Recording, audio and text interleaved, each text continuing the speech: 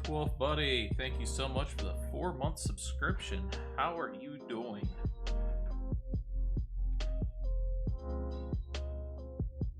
Ooh, no, I can understand that completely, but I need to get some dental work done soon myself. Good to see you here. Appreciate you lurking. Hope you recover soon. I hope they got you on some good pain meds, buddy.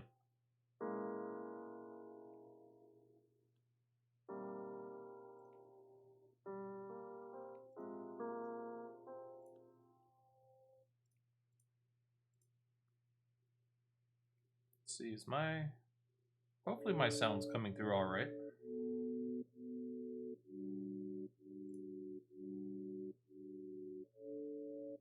Yeah, everything should be good. All right.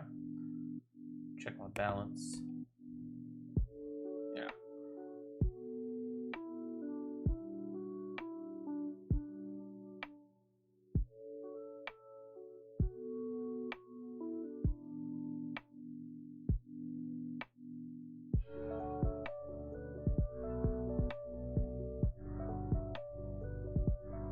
Dragon, good to have you here.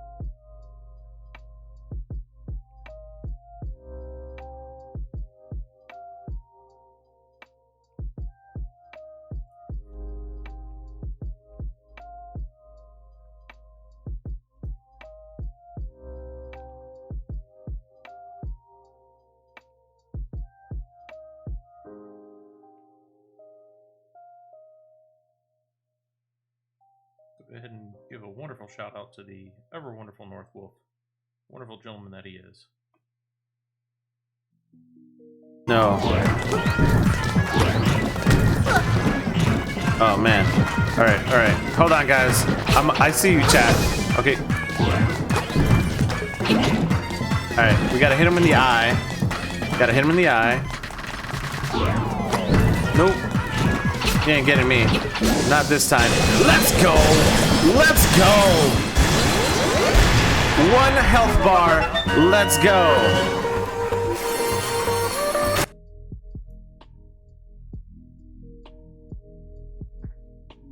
Let's try another one. Let's try shouting out the illustrious Dragon Rat, who now streams. She's the streamer.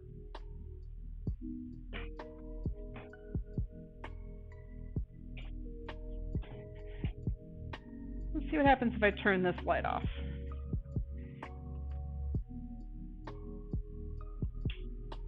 Does that help a little bit?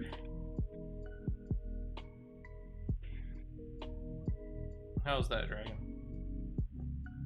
Is that better on the volume? Okay.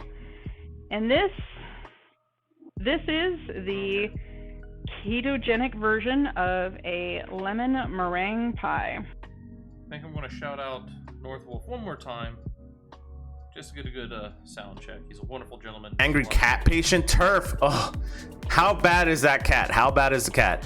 First and last, nice. Maybe you will chill cat out for doctor to look at him. Yeah, cat, yo, listen up, cat. Chill the fuck out, okay? Doing all right. Got the list down for what I need now. Now I have to wait until April to get them. Wolfie, that's fantastic, dude. I'm good. How's your day? I'm just working and lurking. Hazel, it's fantastic. My day has been awesome. Hug everybody. Yes, Angel Kitty. I love it. I love it. Maybe. Maybe, Dragon. The world may never know. I've noticed that, though, and it's not just Northwolf. Every once in a while, you just come across this streamer where, even with the sound turned off, like all the way on Twitch, all the way down to just right before it mutes it, and you're still standing across the room to hear them without hurting your eardrums. I don't know why. It's the same volume I use for everybody else. Who knows?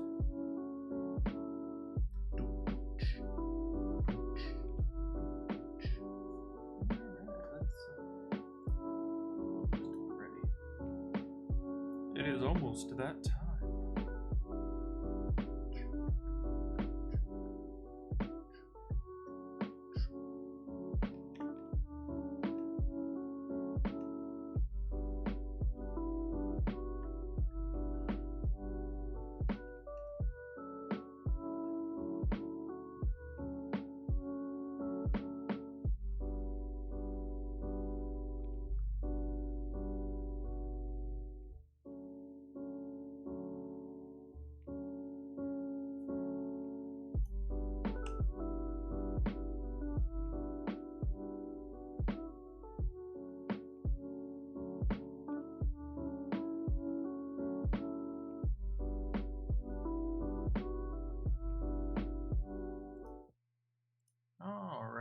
Going to jump into the game now. Hello and welcome everybody to Final Fantasy Fridays. And today's a special Friday because it's actually my Friday at work too. Rare occasion that this happens. So we're going to stream probably a little bit longer than night. Don't know how much longer, but we'll see. Did a Twitter poll. First off, I am Trainer276. I'm your host in the world of AORZ tonight. We're going to go around and we're going to take care of a few things and get some things done. Now, I did put out a Twitter poll. And on that Twitter poll, I said, what should we do? Should we continue the post-game? Should we level another class? Should we work on our crafters and gatherers? 3 people voted. 2 people said continue the story. 1 person said crafters and gatherers. So we continue the post-game. First things first, though. Looking at our gear, we only have a gear level of 89. We have one 130 item level piece of gear. It's our weapon here. Everything else is level 90. Level 130, we have our augmented shield. And we got those together. We got level 70, a item level 5. We must need to replace the stones. 28, 130, and 130. So we got some gear. If I press Control C and I go to battle, we only have 240 left. We're going to have to run some roulettes. First and foremost, main scenario gives us 300 poetics. We might run this more than once. I'm not really doing this for the levels. I will get some decent experience out of this, do not get me wrong.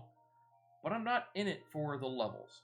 I'm in it for the poetics. We need to get our item level rating higher to unlock certain other content. So that is what we're going to be working on today. Let's see what we got in here, though.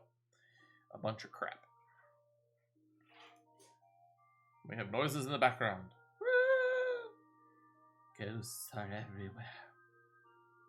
This is all nothing. Now, I cannot desense this. Desynthesizing happens when you get to a high enough level. And what I might do, is I might work on one gatherer and one crafter and get them up to at least level 50. Probably actually just level 30. There are some things that I need to unlock that'll help make my world just a little bit easier. But first things first, before we get into today's content, we're going to go ahead and run a main scenario quest. It's going to take... Oh, there we go. We're in. It's the joys of being a tank. It just happens. You're in. If the last DPS would say so. Come on, DPS. Y'all could do it. If we stare at it, maybe it'll work. It doesn't work that way. It never works that way.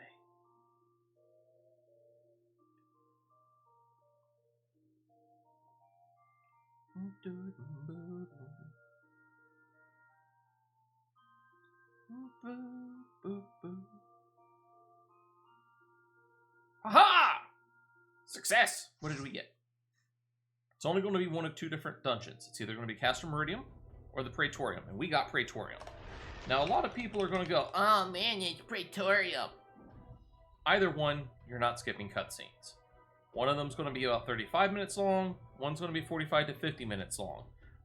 It's about the same amount of time either way. It's the poetics I want. We need the poetics to get our gear so we can do things. Remember, always be polite, say hello to your party chat. And now, we kick back and we enjoy the show.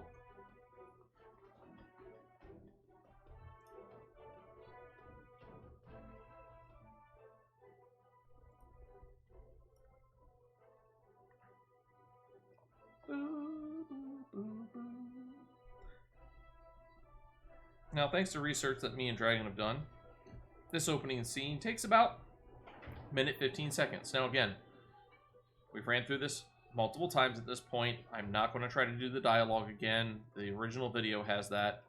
I'm probably just going to sit here, talk to my chat if somebody messages me. Other than that, we're just going to try to run through this and get through this as best we can. Again, I'm not going to be the main tank.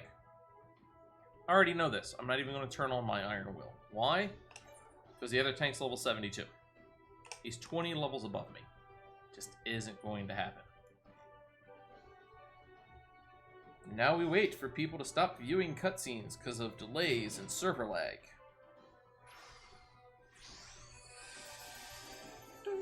There we go. Whee! Off we go.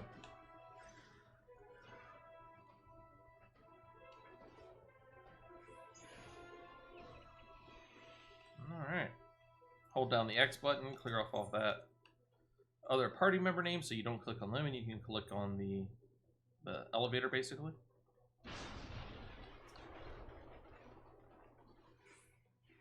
Looks like somebody quick casted sleep on the enemy. Not a bad decision, honestly.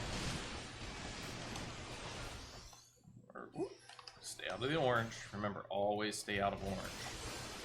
Alright, we killed that guy. Alright, who's got the... There it is. Alright, somebody already picked it up. Wonderful. Gotta pick up the key card. Otherwise, you can't get the door to open.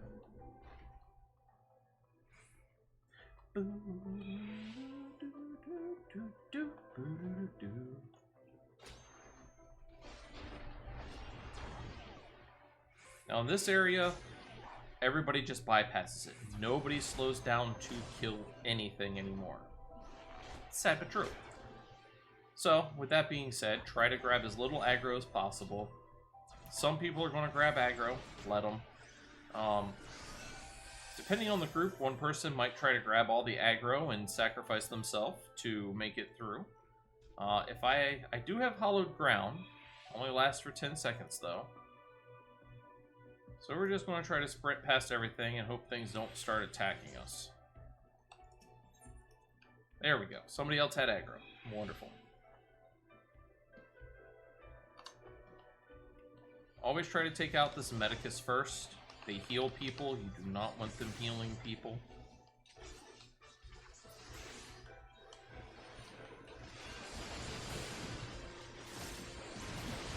And then just kill everything. And then there it is.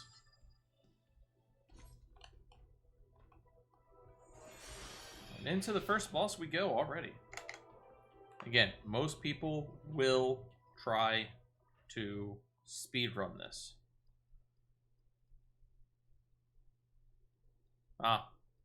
Dragon points out that when she's the healer or the backup tank, she tries to run down and grab all the aggro and sacrifice herself so everybody can get through. Wasn't necessary this time, so it wasn't a bad thing. Most, if not everybody, made it through. I didn't see any deaths, so that's good. If you die, you can either try to make it, if they haven't killed everything yet, if you haven't seen that message in your chat box saying that another key card is dropped, you can try to use the shortcut and make it down there. If you get the message that, you know, the command chamber is open, you can still try to make it down there. If you already see the message that it's going to lock in 15 seconds, just wait. You'll get the invite to teleport straight to the boss. Just wait. There's no sense in trying to do screen transitions when that message is up. You're not going to make it to the door in time.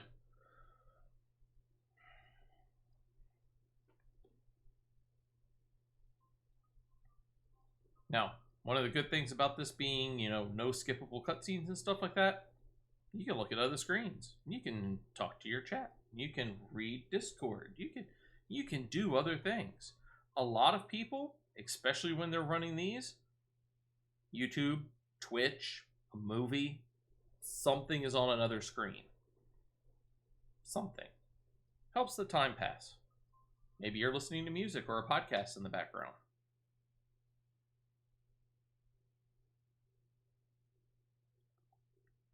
But yes, we're going to try to make it a little bit of a longer stream tonight. Yeah, Dragon does laundry. She'll set timers and yeah. Lots of things can be done with these runs. And I know there's more efficient ways to do it, but when the Moogle Tombstone events come around, this dungeon's one of the hardest, or one of the easiest ones. You get 10 Moogle Tombstones every time you run it. Castrum Meridium is 7. I think there's 1 or 2 5s, there's a bunch of 4s and some 3s. I just keep running Praetorium over and over and over again. People ask me why I drive myself insane. Well, I'm not decked out to do the efficient route. You have to have a party of blue mages. You have to all have the right spells. You have to have it all configured right. You have to know the dungeon really well. Can you knock it out really fast? Yeah. Can you get more tokens that way going that route? Well, if you're decked out and have everything proper, sure. If you don't, in my opinion, this is better. It's consistent, and it's a bit easy. Come on. Let's... Stop trying to attack me, you goofball. Follow the main tank. Come on. Come on. Seriously? Are y'all just gonna leave him here? Okay. We'll leave him here.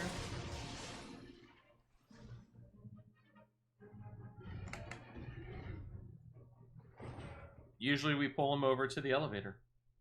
Weird. Ooh, maybe I shouldn't have taken that shower. I'm actually tired.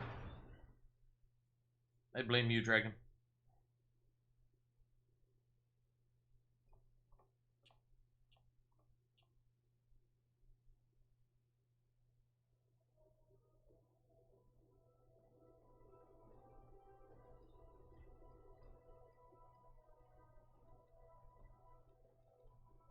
Yes, all Dragon's fault. She made me shower.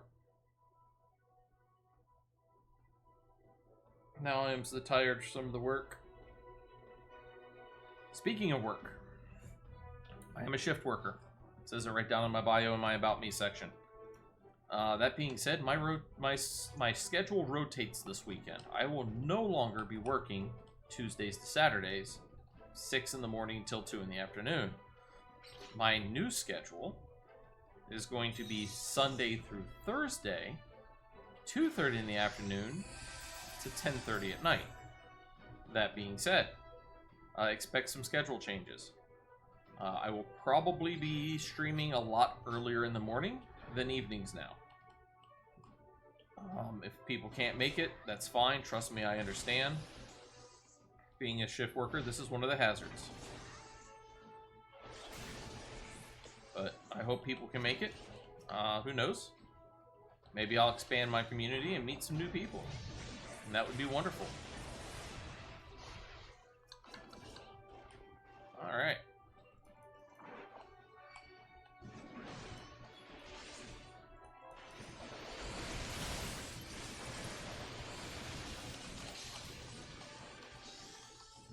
Don't want to get hit by that. There we go. Somebody here pick it up? Looks like they did. How wonderful. Through the door we go. Right when you get up the top of those stairs, just barely off of them, you can hit the part. You don't actually have to go that far up close to it. It's actually a little surprising what the range is that you can interact with some things. You would expect them to be like, I need to be right on top of this. Nope. Case in point, the Hatching Tides event that we did the last stream, which is now over by 2 days. You know, you can actually interact with those nests a lot further away than you would think.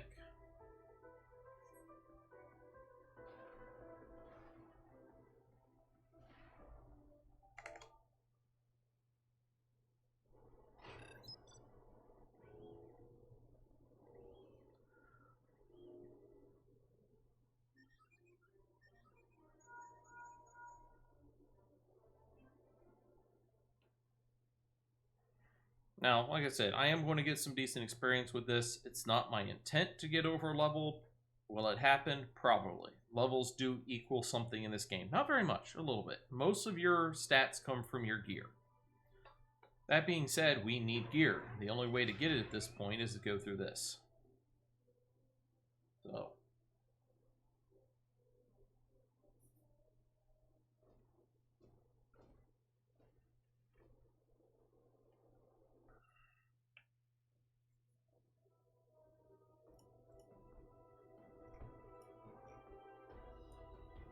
Alright. Now I'm already holding down walk forward. Screen's black. I'm already holding it down. Looks like somebody loaded in a little bit faster than me. And that's perfectly fine. We'll play cleanup.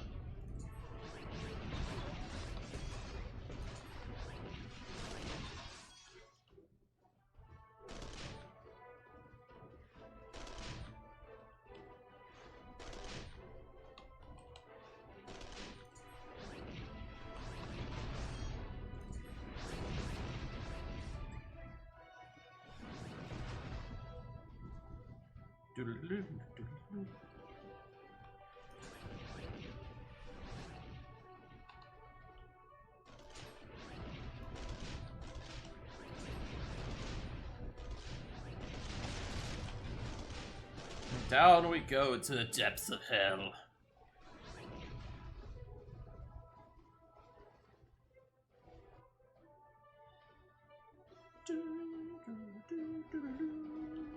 Oh, wrong game.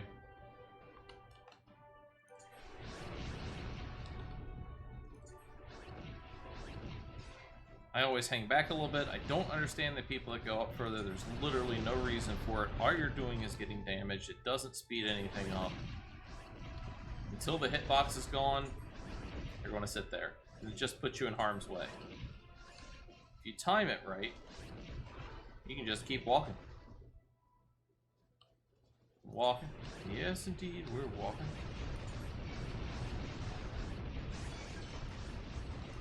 Yes, I was singing the music from my shirt. Zelda's my favorite Final Fantasy. No, I'm joking. I love Zelda. I'm a huge Zelda fanatic. I'm also a huge Final Fantasy fanatic. I love both series equally. Got quite a few of their games. I grew up on both of them. I played both the original Zelda and the original Final Fantasy back on the old Nintendo Entertainment System. Back when I was, knee-high to a grasshopper. So, fun times.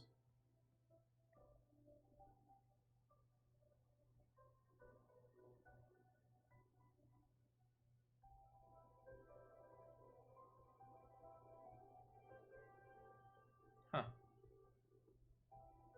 That's weird.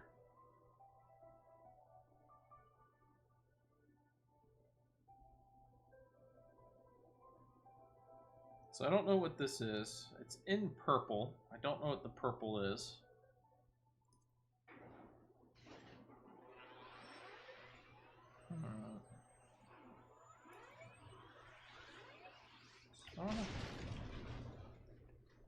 But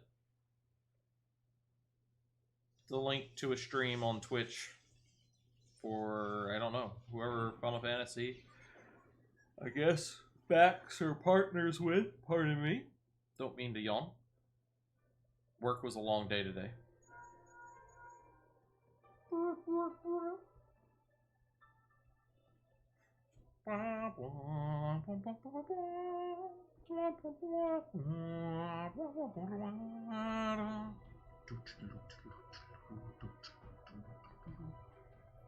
Alright, here we go. Whee! Surprised we don't have a full limit break bar yet. Usually you have 2 bars by this point. I guess we haven't done enough damage, or we've done too much damage and killed things too quickly. One of the two. Either way.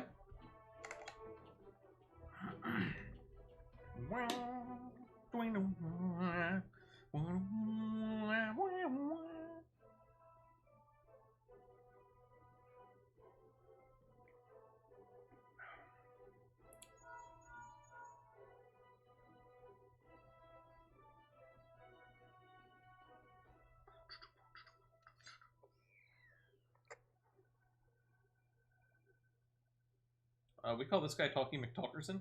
It's 3 minutes and 50 seconds on average for this whole scene.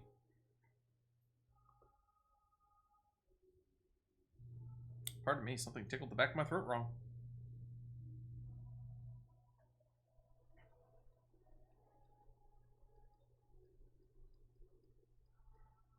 Dragon, since you're in the chat, how is the game sound? How is the game music? Do I need to turn things up or down?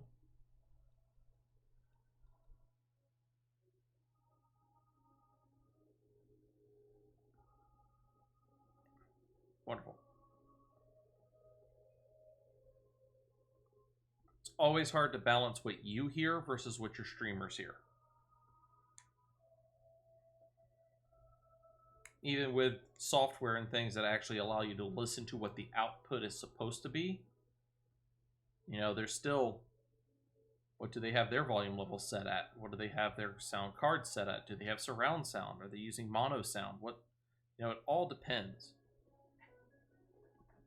So I can only do so much. I'm only half the battle.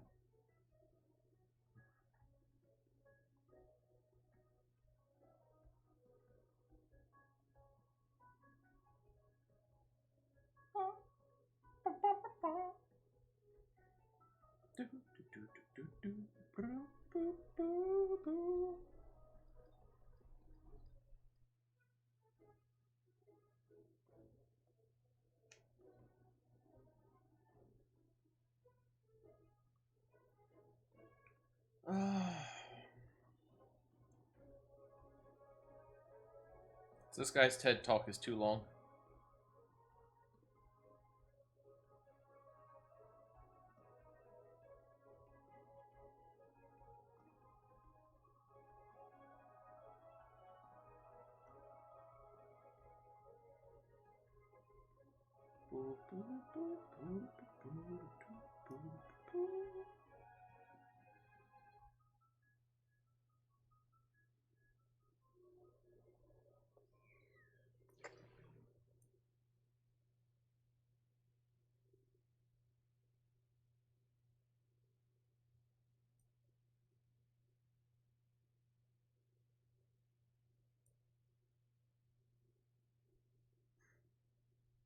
Come on, Nero, we need to kick your butt and keep rolling.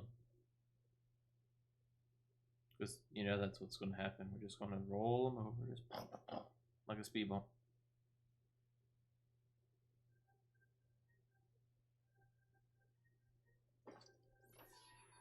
Alright.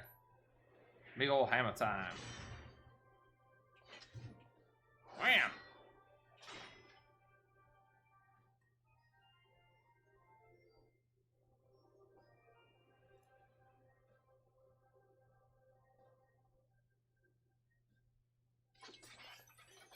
You can always tell things are getting serious when you pull out your weapon. Remember this, when your weapon comes out, be prepared to jump into the fight. Till then, do whatever you want. Now, I'm waiting for other people. Alright. And we're going. Whee!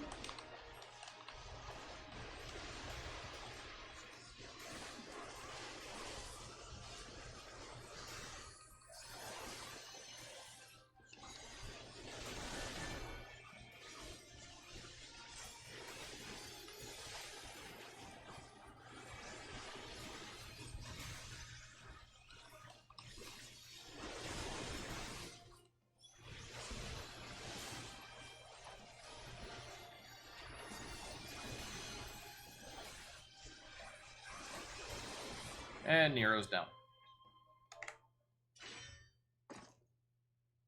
That fast. Poof. This changes nothing. Dude, you're literally like down on your knees. What happened to the lights? Woo. Oh man, he's gonna win. Damn.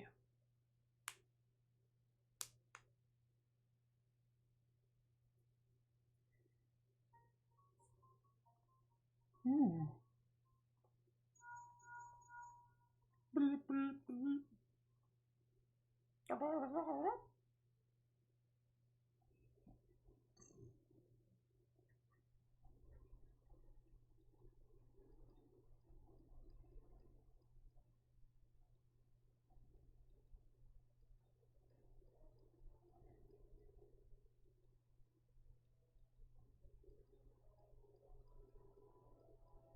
Yes, yes. We know. We understand. So after this run, we'll see how many tokens we have. We might see if we can't buy another piece of gear. Especially our accessories that we're going to need. Like I said, we still have like an item level 5 neck piece on or something like that. We're definitely going to want to upgrade that. And then we'll do some quests. We might do another one of these runs a little later on. We'll see. Time will tell best.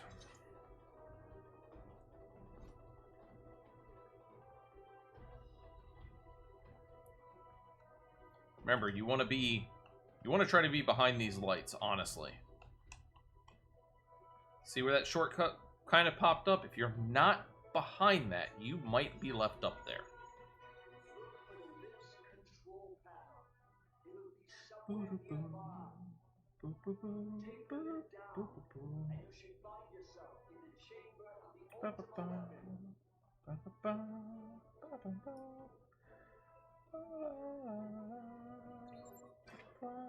Blah, blah, blah.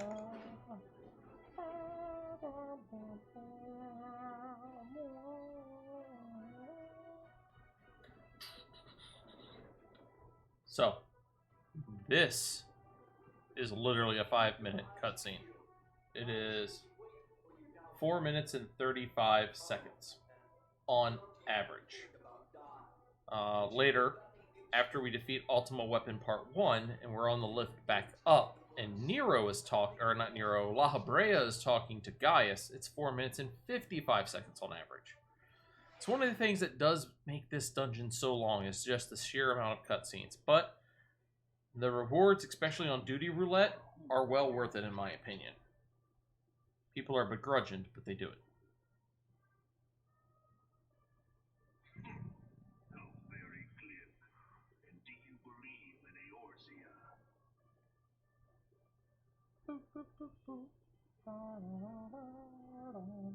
Eorzea's unity is forged of falsehoods. Its city-states are built on deceit, and its faith is an instrument of deception. It is not but a cobweb of lies. To believe in Eorzea is to believe in nothing. In Eorzea, the beast tribes often summon gods to fight in their stead, though your comrades only rarely respond in kind. Which is strange, is it not? And somebody in the party chat just said, how very glib, but our characters didn't say anything. We're just mute murder hobos. They're not wrong. They are not wrong.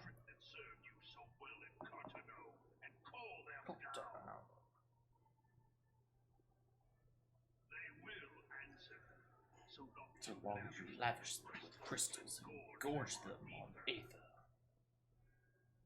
Your gods are no different from those of the beasts. Icons, everyone. Except but this, and you will see how Eorzea's faith is bleeding the land dry. Nor is this unknown to your masters, which prompts the question, why do they cling to these false deities? What drives even men of learning, even the great Louis Schwab, to grovel at their feet? Brainwashing. I mean, wait, what? The answer.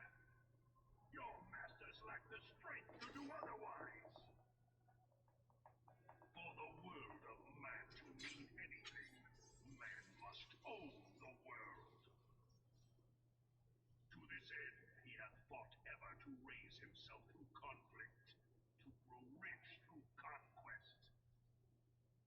And when the dust of battle settles, it is ever the strong who dictate the fate of the weak.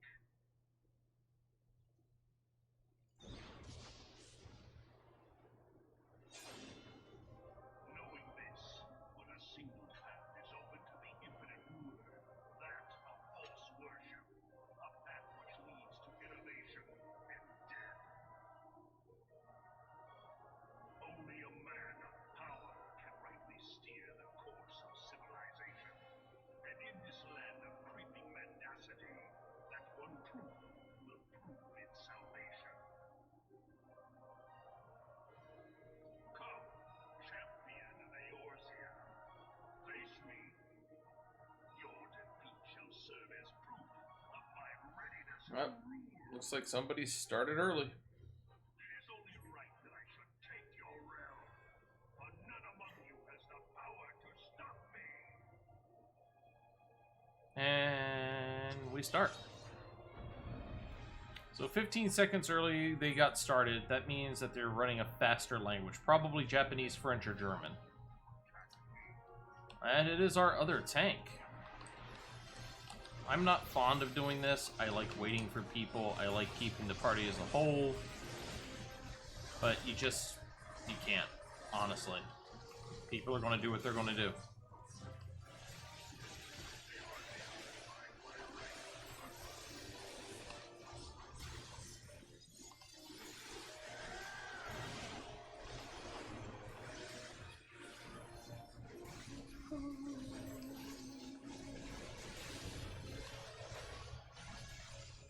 Yeah, Stragan's pointing out in chat, later on in this place there is a fight that if you start it early, not everybody in the group will get a buff called the Blessing of Light, and yeah. And look, leveled up. I had not thought to be so hard pressed. Party wipes are bad, okay. Is most impressive. Such power befits a ruler. Yet, you lack the resolve to put it to proper use. I do not lack the resolve, I lack the will. My character just doesn't want to be a ruler. He wants to, run around and do the adventuring thing. Maybe he'll be a ruler later on.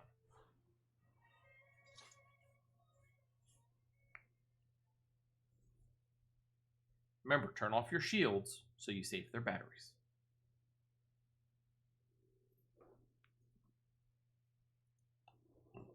And we running.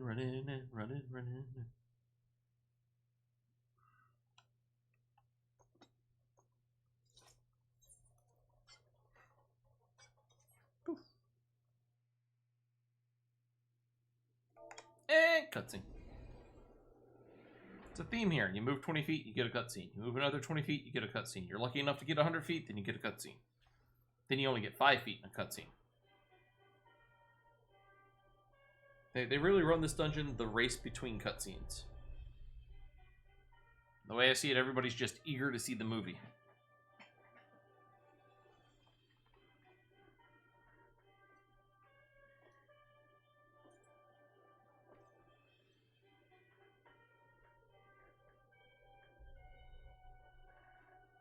Allow me then, hero, to do that which you will not.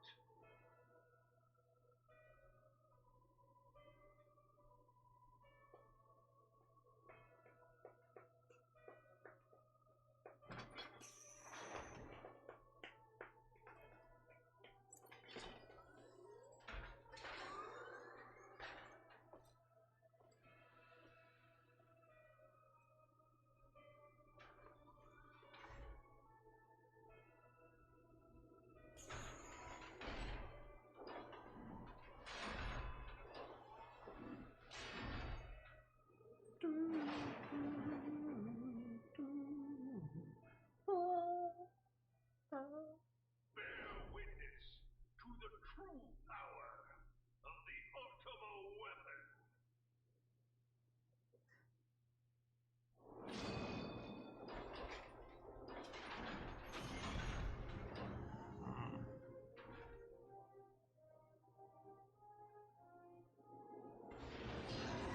Roar!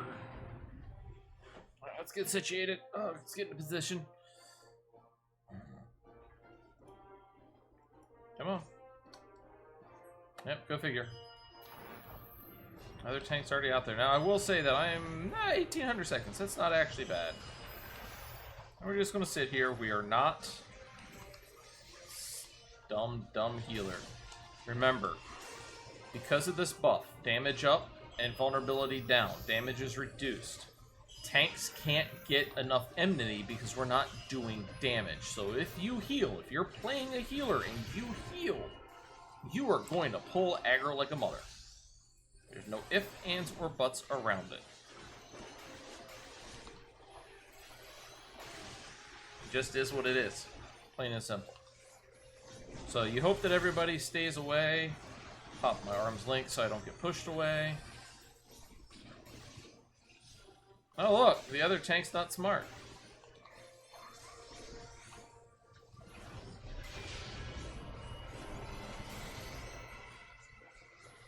There are healers out there, Dragon, that are like you sometimes, where the healer pulls aggro just to pull it so they can run around.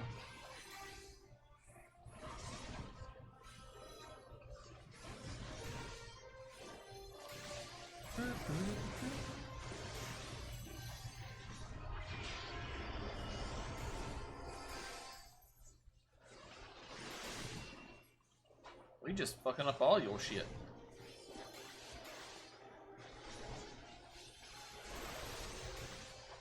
This isn't the real battle anyhow. The real battle is staying awake during the next cutscene.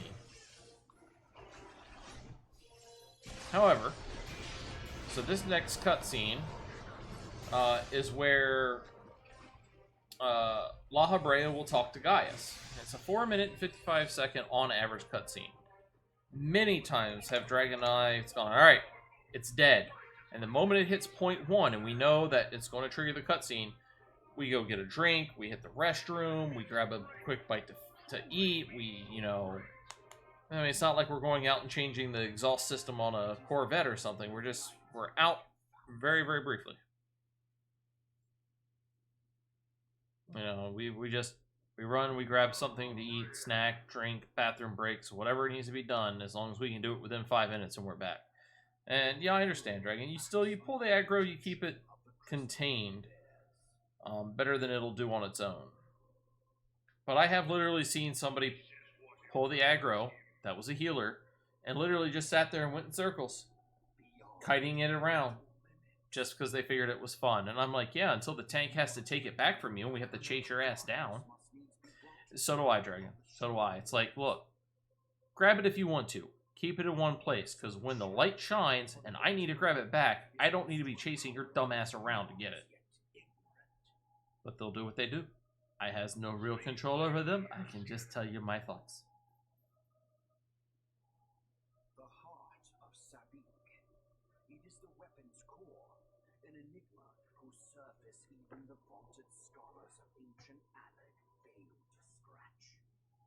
Ooh. The It's a shiny rock. has lain dormant for eons. Of what magic do you speak? He speaks, of course, of Without parallel.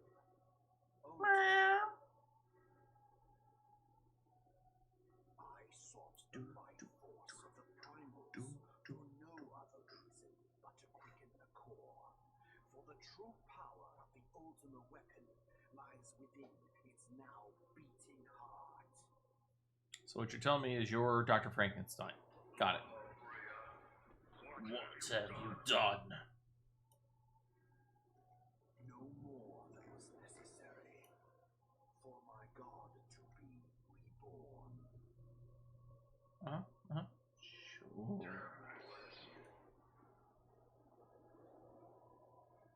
The hour is at hand. Behold, but a sliver of my god's power.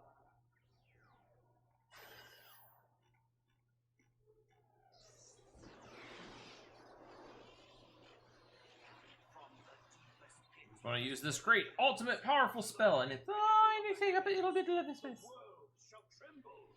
Unleash. Unleash Ultima.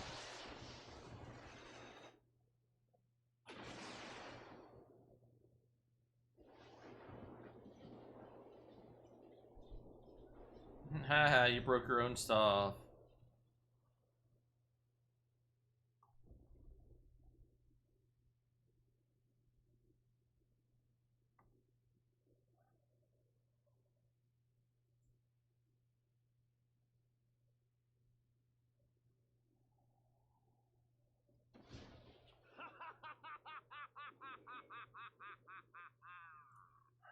Such devastation! This was not my intention! Oh, Heidelin, it seems the task of keeping your champion alive has exhausted what strength you had left. Van Belsar, your enemy's shield is broken. The rest I leave to you. We will speak later, Ascian. But first, First, I must deal with you. the question of who is mightier remains. Phenomenal cosmic powers. Adventurer, let us find the answer together. No. I will beat you with my friends. The power of friendship.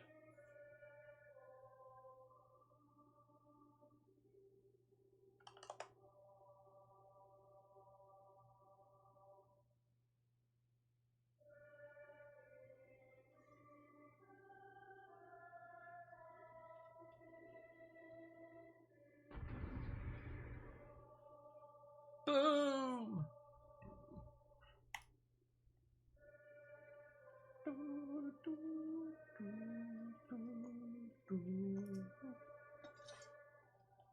So even on the faster languages, this is one where the faster languages don't matter. You actually have a longer cutscene in this Japanese, French, or German on this cutscene than anywhere else in the entire dungeon.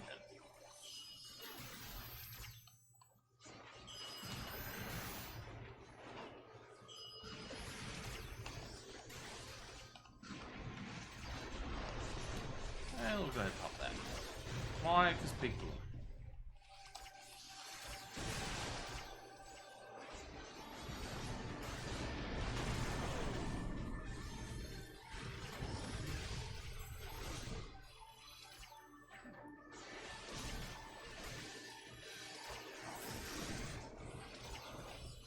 Yes, Dragon, you finally put your words down. Thank you. Hey, look, it's dead. Boop, boop, boop, boop, boop, boop, boop.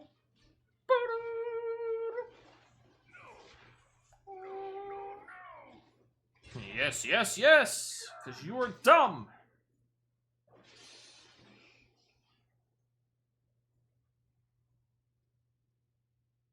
Heed me. The subjects of a weak ruler must needs look to a higher power for providence, and their dependence comes at a cost to the realm. The misguided elevate the frail, and the frail lead the people astray. Unless a man of power wrests control, the cycle will never be broken. You of all people must see the truth in this.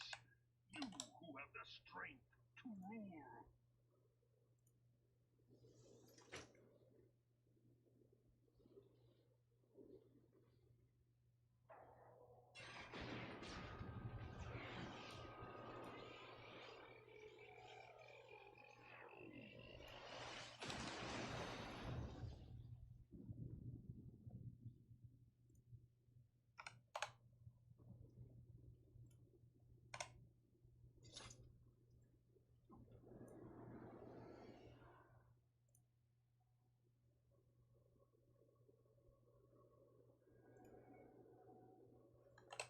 Pathetic. You boasted of unrivaled power.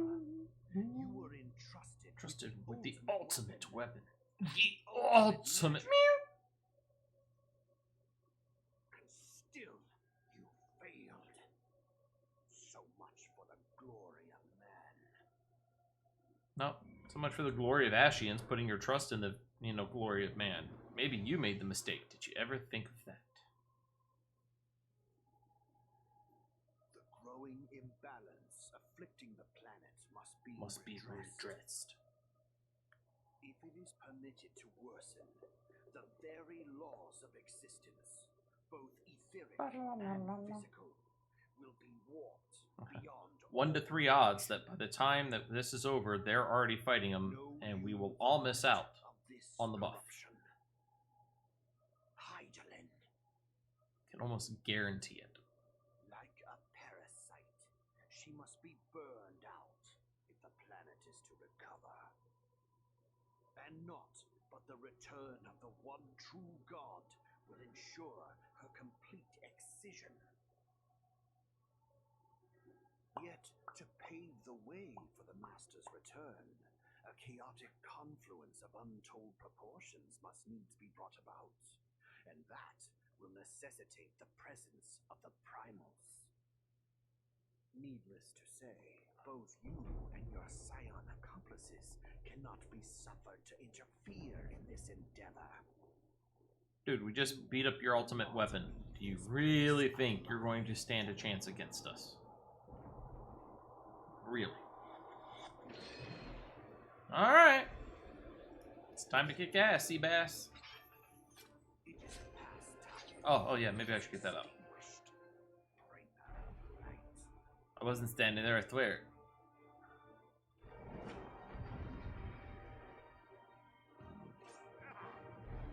Yep, they just started it. Let's see if we can all get in there in time to get the buff. I don't think so. I think that was it.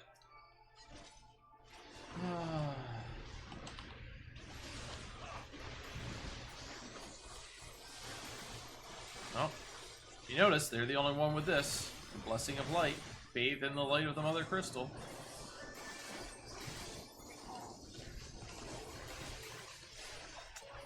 So sad.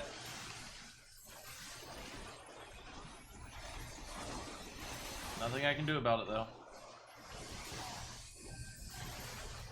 And that's the end of it. Good game. Thank you for party. And we sit and we wait. Boom!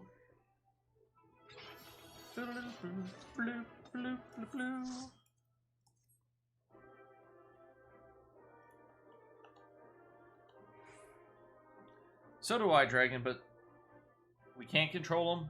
I can't kick them. There's nothing I can really do. And we're just going to exit out. Praetorium has ended. Alright. Now we have 740. So, let's see. Let's go to our summoning bell. I can't remember if we have people out. We do. We're just going to confirm that and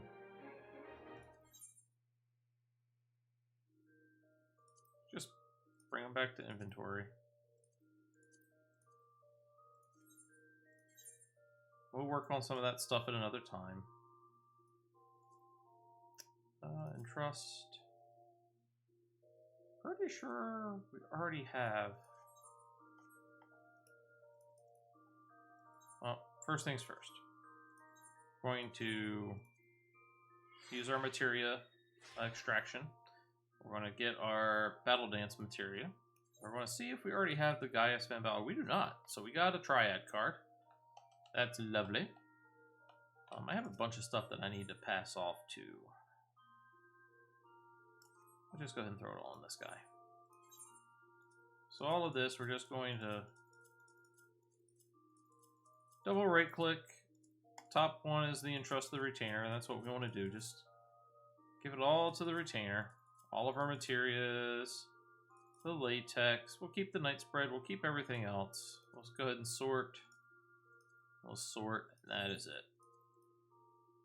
And he is at 65 inventory used of 175. So we got about 110 left. Now, we're going to teleport. Go all the way to the bottom, and we're going to teleport out to Revenant's Toll. We need more gear.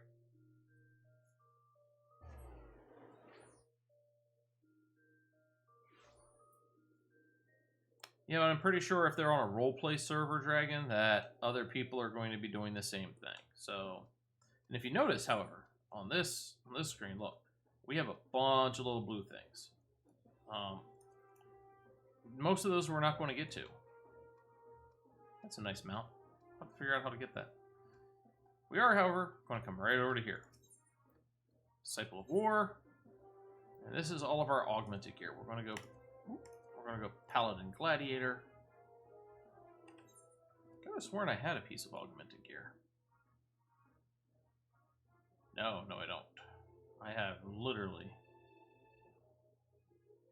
Oh, we have accessories. Which is actually something that we want right now. Oh, let's see. What is this? This is a choker. So we want the choker... Strength.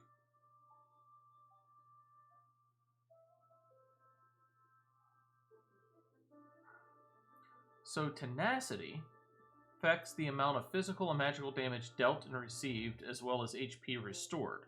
The higher the value, the more damage dealt, the more HP restored, and the less damage taken. Only applicable when the roll is tanked. So let's go ahead and get the Choker of Fending. That'll replace this. Let's see, my next most offensive is the level 28 bracelets. So we'll also go the Bracelet of Fending. That leaves me only with 180. We need at least a bare minimum of 100 more. But we got 2 pieces of gear. Takes us from an 89 item level to 106. So we're getting there. We're starting to get there. Definitely got rid of that level 5 item, which is wonderful. Now this should be an unlockable, but we do not have any Disciple of the Land or Hand at level 50 or higher, so we can't do it. Come over here and mend. Like I said, maybe offline, maybe behind the scenes, I'm going to get the Disciple of the Hand and Land and probably a Crafter up to level 30 just to go around and unlock some things. Specifically, the abilities to desynthesize gear. I believe it's this one here. It allows you to take the gear and break it down into individual pieces. And you can do that to some really high-level gear and get some really good items out of it that you can sell for a really good amount of gil. So that's one good way of getting some money. All right, so we just ran our dungeon. Let's jump on our wolf or not our wolf, our Kokobo, so that our timer doesn't tick down. And then the price of principles. Where do we need to go for this? All the way out to Vesper Bay. Okay, we're just going to use our Aetherite ticket. As much as I don't want to, I just don't want to fly around there. Let's just go straight back to Vesper Bay. Alright. Again, we're not going to worry about the things over here.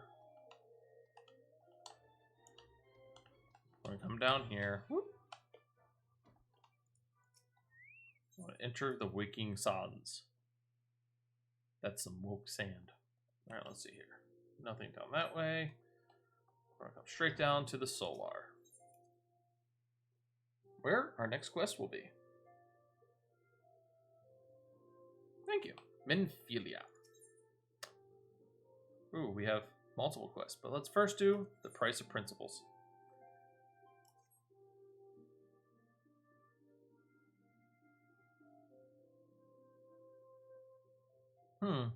It pleases me to see you well. Tataru. Hello, Tataru. Do excuse me for interrupting. My lady, the gentleman from Ashgana exports has just left. I understand now why you didn't want to receive him. You did well, Tataru. Please inform the guards that we will not be receiving any further guests this evening. Thank you, my lady. Bye-bye. Ever since we defeated Gaius Van Belsar and destroyed his ultimate weapon, the eyes of the world have followed our every move, scarce remembering to blink. Where once we worked in secret with precious few friends and all too many enemies, we are now besieged by benefactors, each one more eager than the last to offer us his complete support. A true embarrassment of riches. Of course, every promise of patronage comes with a price. Some make their intentions known from the start, while others endeavor to engage us more subtly. Dress it how they will, the message is ever the same. We shall help you, but only if you help us. The gentleman Totoro spoke of was more brazen than most. In exchange for certain supplies, he would have us resolve a business dispute. Naturally, I refused him, as I have every other merchant of his ilk. Alas, the syndicate's overtures are not so easily rejected. When we formed the Scions in the Seventh Dawn, it was with the goal of serving Eorzea, not the interests of individual Eorzeans. Our neutrality is fundamental to our cause. In my heart, I know this to be true, and yet, if accepting these offers of patronage could empower us to do greater good, might they not warrant greater consideration? Our Baldassian colleagues have been generous beyond measure, but we cannot expect them to. Forgive me, I did not mean to burden you so. No, it's no burden, no problem, no worries. Yet, my urge to share this dilemma may not be wholly misguided. Might I impose upon you to consult the others? They are like to have their own opinions on this matter. Who's it? What's it now? I'm just curious. Oh, it's a reoccurring primal problem. We don't need to worry about that just yet. Leave the Solar.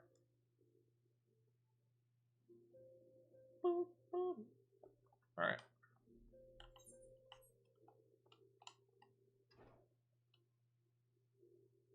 Come down into here. We got a whole bunch of people to talk to. Talk to them all, Ishtola. Recall you are meeting with the Admiral.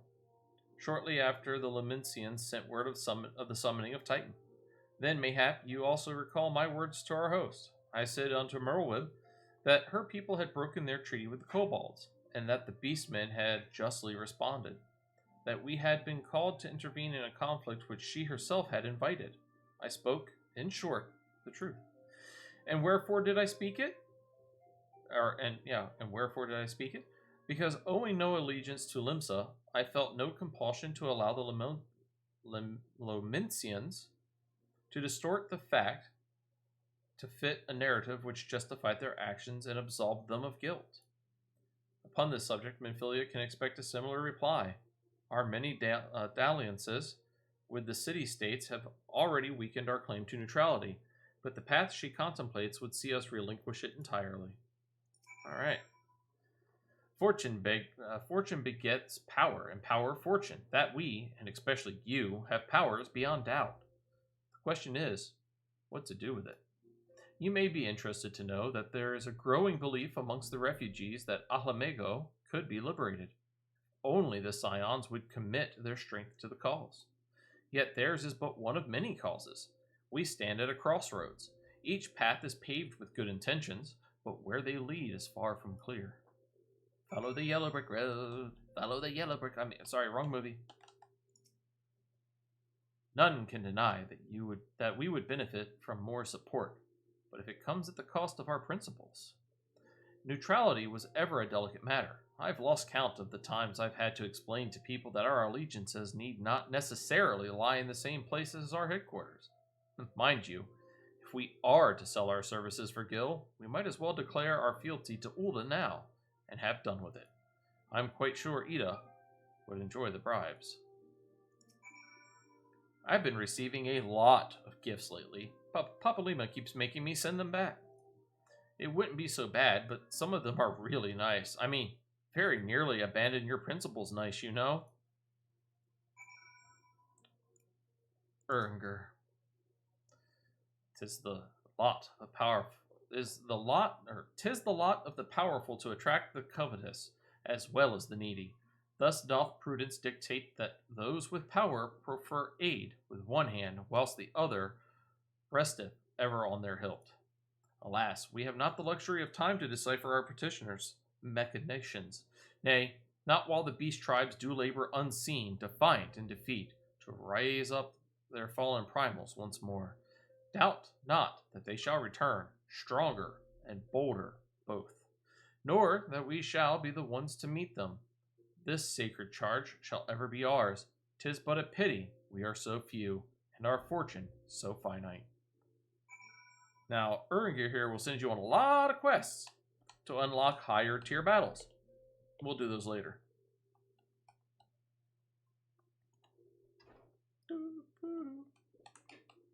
Alpha No.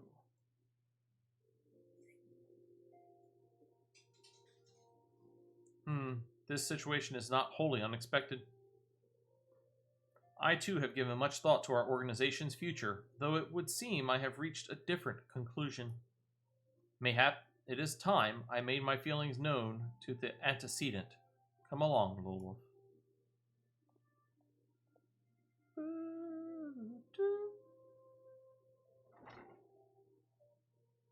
Alpha No, little wolf, is all to miss.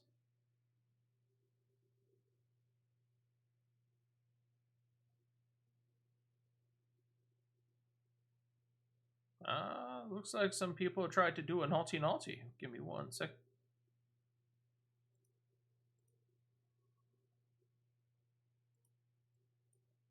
How do I see? Right, do I literally have to go into my moderation view just to see what was deleted? I hate that. Oh, we'll get into that another time. I'll go back and review logs and blah, blah, blah. Alright, Alphana, Lowell is all to miss. You desired counsel, and so you shall have it. Menphilia, the scions of the seventh dawn, must leave Ulda. We must do what? So long as we remain within Uldan territory, we will never be free to act with impunity. Moving our headquarters to Vesper Bay only delayed the inevitable. We have demonstrated our capabilities, and the Syndicate has taken note. They will not suffer our organization to remain independent now. We are far too dangerous for that. Surely you realize they are the reason Vesper Bay still lacks an Aetherite. They know full well how beneficial one would be to our cause, which is why it and other favors will be denied us unless we cooperate. If Ulda is no longer suitable, where would you have us go? Experience has taught us that the appearance of neutrality is as important as the reality. Accordingly, we must keep each of the great nations at arm's length and plant our banner in a place which all agree to be beyond their borders. Mordona. Revenant's Toll, to be precise, it lies within neutral territory and offers all the essential facilities we require. By way of an additional benefit, it is also frequented by a veritable legion of adventurers who may serve to supplement our ranks. I am, of course, conscious of the fact that we have developed a certain bond with Ula and her people over the years, but I truly believe this to be the best course of action. As ye yourself observed, we have invaluable ties to the local community, forged through years of concerted effort. Ulda is our home, Alphino. To cast aside everything we have built and start anew in that desolate wasteland would be beyond reckless. The decision is yours to make, Antecedent. I ask only that you recall the shared purpose which first moved us to found the Scions of the Seventh Dawn, and which moved you to found the Path of the 12 ere that. We aspire to an ideal, you and I, just as my grandfather did. That makes us more than mere comrades in arms. We are as much as your family as... That will be all, Alphino. I am sure you have some familial affairs of your own to attend to. Your concern is most generous, but no. I have left them in hands of men better suited to the task than I. I could not very well allow my personal affairs to come before the needs of the Order, after all.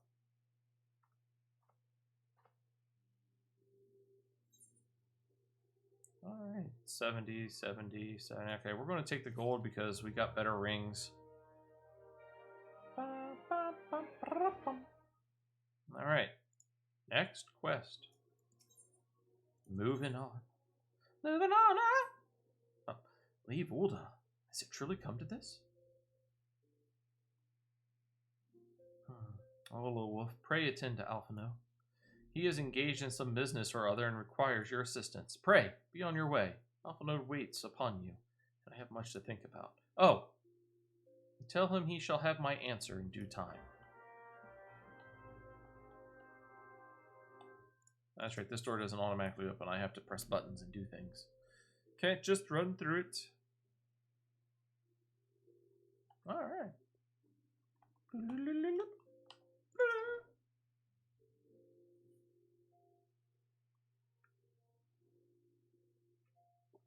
Confound it! She knows what must be done, and still she hesitates. All because of these fanciful rumors. I should explain. Minfilia's mother, well, adoptive mother, was among the great many who perished during the calamity. Fullhammering. Fullhammon was her name, though you may know her better as the Songstress of Ulda. She was a performer of singular talent and much beloved by the people of Eorzea, not to mention certain Charlian minstrel.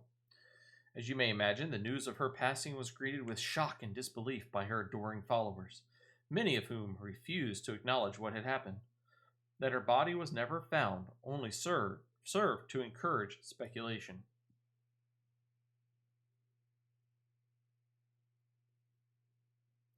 Minfilia too struggled at first to accept the truth, but as Fullhammon's absence stretched from months into years, she swear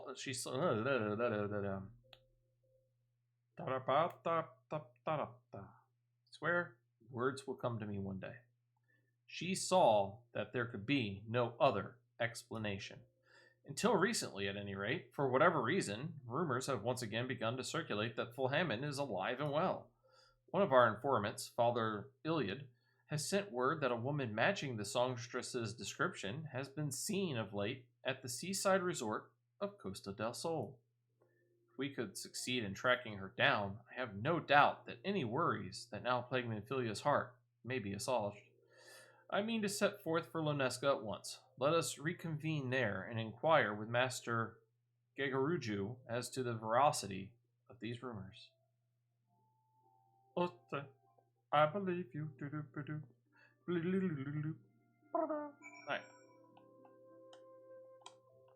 I'm going to go ahead and exit.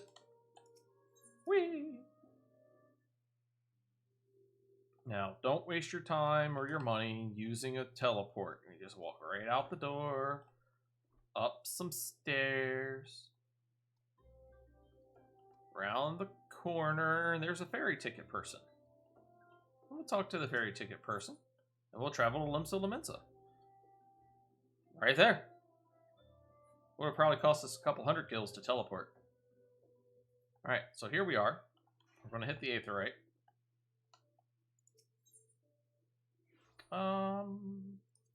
No, from here we should be able to go to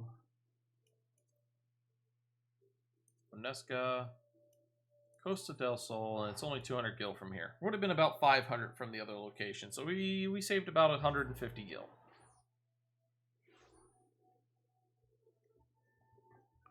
Alright, here we are in Costa del Sol. We'll jump back on our mount, because it'll be a little faster. Hey, I said mount. Thank you. We're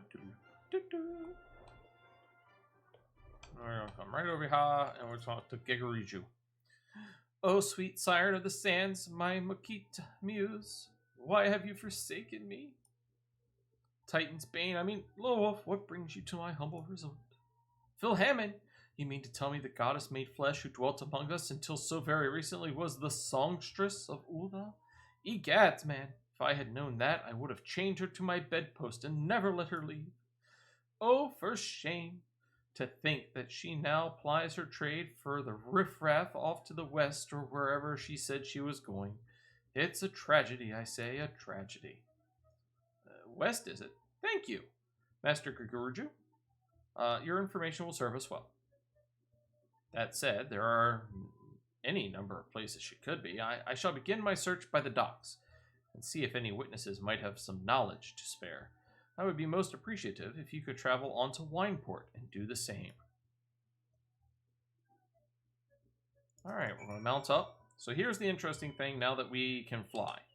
So we used to, in this location, we used to have to come up to the ferry docks, take the ferry, and then be able to hit over here. Now we could just teleport, but there's no real point when we can literally fly straight to Wineport. Just straight over. Just goes boop, right there.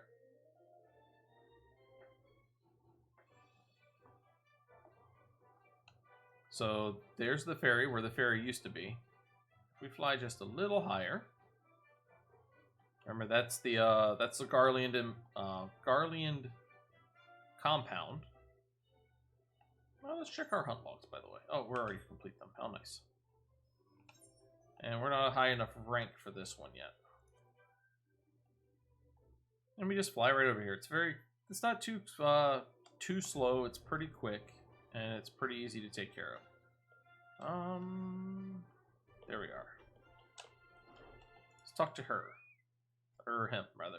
You want to know if I've seen a Makito lass by the name of Fulhaven? I wish. I haven't seen any lass of any description for far too bloody long.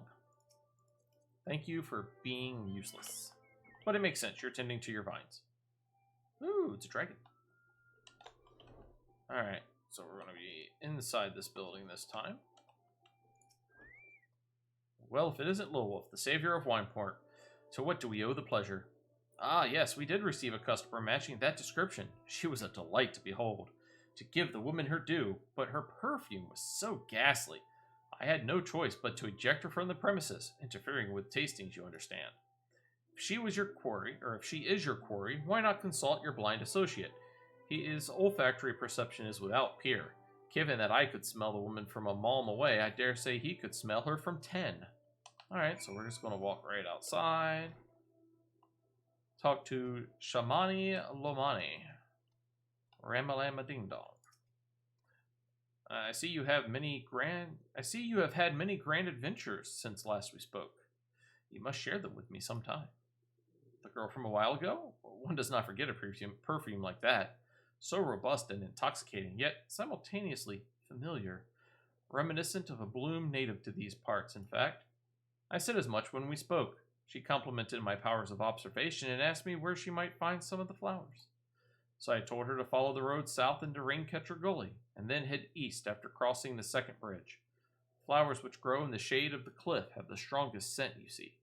If you make haste, you may find her there. All right. Whee. Boop, bloop, boop, bloop, boop, boop. Right down here.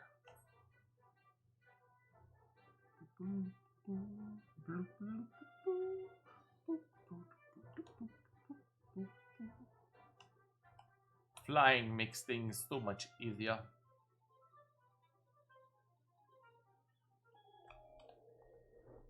There she is. Remember to dismount before you go into the fight. I sensed a hostile presence.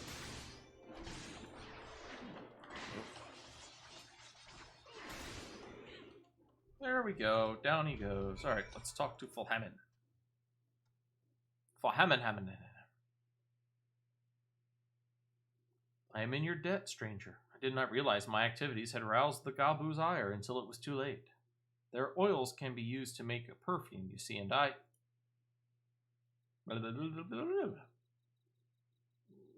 Fulhamen, I don't... Who are you? Who do you serve?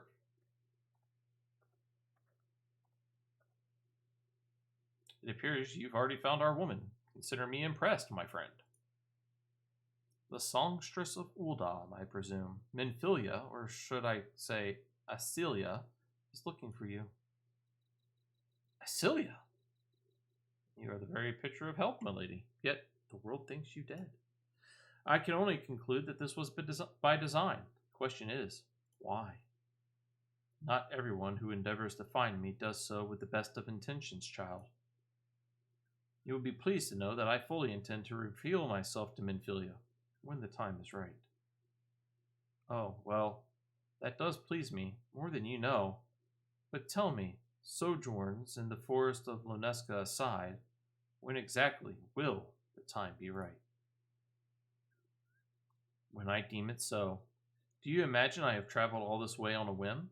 As I was telling your associate prior to your intrusion, I came here to harvest these flowers for use in a perfume. Does that satisfy your curiosity, or would you interrogate me further? My apologies for the interruption.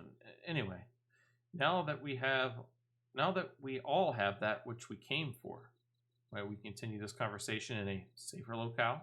Wineport, say?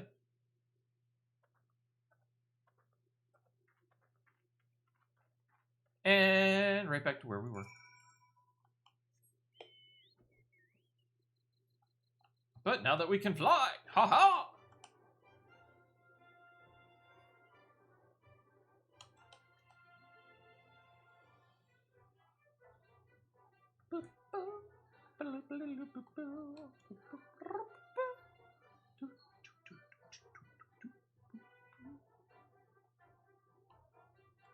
And down we go.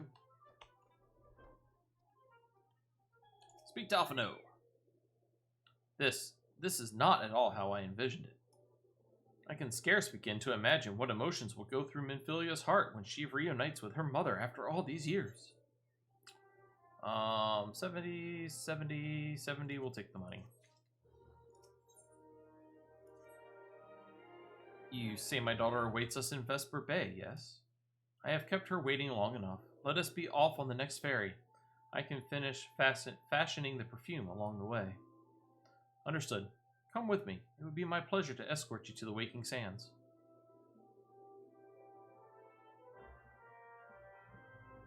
Hey, look, wow, free teleport. Woohoo! Love it when they do it for free.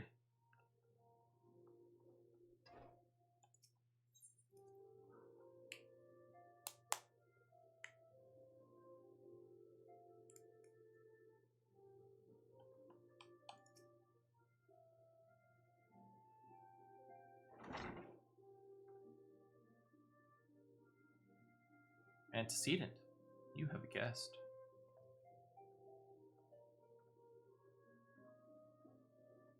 Mlhamen! Asilia.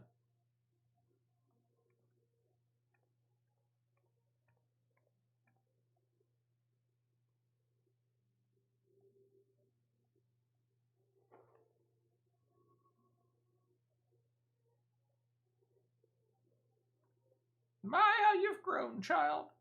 I haven't seen her like this in years.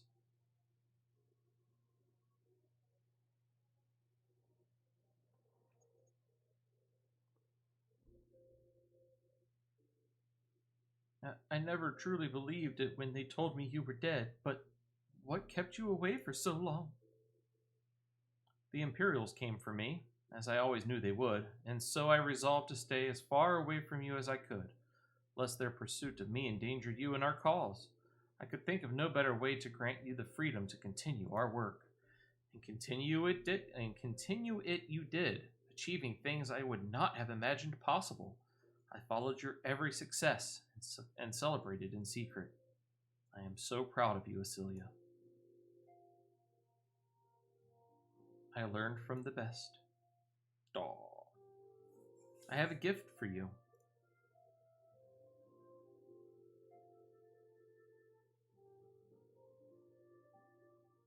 Celestia perfume, you remembered. How could I ever forget? You wore it all the time. If ever I lost sight of you, I could find you again just by following my nose. I did not think it was made anymore. You must have gone through so much trouble. It was no trouble to me, my darling. I fear I cannot say the same for Little Wolf, however. I could not have made it without him.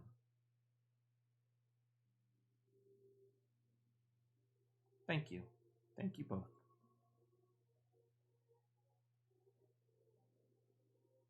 There's something else.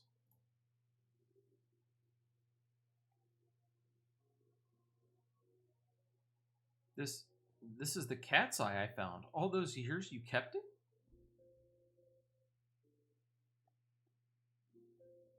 My father was a member of the Alamigan resistance. When I was yet a child, he brought me here to Ulda. The accident which claimed his life happened shortly after our arrival. It was Laman who took care of me then. She raised me as her own, taught me everything I needed to know to survive. I am no stranger to the facts of your history, yet I fear I have failed to grasp their implications. It is clear that there is much I do not know about you and your mother both. One of her first lessons to me concerned mining, and I was a very dedicated student. This cat's eye was the first stone I unearthed. It wasn't much, of course, but I was exceedingly proud to have found it nonetheless. So I gave it to Laman as a gift. She said it was beautiful, but there I am at a loss. Why are you returning this to me? Is something amiss? No, Asilia, nothing is amiss. Quite the opposite. I need you to realize how far you've come, and how much further you must go. You and your allies have accomplished more than I could ever have hoped. You have succeeded where I failed, and made me so proud that words fail me. But even as I marvel at the woman you've become, and at all the many things you've done, I cannot help but think of that which you have yet to do, and of what it may entail. Asilia, daughter, you cannot stay here anymore. You and the Scions must leave Ulda. Laman! You built it once, Asilia. You can build it again, and this time, we'll do it together. Truly?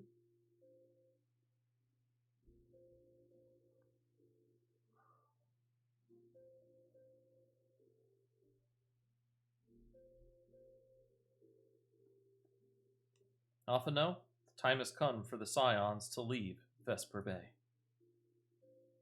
We shall establish a new headquarters in Revenant's Toll, as you proposed. Much work lies ahead of us. Inform our fellow Scions and send word to the students of Baldassian. Preparations begin at once. Yay!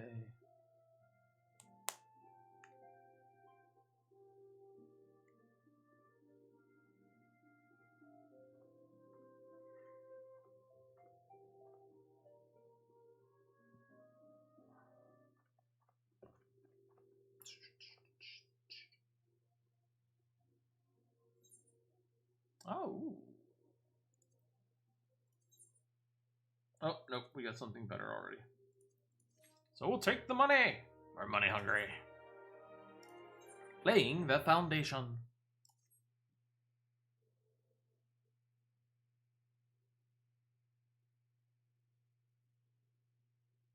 It is all well and good that we have found ourselves a new home in Revenant's Toll, but there is so much to be done, and in so little time. Our first step will be to secure the cooperation of the Adventurers Guild representatives there. Were it not for the Guild's considerable efforts, the original Camp Revenant's Toll would have never been established, much less its more heavily fortified successor. However, with construction still ongoing and resources in short supply, it seems certain that the Guild will require something in return for their support, sympathetic to our cause though they may be. Whatever they ask, I shall not begrudge it. To be plain, we need them more than they need us. Without their assistance, such essential tasks as securing new facilities, cultivating relationships with local merchants, and recurring adventurers would prove difficult, if not impossible. You need not concern yourself with such matters, Antecedent.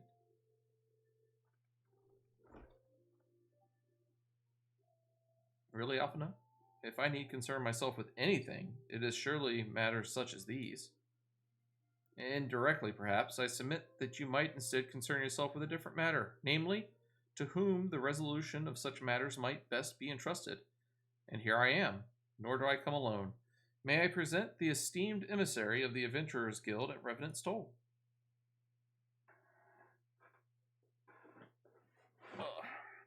It is an honor, Antecedent. Upon receiving word of your intentions from Master Alphino, we thought it best to begin talks at the earliest available opportunity. Know that my associates at Revenant's Toll hold the Scions of the Seventh Dawn in the highest regard. We should be honored to welcome your organization. There are, of course, certain provisions which must needs be negotiated. If it please you, I would do so. It does? Sir, unless I am much mistaken, you are the one known as Lilwolf, are you not?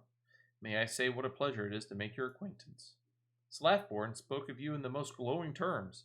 To steal an Imperial Reaper and then use it to infiltrate a Garlean Castrium is an undertaking few would contemplate, and fewer still survive. You shall always be welcome at Revenant's Toll. We hope you will favor us with your presence again ere long. I was just there like 15 minutes ago, buddy.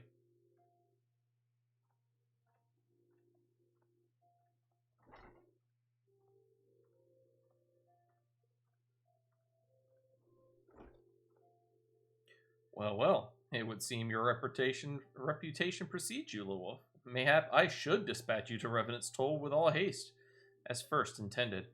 But before that, I dare say you have earned yourself a rest. After all, you have traveled so far, and there is already so much you have done for us, and for me.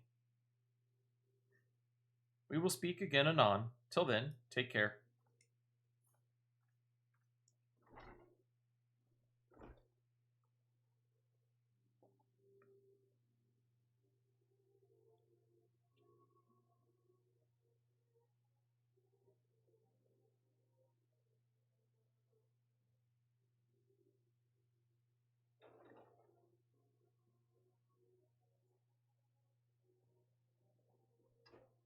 Ah, Lilwolf, were you able to get some rest?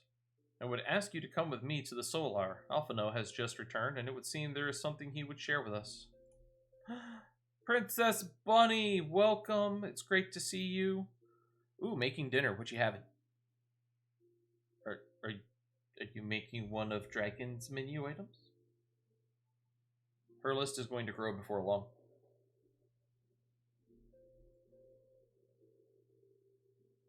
You're here. Good. I come bearing news.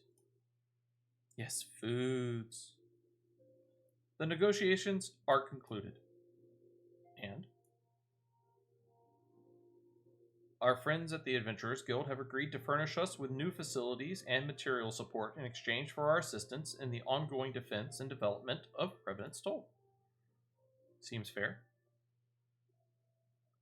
The Scions of the Seventh Dawn shall have a new home in Mordona, the Rising Stones.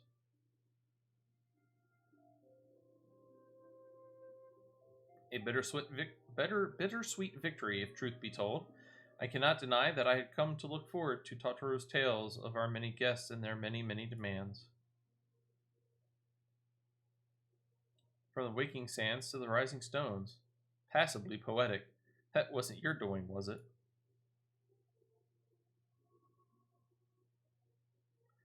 I too have news to share. In expectation of this momentous day, I personally informed the Alliance leaders of our plans, and they have each pledged their full support. General Raban included.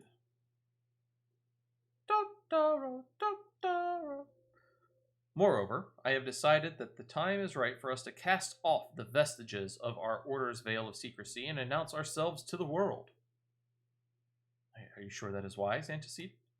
If anything, it is a mere formality. Our existence is quite possibly the worst kept secret in Eorzea. Let us affirm our identity, proclaim our achievements, that all may know what the Scions of the Seventh Dawn stand for. Well, obvious risks apart, it would be nice to receive a little more recognition. And the people have a right to know who saved them. It is my hope that this gesture will encourage the people of Eorzea to place their trust in us. I would reveal to them the true extent of our power, yes, but in doing so, I would show them that it is a power accountable to no one, and at once to all. And what of us? We who have felled primals and faced down the Empire? To you, my fellow Scions, I would say this. Prepare for the challenges which lie ahead, for they will be great indeed.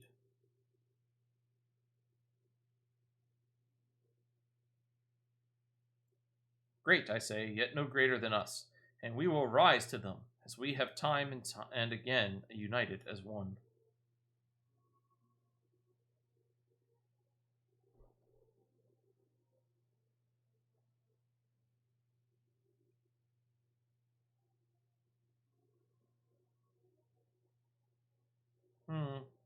There must be some way I can.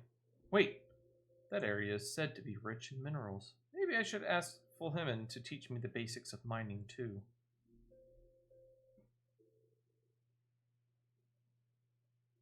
I think I have a Hufflepuff. Alright, give me 1 second, everybody. I need to open up some documents. I want to get some information on where we are. Let's go ahead and open up this one. I will need to save. Thank you, Excel. We're going to save as.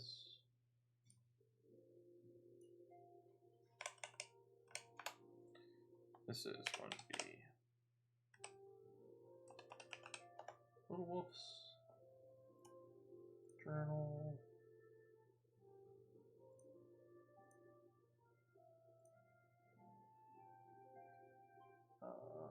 Main page actually. Gladiator, yeah, okay, that is right. So, I want to do copy you, paste you.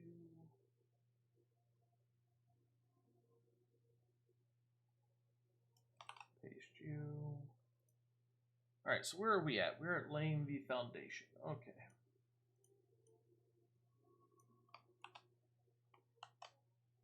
There we go. Called us up on the new stuff. Alright. New quest. Do you ever wonder how he does it? Alphino, I mean. It was almost predictable that he should appear with an emissary of the Adventurers Guild mere moments after I had expressed the need to forge ties between our organizations. Truly, his sense of timing rivals even your own. Setting such mysteries aside for the present, I have a task for you. I would like you to deliver these documents to Slathborn. They concern our forthcoming move. Do take care on the road and represent us well, Little Wolf. Alright, so we have documentation. We need to head to Revenant's Toll. Looks like we may have... Nope, no new ones.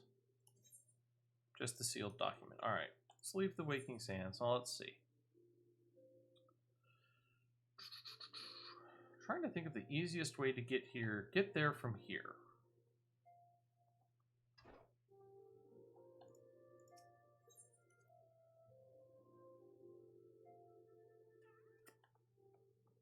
Let's see here. Go to Mordona. Ah, yes. Northern Thanolin. We'll teleport out to there, we'll jump on our Chocobo, and we'll fly north.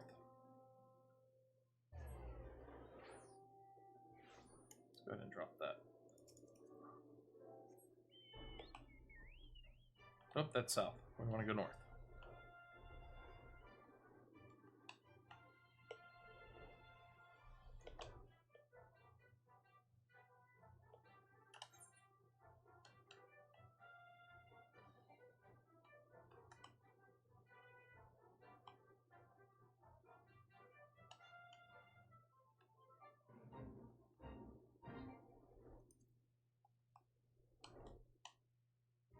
Alright. Let's put this over Castrum Sentry.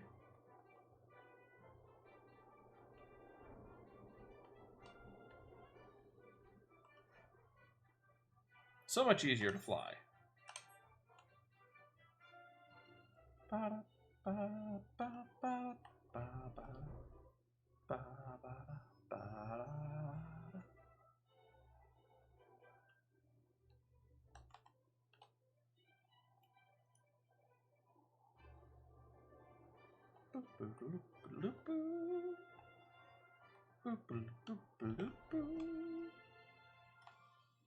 Slathborn. I was told to expect a scion, but I didn't expect it to be you. It has been far too long. You have something for me, yes? I do. Sealed documents. Let's see now. Yes, everything appears to be in order. You'll be staying with us for a while, yes? Would that we had a dozen more like you. Since we don't, though, we'll just give you the work of a dozen men. I jest. Not really, though. Alright. Take the gold. It's possibly a primal.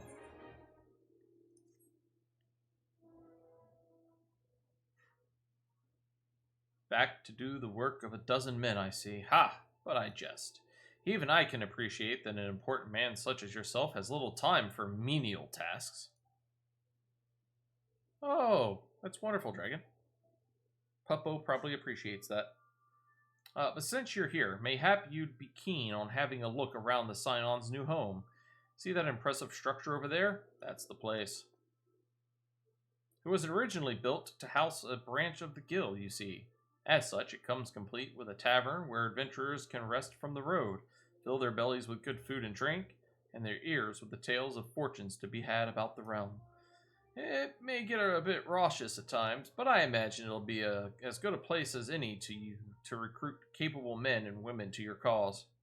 Come with me. I'll show you around.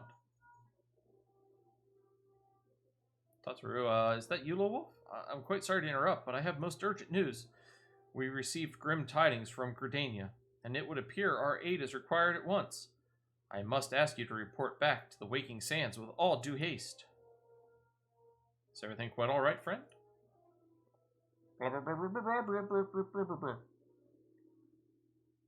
I can't say I'm privy to the details, but it would appear this is no time for a leisurely tour. But no worries. You can rest assured that I'll see to all necessary arrangements. Pray, return any time after you've seen to your more pressing matters. Alright. Well, I was planning to do it here in a little bit, but we're going to take a quick break before we jump into the next thing. I'm going to go to the Be Right Back screen. I'm going to run an ad real quick as I go refill my drink and hit the restroom. I will be right back.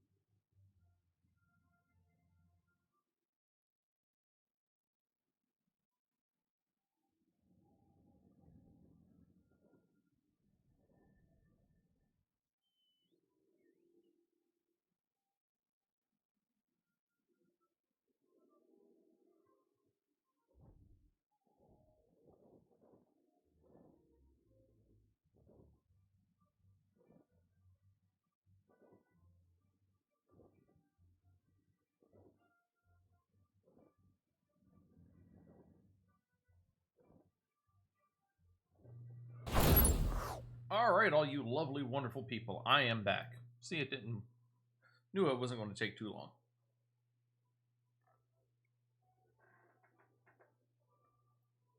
Alright. Back to the Waking Sands we go. Just going to go ahead and use one of our ARR tickets. Still coming in handy. I'm glad I scrimped and saved.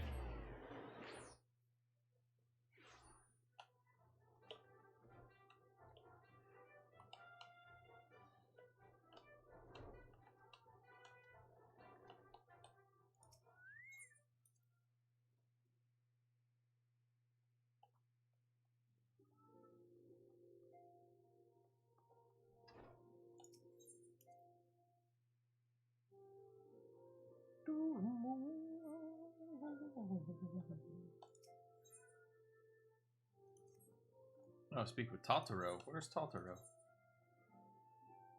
I think I may have ran right past her.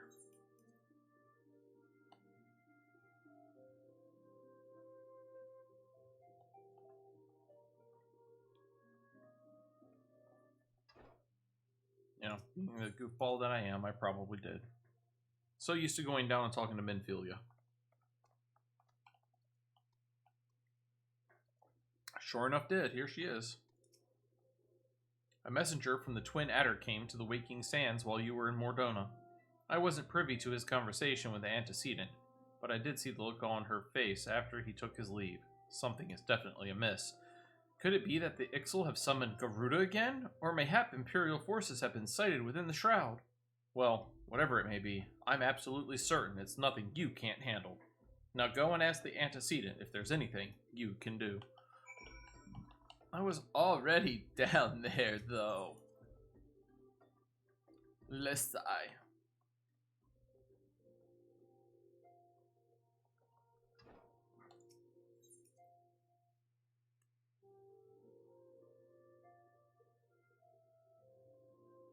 There we go.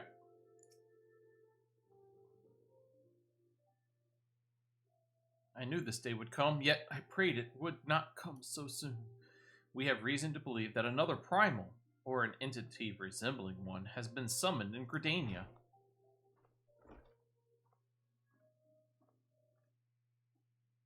Thine arrival is customarily timely. The aetheric waves leave little room for doubt. Thy talents will be needed ere long. If there be truth in my suspicions, 'tis a familiar foe we face, though one quite unlike the Lady of the Vortex. We dare not draw conclusions without evidence, but, as Uringer says, the readings bear a strong resemblance to ones observed more than 5 years ago. Though I had hoped the Mughals guard beyond such follies. Suffice it to say, this disturbance warrants a full investigation. Thy presence hath been requested by Commander Hulux. He awaiteth thee at the Adder's Nest. Pray, hasten to Gridania.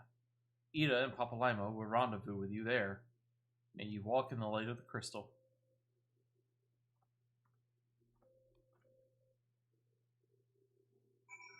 Alright, let's see here. We need to go to the Black Shroud. It's 448. So what we're instead going to do, and this I know was going to sound a little counterintuitive, we're going to take the ferry to Limsa, and then from Limsa we'll take the airship. I know it's 2 transitions versus 1, but it's going to save us probably about half the cost of traveling there.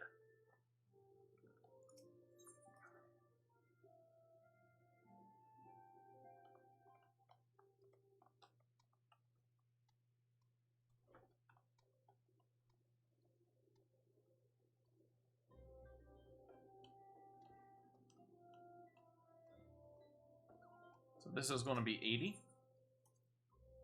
The airship's going to be about another 120. So that's 200 total out of 448. So we are literally going to save half the cost. A little bit more than half the cost of going straight there through the through a direct teleport.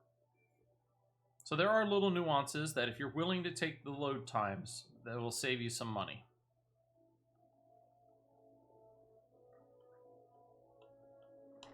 And we're running and running. Ah, ha, ha. Whee. Loop-a-doop-a-doop-a-doop.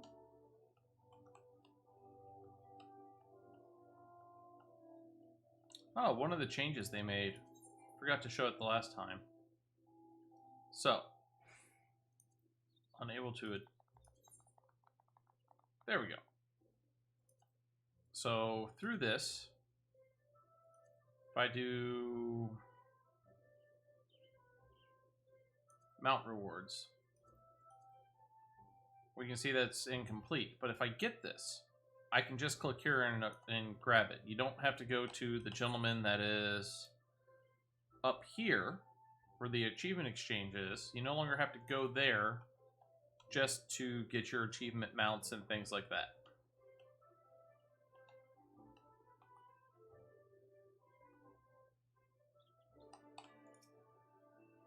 Pleasure to see you as always. Thank you for answering my summons. Quite frankly, I could think of no one more qualified to... but we're getting ahead of ourselves. Allow me to explain. Let's see here. Bracelets of striking. No, we're going to take that. Oh, we get a minion. Ooh, a piece of candy. Let's see about the weapons cache. And we're going to get that. Let's see here. Is it better than what we've got? No, it is not. So the longsword, the dark steel shield come out. And we'll talk to this gentleman again. Hail to King Kupo. Not long ago, the Moogle Kuplo Cope visited the Adder's Nest to request an audience with the Elder Seedseer. He spoke of an imminent threat to all Moogle kind, one which would imperil the entire Twelves Wood if left unchecked. You proved an able ambassador to the Sylphs, and we would have you reprise the role in our dealings with the Moogles. The rest you should hear from Kuplo Cope himself. He awaits you with the Elder Seedseer at the Lotus Stand. Alright. So the Lotus Stand is nearby. It's not too far away. We're just going to huff it there.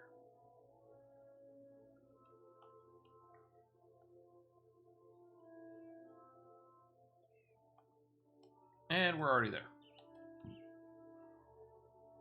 Talk to this silent conjurer right over here.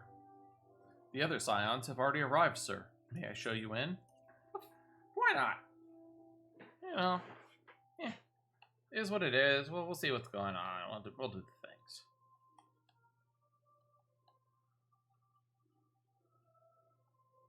All right, Kani-sana.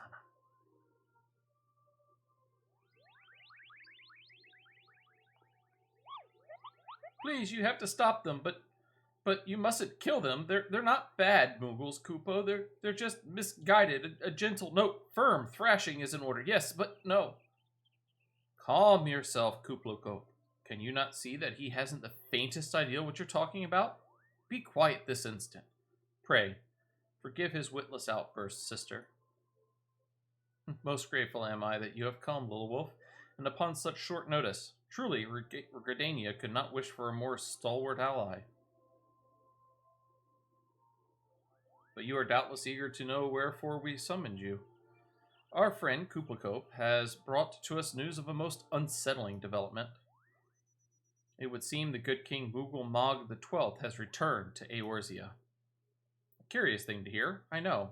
Truth to tell, I myself cannot say for sure if he is a genuine figure from history or some manifestation of Moogle mythology. Kuplo here would have me believe the former. Once upon a time, we Moogles served the gods in the heavens. It was quite nice up there, unspeakably beautiful, unimaginably spacious, and with a literally endless supply of wine, Kupo. In spite of this, or possibly because of the last part, the gods eventually became discontented and started squabbling, which made life jolly difficult for the poor Moogles. So, good King Moogle Mog the 12th, may his glorious name live forever, decreed that the time had come to leave Kupo. The realm of man would suffice, he said, so all the Moogles should live there instead. Unfortunately, the two realms are so far apart that we couldn't safely fly down.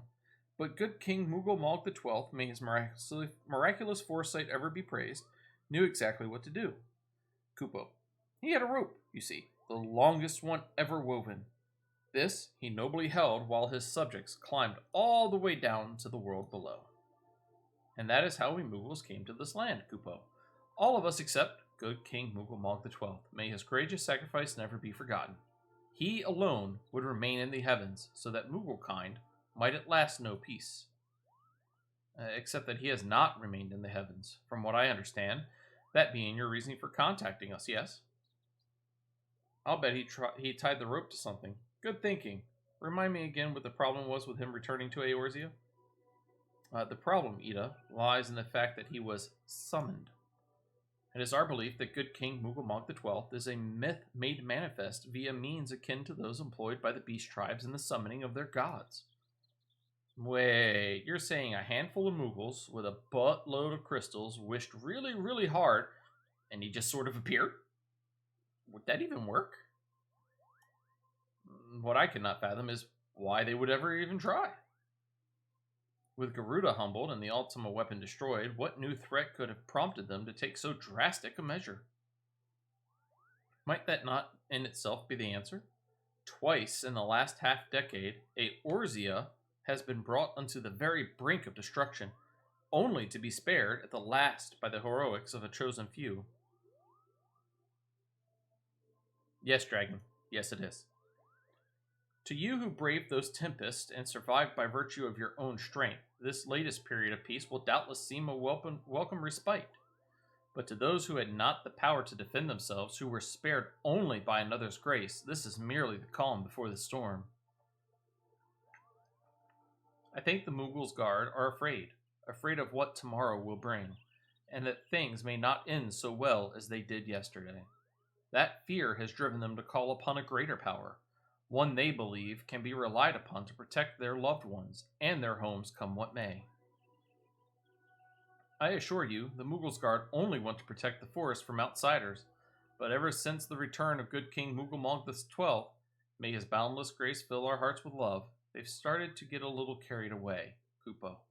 Verging on a lot, in fact. Like the sylphs who summon Ramu, you mean?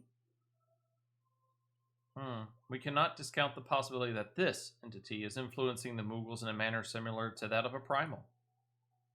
We share the same concern. Whoever or whatever the king may be, it is our belief that he poses a threat not only to Mughal-kind, but to Gridania as a whole. Thus do we beseech you, confront good King Mughal the XII and drive him from our midst. Joyote! Humbly, I do thank you. The sanctuary of the Mughals' guard and their liege lord is concealed by magical wards. Brother Isumiyan of the Conjurers Guild will doubtless be able to offer insight on how they might be dispelled. Pray, seek his counsel ere you proceed any further.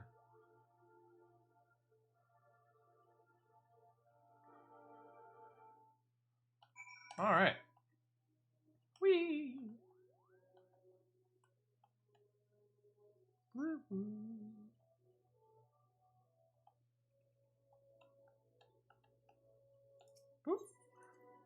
Leave the lotus stand. Enter the long, winding corridor.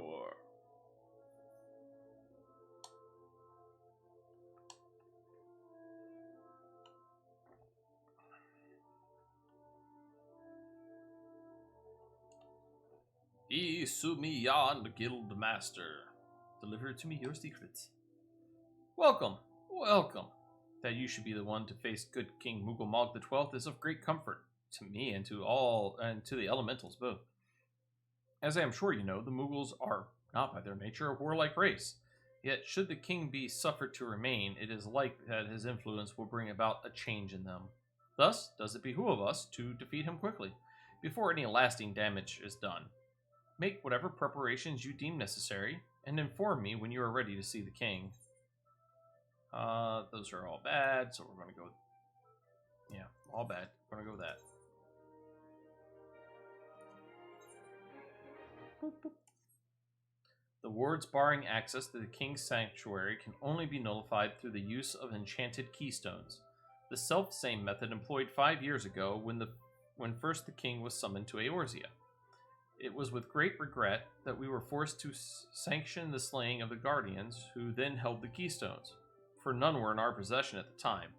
By the grace of the elements, however, we have been spared that burden on this occasion.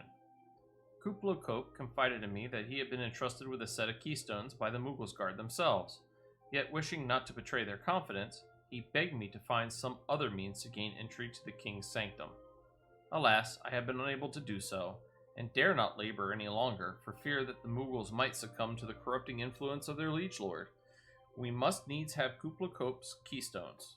Pray, go to him and beg his assistance. He awaits you at the West Shore Pier. Impress upon him our great need, and I am certain he will yield. Alright, so I think we need to go out over here. So we will come out to the Aetheryte, and we will go to the Lancers Guild.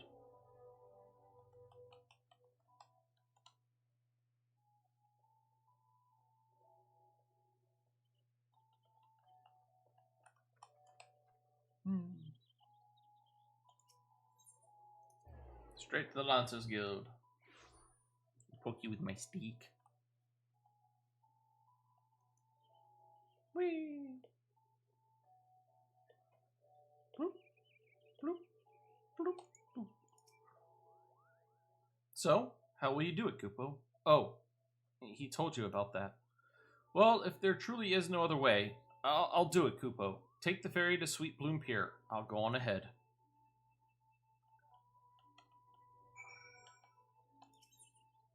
Going to Sweet Bloom.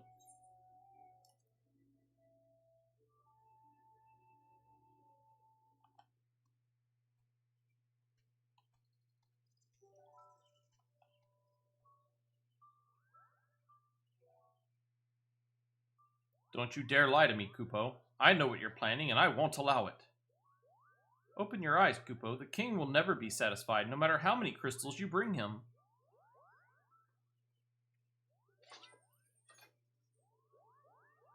We offered you a choice, and this is how you repay us? By consorting with this here? Imperials, Gridanians, Sylphs, you are no different from the rest of them. Actually, you're worse, Kupo. Traitor to his king's Mughals, he plots treason against the crown.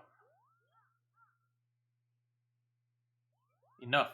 Kuplo Cope will answer for his crimes soon enough, as will all who defy the will of good King Mughal XII. May he reign forevermore, Kupo. Those are so much bigger Kupos than the other little Kupo. The king is planning to purge the Twelveswood of his enemies, Kupo. We've got to stop him before it's too late.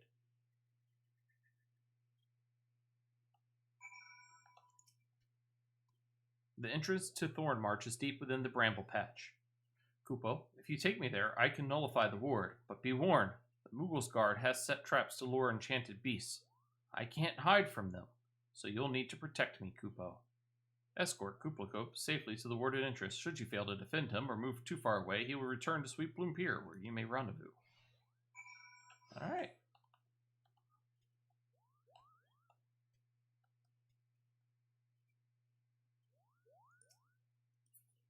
Okay. Just need to make sure that you're actually following there, little Kuplo Cope.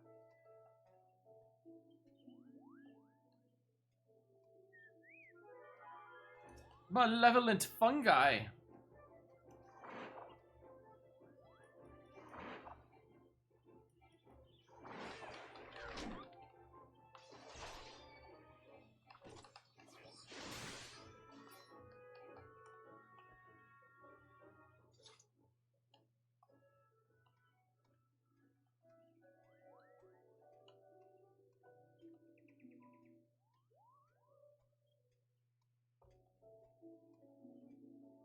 Something tells me we're going to need to be careful and not use very many AoEs.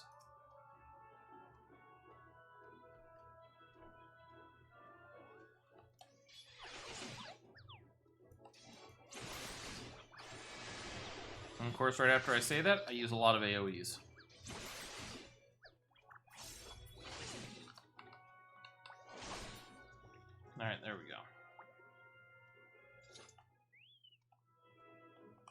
Oh.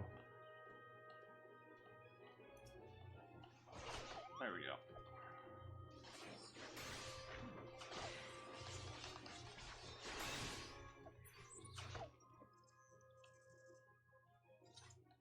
Now, thankfully, most of the enemies in this area will not fight me directly.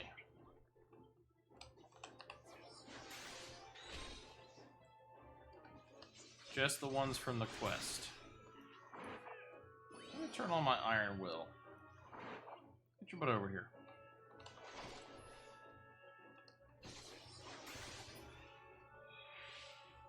Alright.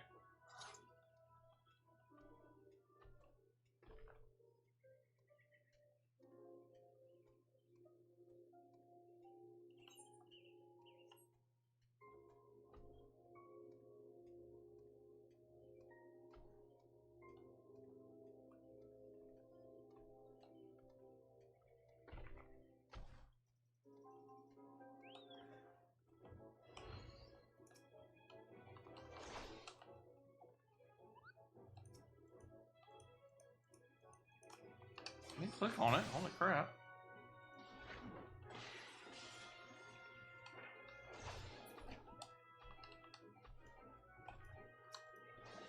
Thank you.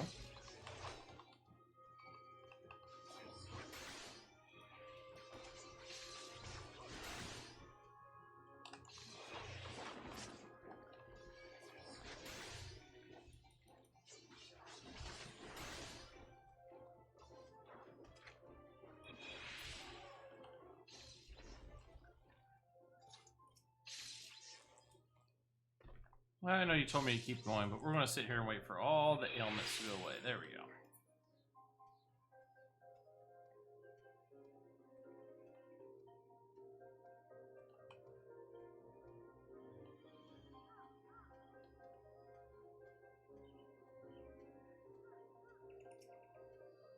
We're here, Kupo. I don't see any more beasts, do you? Alright. Are you ready to face the king, Kupo? Then step closer to the ward. Raise your hand and focus. Like when you attune to an aetheryte, Kupo. I'll open the way for you. Attuning. Makalaka haka laka laka. Attuned. Ooh, cutscene. Ooh, piece of candy. Ooh, piece of candy. The rest is up to you, Kupo. Now, go and teach those foolish Moogles a lesson and send the king back whence he came. The duty finder has been updated. Thorn March Hard is now accessible. Alright. Undo main scenario. Trials. Thorn March Hard. Join. Should take less than 5 minutes. 5 minuets. Oh.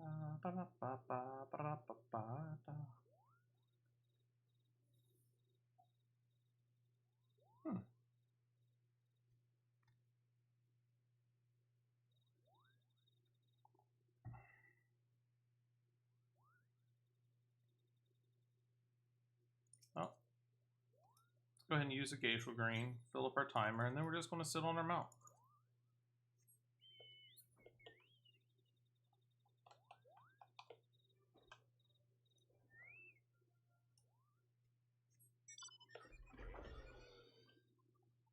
Flying motorcycles. Go brum brum. Oh, we got 2 tanks, 2 damage dealers. We just need 2 healers and 2 more damage dealers.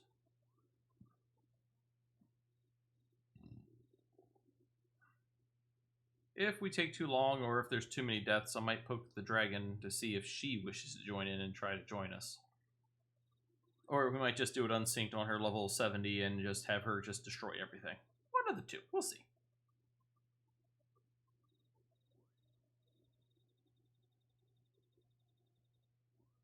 Or I could have you do it on my other character and you can use my level 80.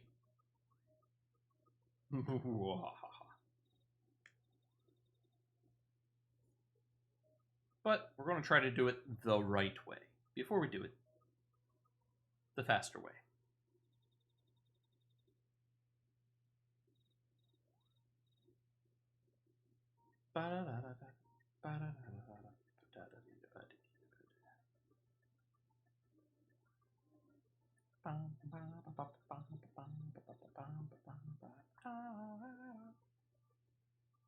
Mm, 70 might be enough. Especially if it's your healer. And then you can heal and damage.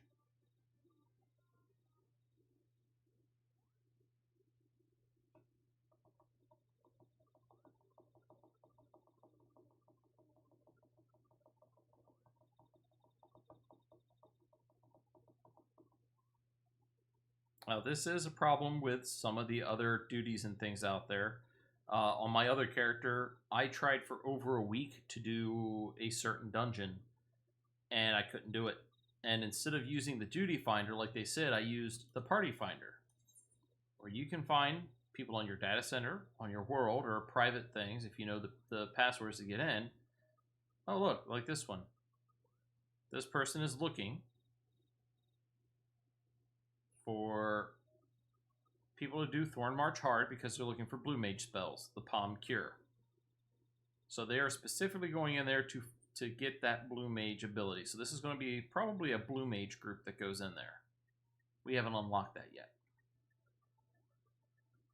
There's a lot of things that just say none. Locked duties. I can even make my own if I really wanted to, but we're not going to go into this too much. We're going to wait. We're going to see if we can't find a proper party to do it. Oh, look, the party finder. The party finder has been added to the party section of the main menu. Through the party finder, you can either search for a party to join or recruit other adventurers to form a party of your own. To join a party, select Search for Party and specify your search criteria. Upon finding a compatible party, simply select Join Party. To recruit adventurers for your own party, select Recruit Members and specify your recruitment criteria. Interested individuals will answer the call, and you need only sit back and wait. That's it. Pure and simple. Oh, our wait time average has gone up to 6 minutes. We're at 4 minutes and 20 seconds. We still have 2 and 2. Oh, Dragon says she's going to go ahead and log in and give us a little hand. I'm not sure if I can join you to party before. I don't know, Dragon. Do you want to do it synced, or do you just want to take me through? What is it you want to do?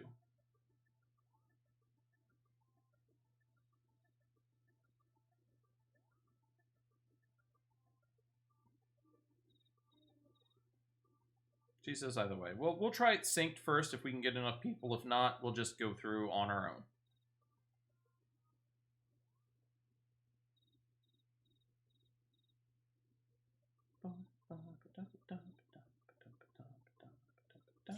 Hey, there we go. I am in.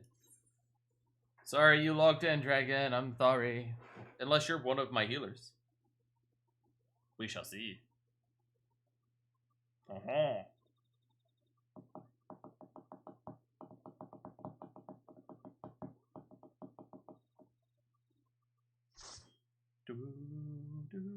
All right.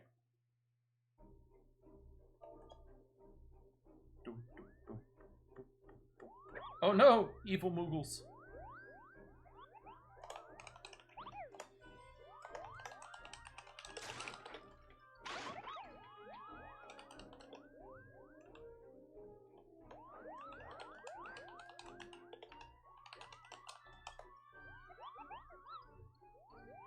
Ooh, the 7 hells. Meddling adventurers, I'd wager. Moogles Guard, to arms! Defend the king! Kupo!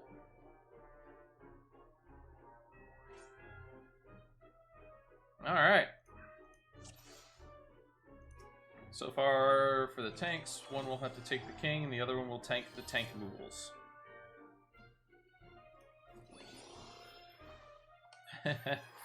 And both tanks are...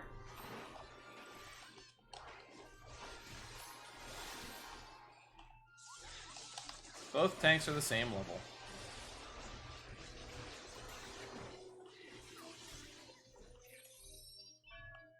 That's one Moogle down.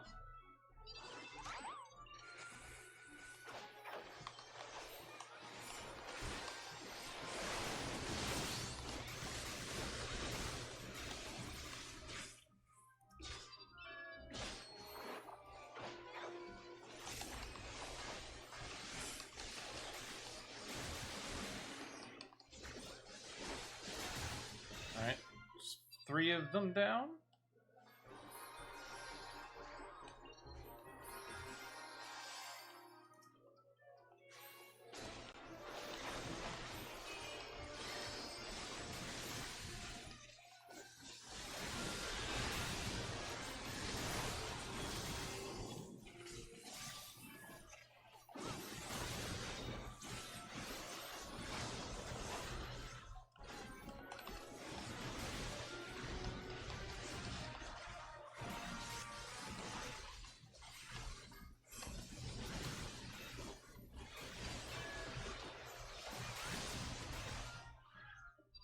Alright.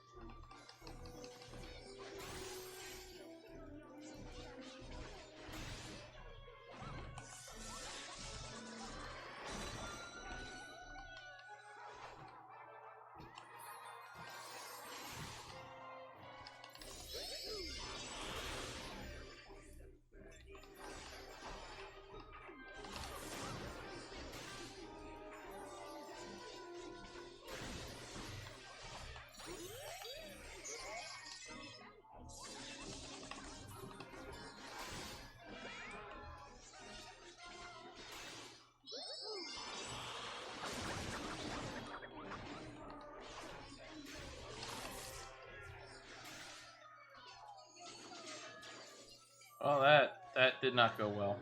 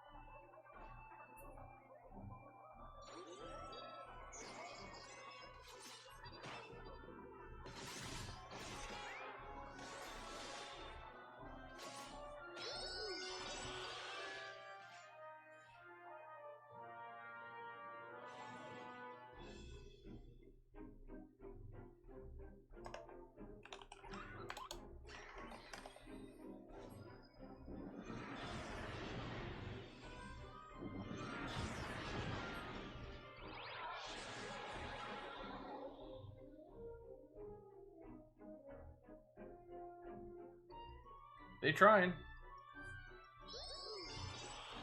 Well, looks like we also got somebody DC'd.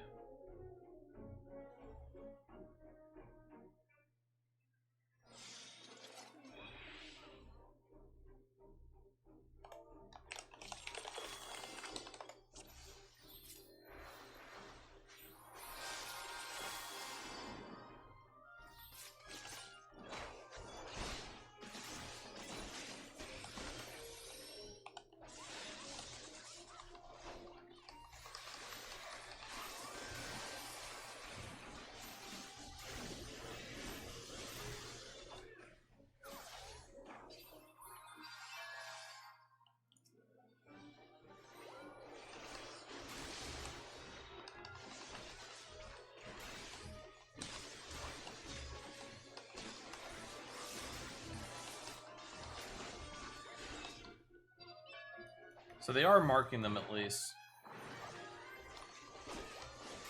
And the only reason they're marking them is there's a good order to kill them in, or at least to tank them in. Though not one is one that I am going to have to off-tank.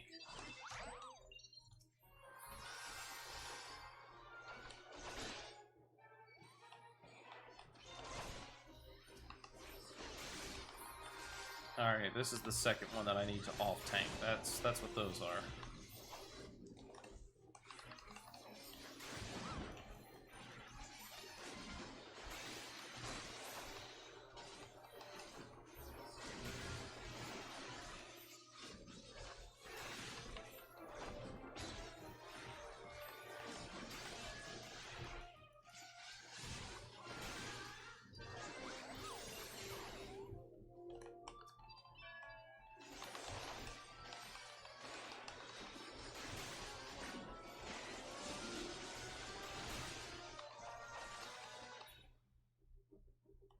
Alright.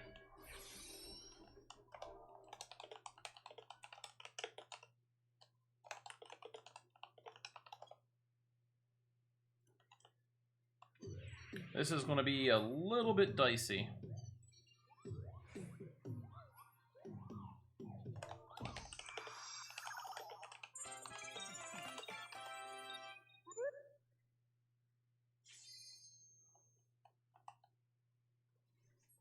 Alright.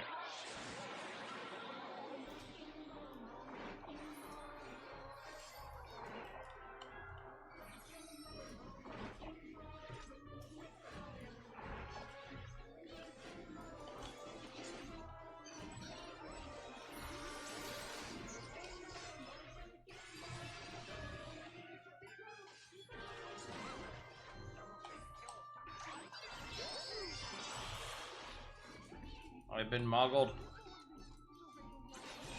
Stop moggling me. Here, pop a potion.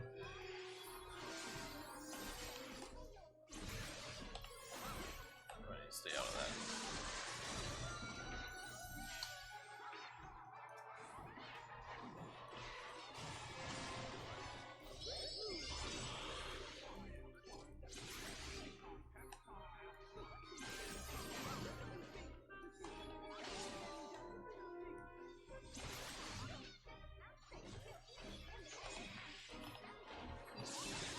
Oh, I hit the wrong one.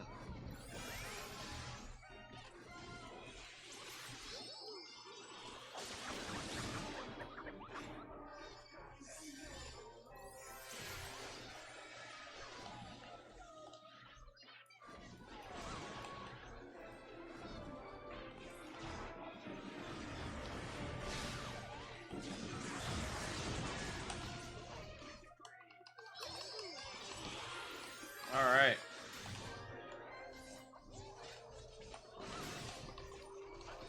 Might be able to get this.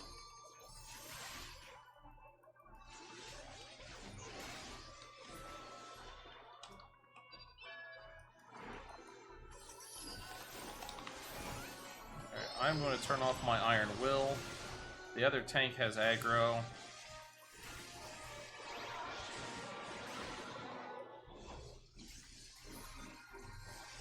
Now we just burn them down.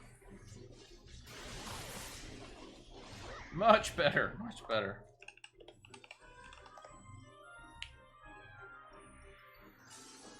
That went much smoother.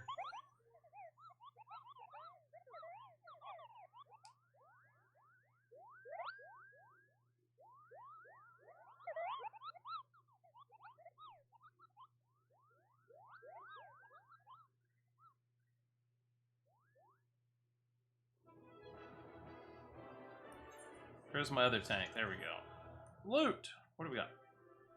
Ooh, red mages. I will greet it. Just to greet it for later. And give this other person a bow.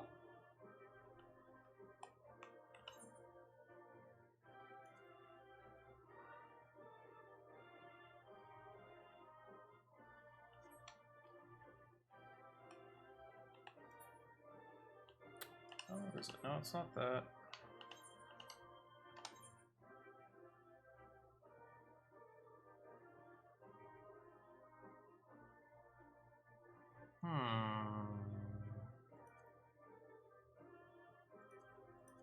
General commands?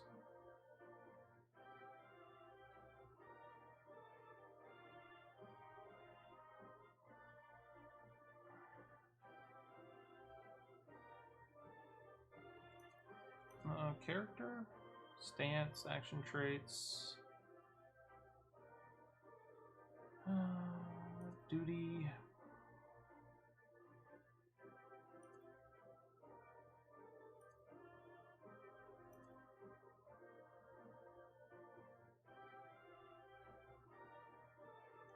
Signs. We're gonna move signs. There we go. Signs should give us yes.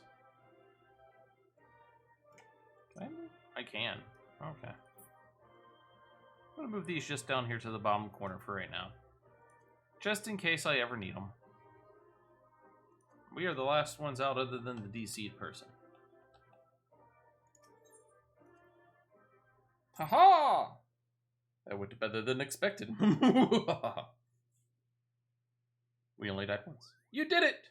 You did it! Good King Mongol the 12th, may his mighty soul rest in peace, is no more!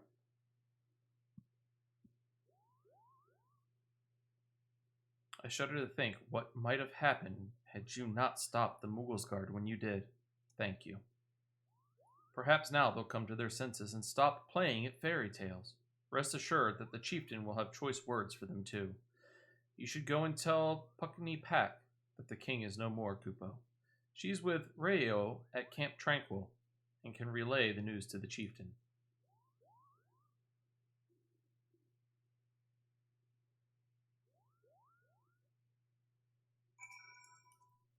Alright, we're gonna fly. Whee! Well, yeah, we need to go to the South Shroud. And then once we're in South Shroud, we need to go all the way down here and have words with people.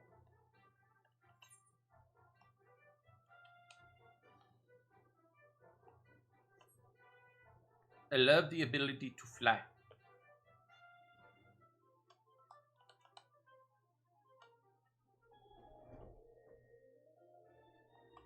Even if it's only hovering over the ground, it helps so much. Out this doorway, and up, and over things we go.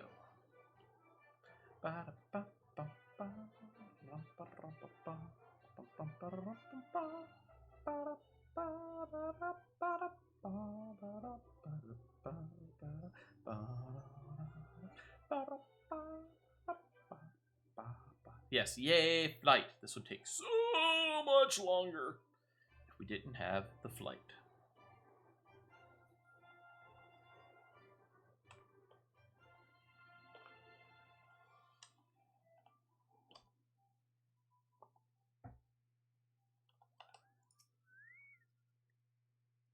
Do I dare believe my ears? Good King Mughal Monk the 12th, may his magnificent virtue serve as an example to us all, has fallen. All Mughal-kind owes you a debt, Kupo. Ah, and I sense Rayo wishes to congratulate you as well. I shall let you two speak without fear of interruption. Complete. Your bravery and service to the Twelveswood and her Mughals shall not be forgotten. My sister will doubtless wish to hear the tale of this great victory from the mouth of the man responsible. Pray, return to the Lotus Stand and treat her to a full account of the day's events, while the details are yet fresh in your mind. All right. Into the vroom vroom we go. Well, let's see here. Boom, boom. Unless you're fans of Harry Potter, I doubt anybody has seen a motorcycle fly before.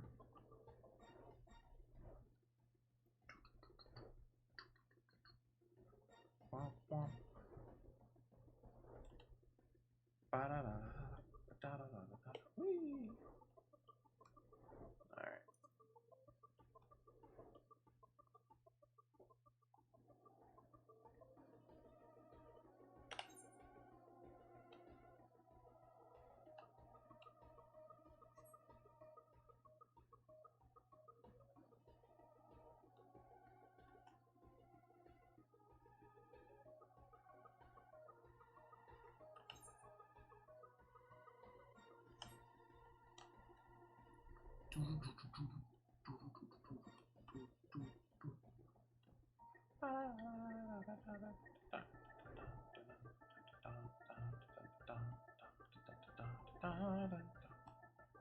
remember, the door should be, yep, right over here.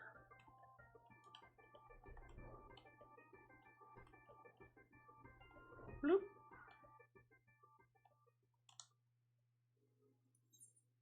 Signs. Attack, attack. Target to ignore. Those might come in handy. And we run! Run! Alright,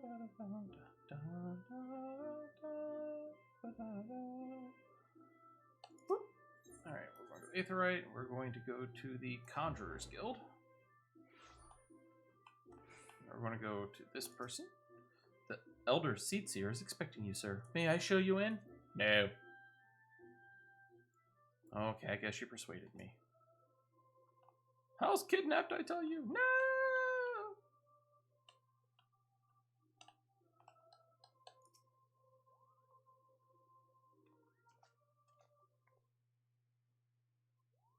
Lowolf, you are returned to us, unharmed and victorious. Thus have I 2 reasons to be glad. Yet many questions remain unanswered. If you would be so kind to oblige me, I would fain hear all that occurred in Thornmarch. Nom, nom, nom, nom, nom, nom, nom. Then it is as we feared. The king really is a primal. But he really isn't, is he? I mean, the Mughals don't worship him, for one thing. He's not even a god to them. That doesn't sound like any primal I've ever heard of. Then mayhap the fault lies with the definition. The fact remains that, through a combination of the power contained in the crystals and the force of their collective faith, the Mughals called forth a being that by right should not exist. Moreover, when slain, said being left no corpse. The aether, which comprised him, instead being scattered to the 4 winds. According to the accepted definition, he may not be a primal, but the mode of his manifestation was in every respect the same. Which means... Ashians, the whole business reeks of their handiwork. Kupopo? They said it was a masked man who taught them how, years ago, but Gridania has no shortage of masked men, and I never thought to question. Confound it all, how many more will they ensnare with their tainted gifts? Too many, I fear, so long as there are paragons to stir the embers, fools to build the pyre, and crystals to feed the flames. Ever and again shall we suffer primal visitation. A somber thought, but a salutary one. My heartfelt thanks, Lowolf. Already the information you have provided has proven invaluable. The Grand Serpent Marshal and I have much to discuss. Oh, before you do, my lady, I was hoping we might finish discussing that other matter. The matter of which you speak has even now been settled. The Scions shall not want for support. We shall be glad to send additional supplies to Revenant's Toll. We knew we could count on you, my lady. Hey, I did all the work. While Ida and I remain to discuss the particulars of our arrangement with the Elder Seatseer, mayhap you could return to the Waking Sands and apprise the antecedent of all that has transpired. Okay. Man, we're walking. Yes, indeed, we're walking. Ooh, I yawning. Yes, indeed, I yawning.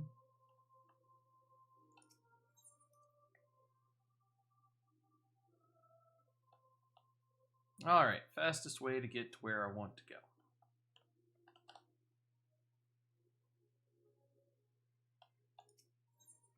Airship.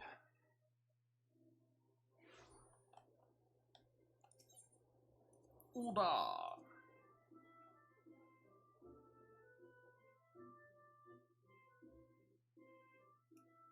Map.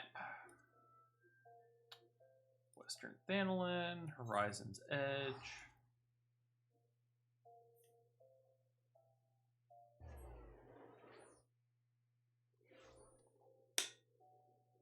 Mount up. And we fly!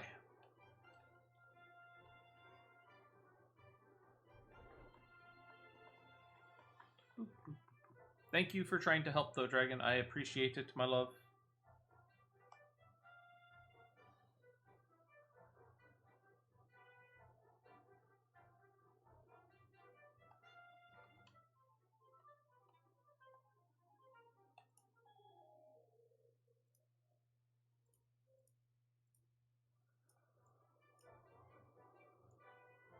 And down we go. Bloop. No, okay. Don't need to speak to Totoro this time. We shall enter the waking silence. Wake up! Are you woke yet?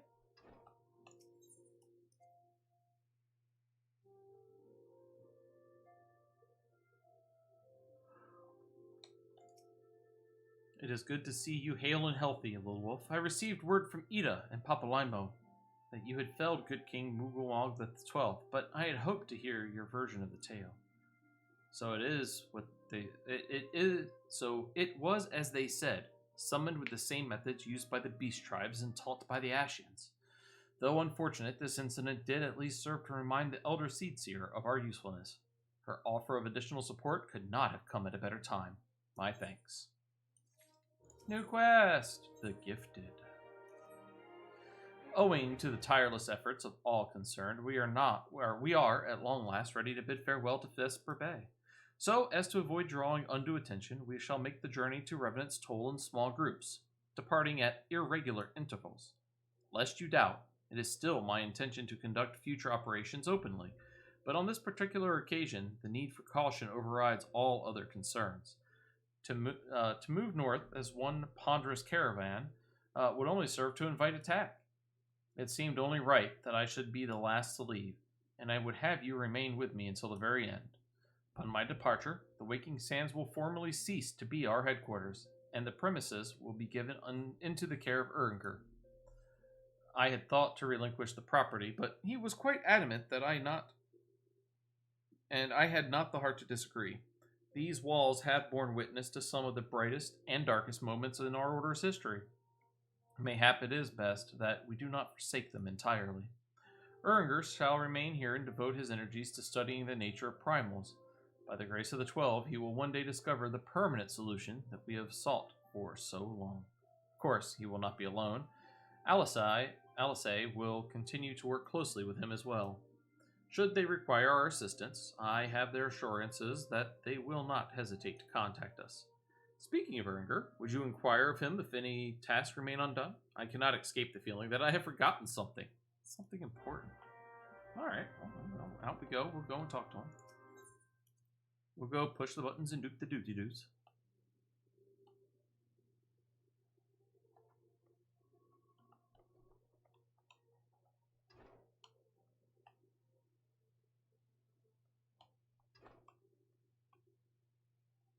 Bloop, bloop, whee.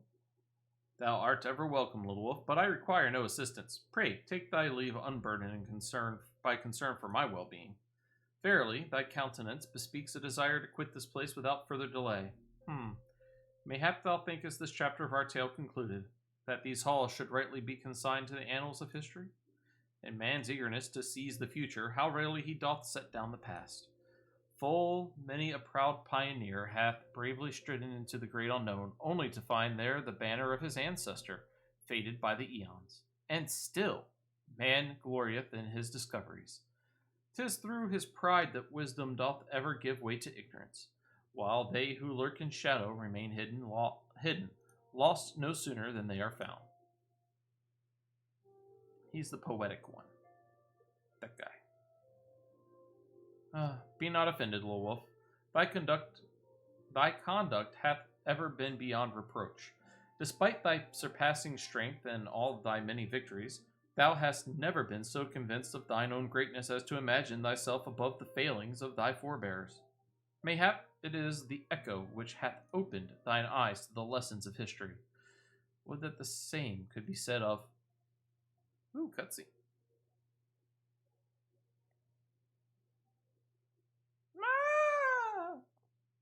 Whence came that cry? The solar. 12 for Finn, the antecedent.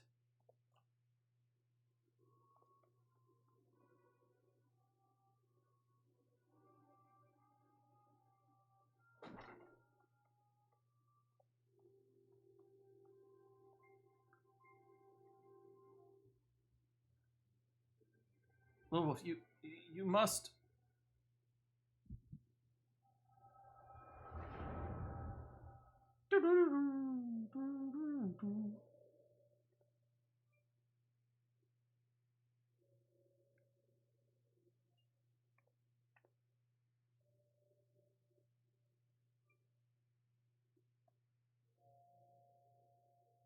Tell me, Louisoix, would you have done the same?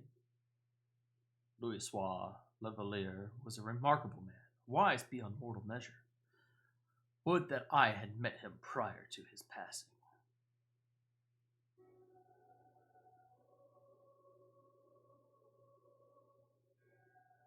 An Ashian, here! How? How readily you see, you are indeed gifted antecedent. But you are not like the others. You are robes. Gifted, but ignorant. Yet I shall not judge you harshly. The fault lies with your forebears. It has been millennia. Mine are the robes of an emissary. Unlike you who came before, I have no quarrel with you. You speak of La Habrea. La Habrea is a warrior. He fought. He fell. He may yet learn from his mistakes. Then he is still... Come, I only confirm that which you already knew. There is no cessation, no oblivion, only expulsion. What are...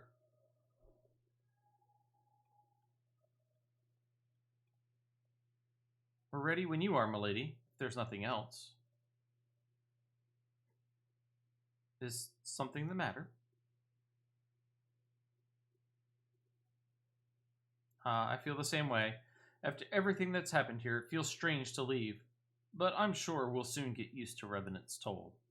Well, I'll let you say your goodbyes. Take as long as you like, my lady. We shall depart whenever you're ready.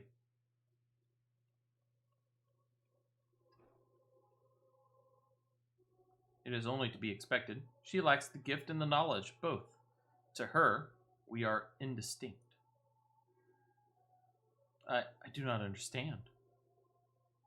Shadowless, fleshless, formless. What truth there is in each tale is diluted by time and telling. Knowledge dictates expectation, and expectation colors perception.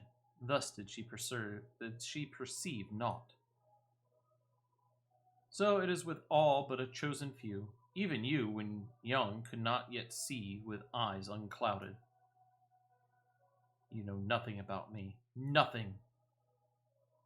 The gift grants you clarity. It grants you focus. With it, you may in time come to see us as we are, rather than this crude approximation. La Habrea did not think so highly of the Echo.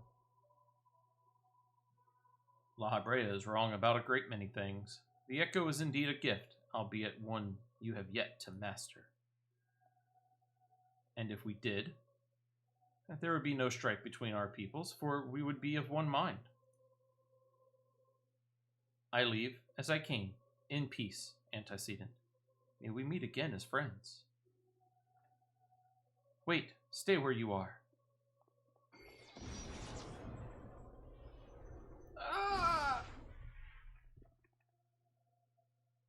Mayhap I was indelicate. 'Tis a mercy she sealed her children from his grace with such resolve. Was it also by her hand that you survived the ardor, I wonder?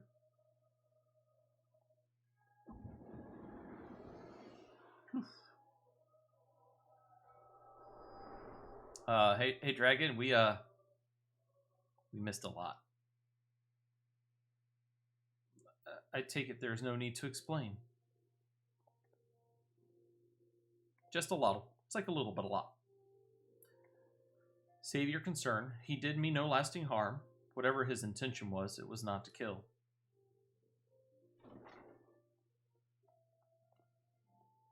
I heard a cry. What happened? Are you alright?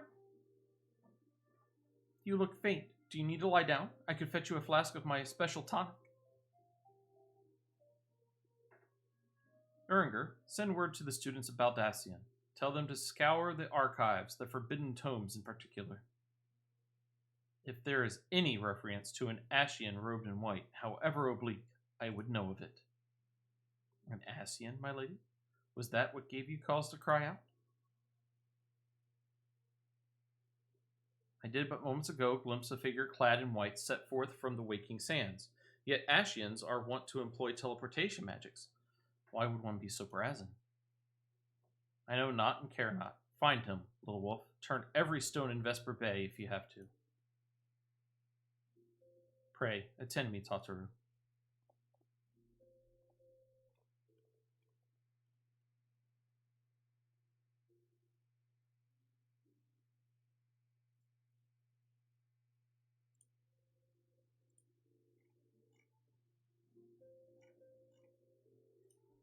Alright.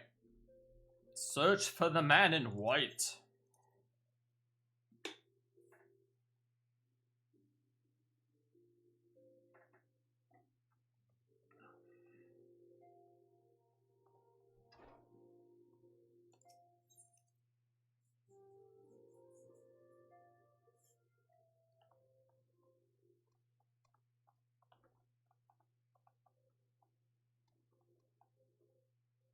There he is. Get him.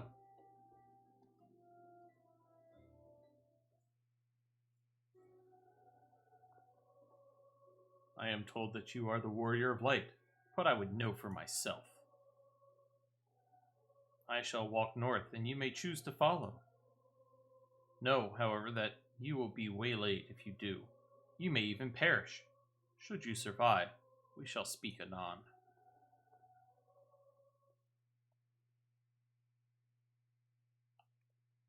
Ba-da-la-da-da-da-da-da-da-da-da.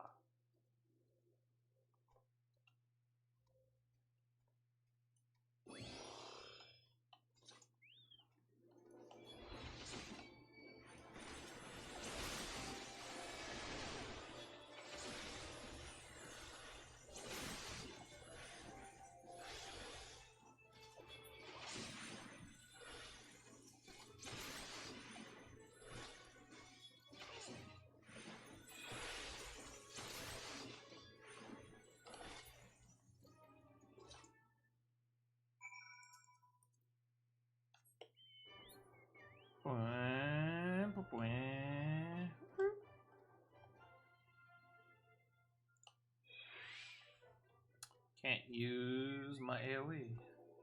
Ooh, gruesome gargoyles.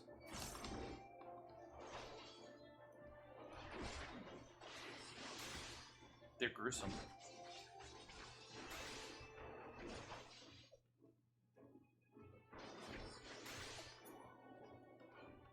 I love you, Boo Bear.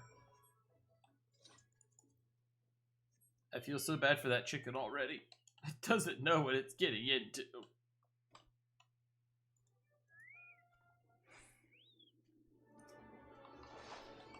Really? So now you give me 2 of them? Once again, the same as before.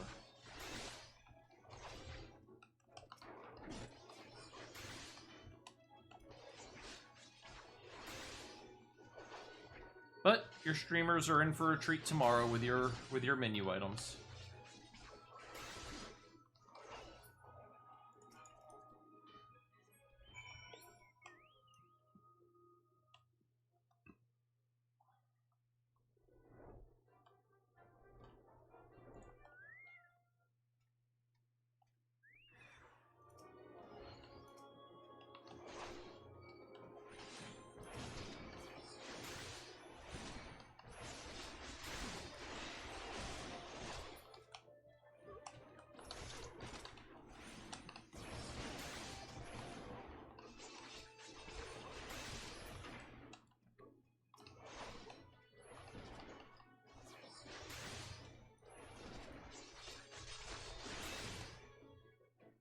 And down they all go.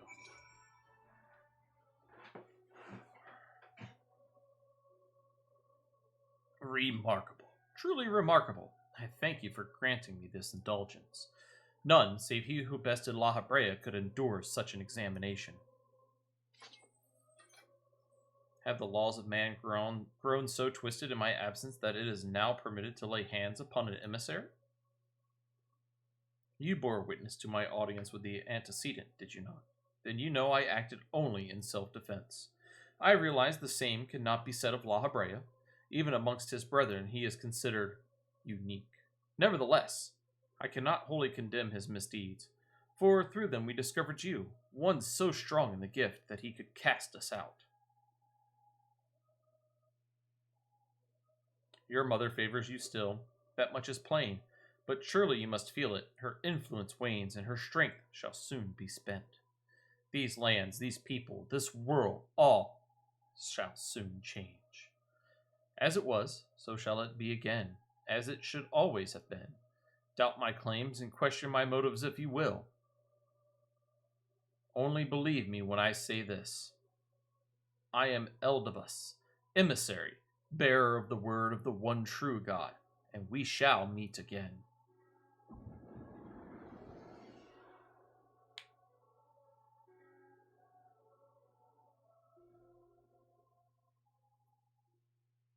All sworded up and nowhere to stick it.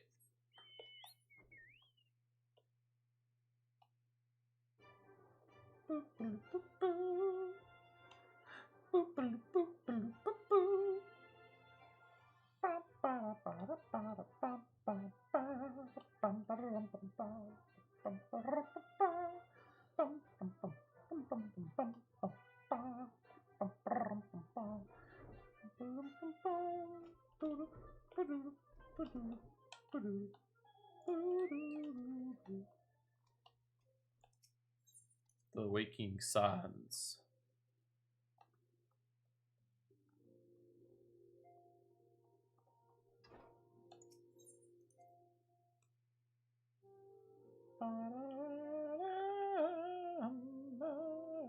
Alright. Thank the gods you've returned. After you left, I began to worry that I might have sent you to your doom. I take it our visitor proved elusive. Beg pardon? He was waiting for you? What did you do? What did he say? As it was, so shall it be again. Of when does he speak, and of what exactly? The words of this Eldabus pretend much, but reveal nothing, save, perhaps, a measure of disdain for La Habrea. I had hoped for answers, but it seems I shall have to be content with a wealth of additional questions. Oh, we get void scent blood. Build on the stone. Let us set aside the matter of this Ashian until after we have completed our move to the Rising Stones. There is but one final favor I would ask of you before I depart. I believe I mentioned before that my father was a member of the Alamegan Resistance. The truth, however, is more complicated than that. As far as the Empire knew, he was their spy.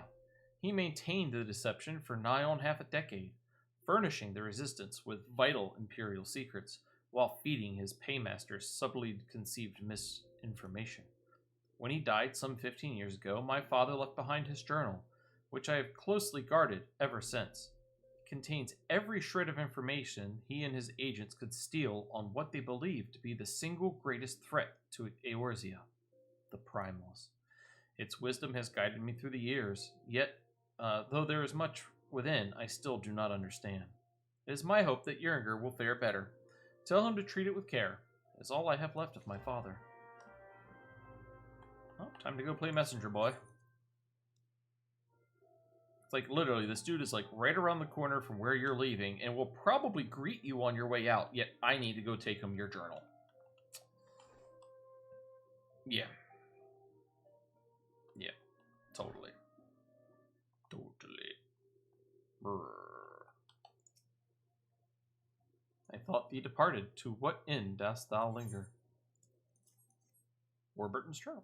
The father's final bequest, the daughter's lifelong labor. It is no small thing to surrender such a cherished memento. Well can I imagine the antecedent's pain. Upon mine honor, I swear to spare no effort in the study of these materials, lest my lady's sacrifice be in vain. Have you all not heard of copying, writing it down so she can have the original back? Is this something that doesn't work? This is Minfilia. Forgive me, but I could wait no longer. I have departed for the Rising Stones. If you have yet to, once you have given the journal to Uringer, I bid you come to the 7th heaven in Revenant's Toll. Totoro will be there to show you inside our new headquarters. Assuming you have already attuned to it, you may wish to make use of our new Aetheryte in Revenant's Toll. After all, it is right on our doorstep.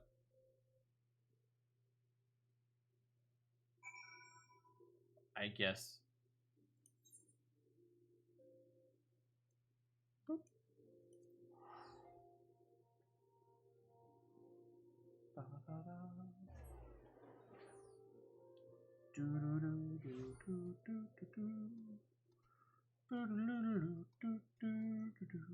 All right, well, here we are.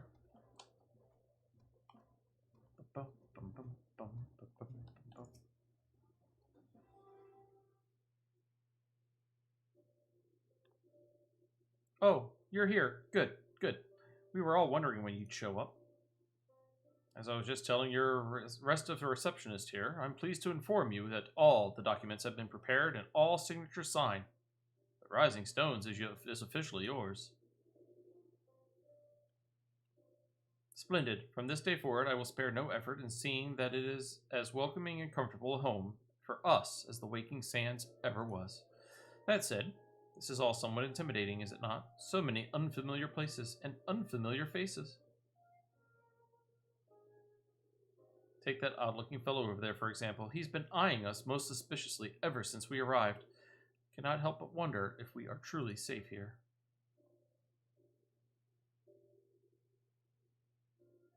Ah, that man? I can't say I've spoken to him myself, but rumor has it he comes to hunt for the ancient treasures in the Crystal Tower. You've seen the structure I speak of, no? It'd be hard to miss it.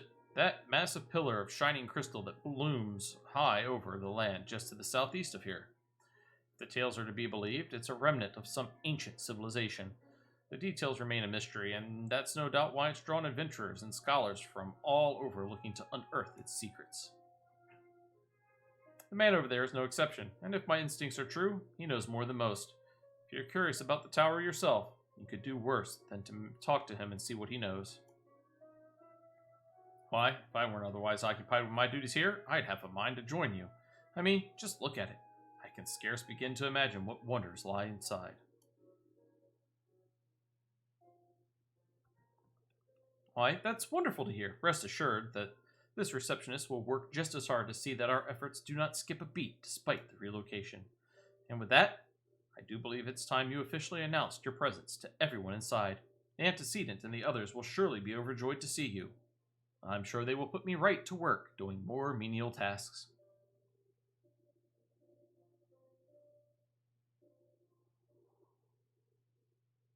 The Crystal Tower quest series is now available from the Outlandish Man. In order to progress the main scenario, you must first complete certain quests in the Crystal Tower series. While you are granted a respite from your duties as a scion, use your time to probe the depths of the Crystal Tower and see what ancient secrets may be gleaned. Well, drat. Let's go see what we must be done in the main story quest, and then we'll do the Outlandish Man, because, well, it sounds like we're going to have to, period.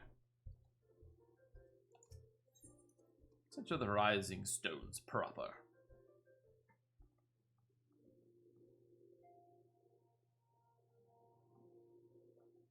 Ooh.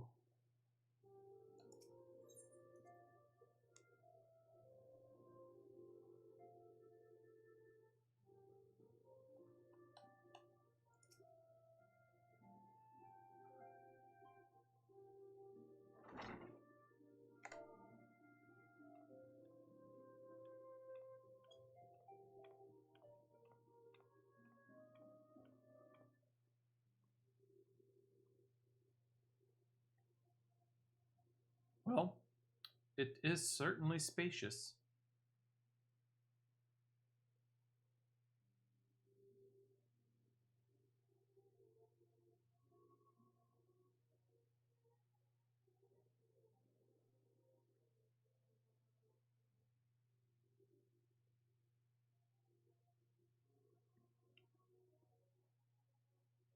Today marks a new beginning for the Scions of the Seventh Dawn, for today we declare our independence.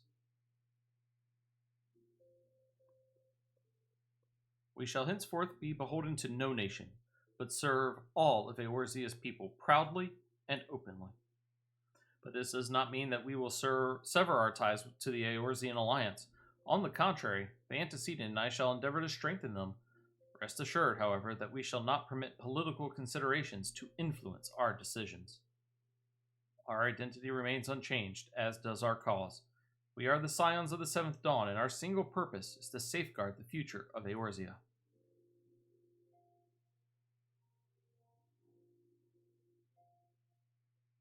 For Eorzea!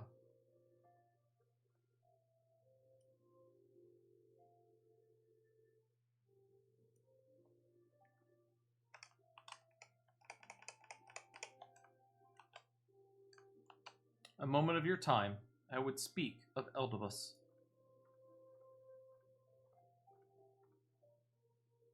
Pardon the intrusion, my lady, but the matter which bringeth me will admit no delay. Mine every attempt to contact the students of Baldessian hath been met with silence. No one will respond? How odd. Allow me to try.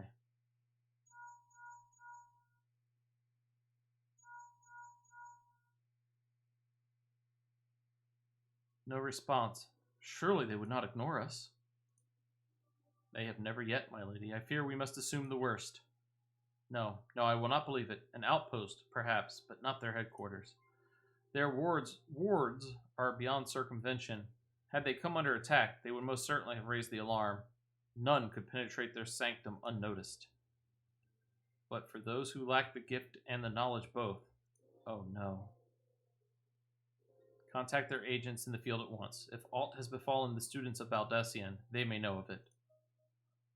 Though, the thought of it pains me. Until such time as we have evidence to the contrary, we can but assume the worst. Accordingly, we must needs seek another source of information on Eldibus. 'Tis possible that others in the homeland are possessed of such knowledge. Be fairly warned, however, they are unlike to yield it unconditionally. Do what you must. Yet another unforeseen and unwelcome development. What could be next, I wonder? A visit from the crimson-clad Ashian, perhaps? Or Ochre, or Puce? And which of our allies will then fall silent? For a time, I thought we had gained the upper hand.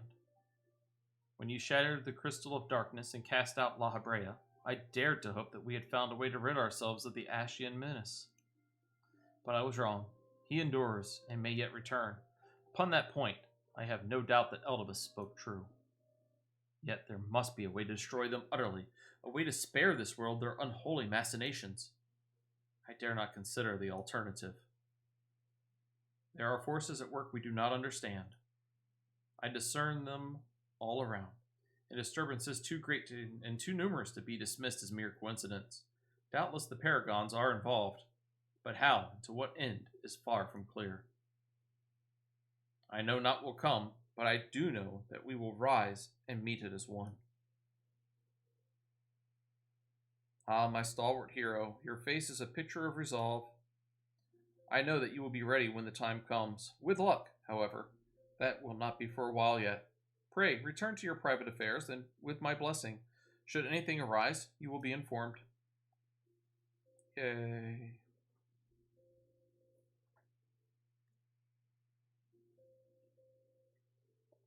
Kryl, where are you? Alright, let's see who has the next MSQ or what needs to be done. Oh, ooh, it's still more cutscene. Eldibus. Oh, this is Nabriel's. Your intercession was not foretold.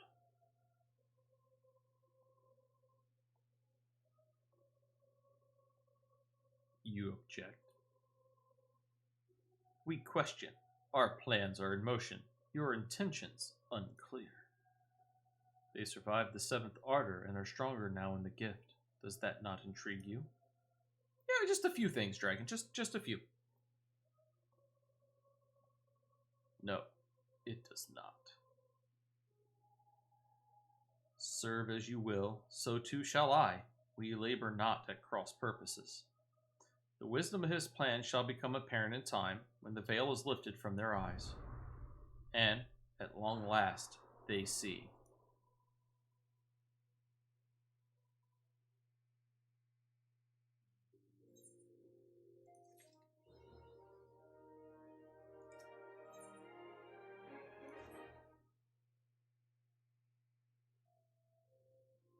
Truly, there is no rest for the weary.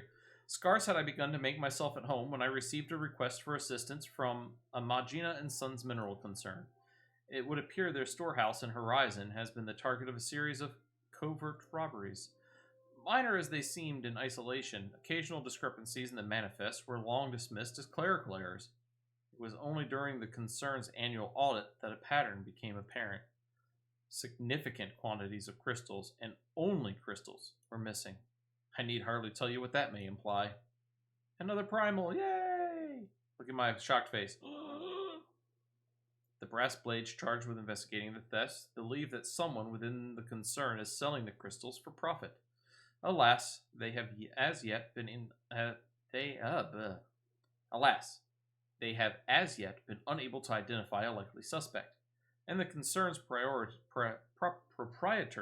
have grown frustrated by their lack of progress. Needless to say, I would not have agreed to intervene had the stolen goods been of merely monetary value. If there is even a possibility that the thief acts not out of self-interest but in service to a primal, we can ill afford to wait for the blades to realize their mistake.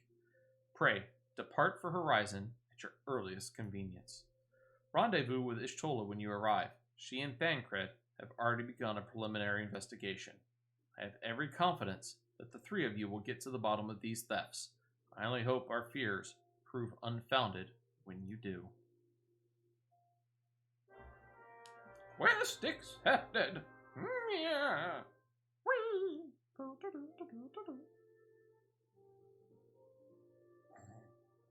Come on. Thank you. Thank you for loading.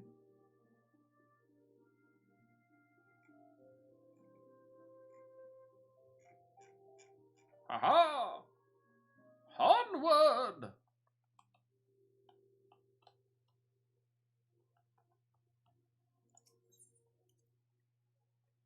Alright, so we gotta go all the way back. All the way. So many things to unlock here. Run away! Run away!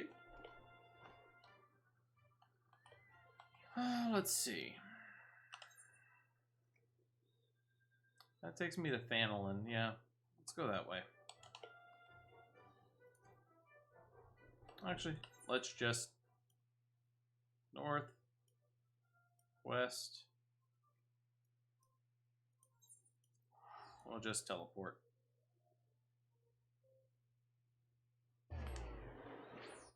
Whee! Alright. Ishtola. Ah, your assistance is most welcome. I have already spoken at length with the brass blades of the Rose, albeit to little avail. It would seem that the thieves took great pains to conceal their activities. I could go into further detail, but your time might be better spent in conversation with Fufalupa. He is the officer charged with leading the investigation, and I would only be repeating that which he related to me. If aught eluded my attention, mayhap it will not elude yours. Fufalupa.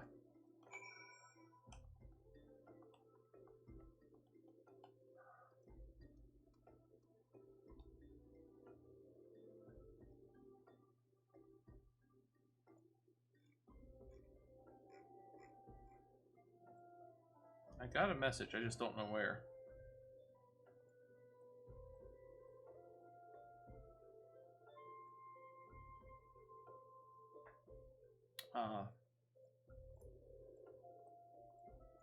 That's where.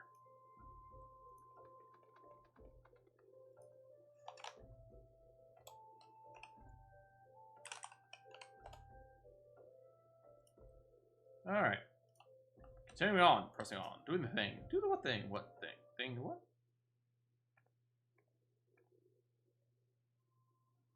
What a pleasure to see you again. Ishtola said to expect you. Terrible business, these thefts. We have yet to confirm the quantity of crystal stolen, but I dare say it may be greater than... but never mind that. I have news to share. A short while ago, the driver of a heavily laden carriage refused to halt for inspection and broke through one of our checkpoints on the Royal Allegan Sunway. The cart bolted off towards eastern Thanolin, where, thank the gods, I hear that our colleagues were able to apprehend them without further incident. A speeding carriage? That would seem a curious choice for thieves of such proven cunning. Yet the Amalja do have a foothold in eastern Thanolin. And what of their cargo? Did they carry the crystals we seek? We should be receiving a report any moment now, but I fail to see what else it could... Did you miss me, friends? I'm back, but I fear I come bearing disappointing news. Or, on second thought, perhaps it's good news after all. Thancred, wherever have you been off to? I figured you had everything under control here, so I just took a brief excursion to the east to check up on our Amaja friends. And wouldn't you believe it, I happened upon a runaway carriage on the way, and even was able to do a small part to help my friends in the Brass Blades intercept it. In all my years, I have never seen such a prodigious quantity of sumnus. The Blades were calling it one of the greatest hauls they've ever seen. The stolen crystals, on the other hand, were nowhere to be found. Is that so? Alas, I suppose we have no choice but to resume our search elsewhere. We should reassess our options as well. Come with us, little wolf.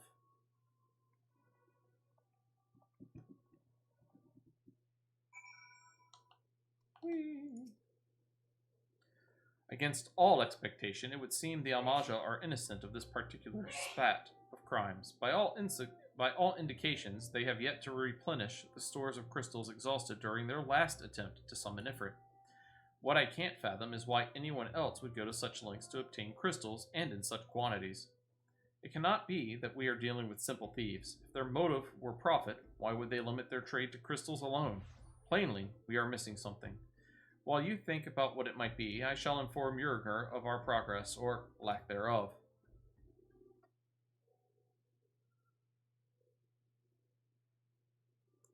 Now then.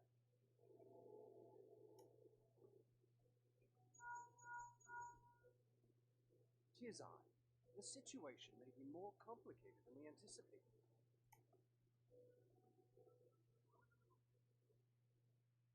I don't know why they voice acted that little scene. I really don't. Hopefully the voices are coming through well. I shall remain watchful. Ere thou goest, another matter requireth thine attention. A young maiden, full eager to... Wherefore inquirest thou of her fairness? Ah, very well. Be she damsel or devil, I shall direct her steps to Revenant's Tone. Save thine insinuations for one given to such impropriety. Thou shalt not find me amenable.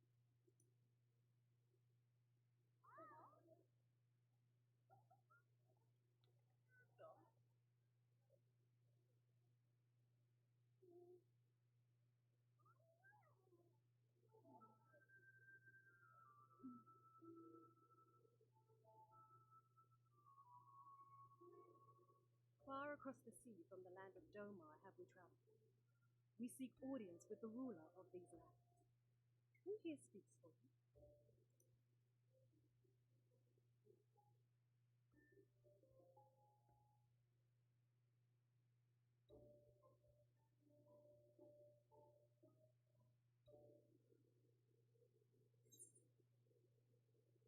Let's see here. Earrings. Oh, I can't check. Oh, item comparison. 70 to 90. We will take the earrings offending.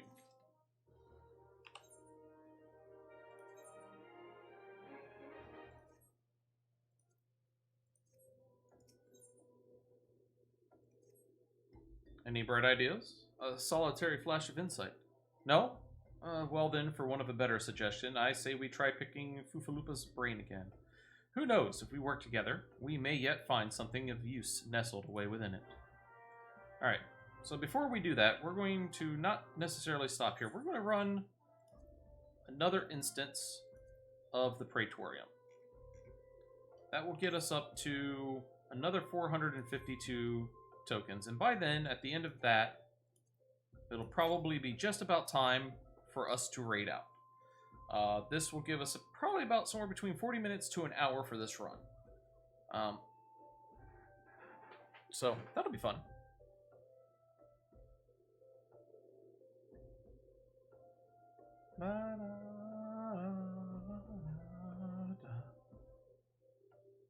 Let's see, we are on a final temptation. So we will put the yes mark there, and we will save.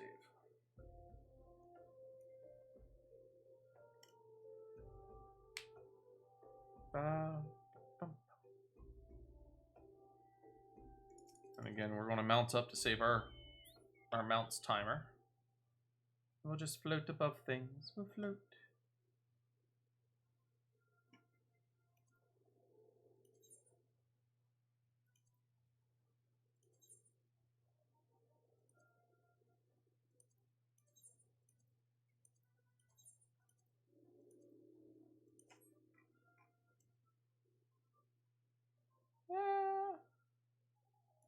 Actually, that looks rather stupid. I don't like that.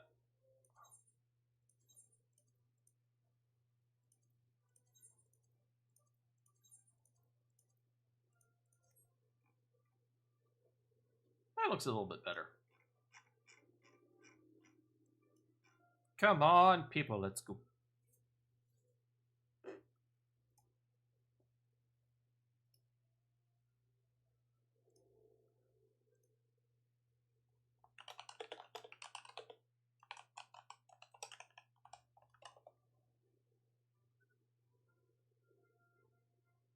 Do, do, do, do, loop.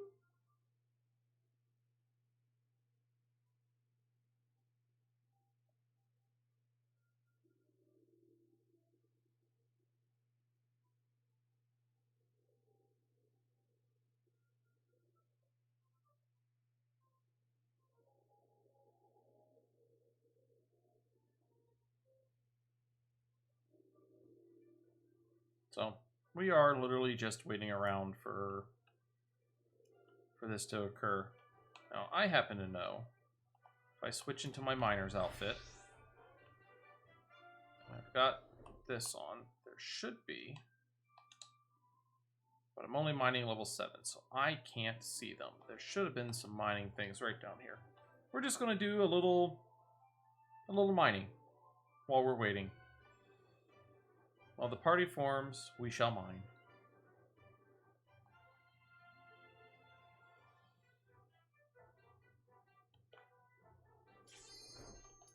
Never mind. We'll jump back into Paladin, and we are ready to commence.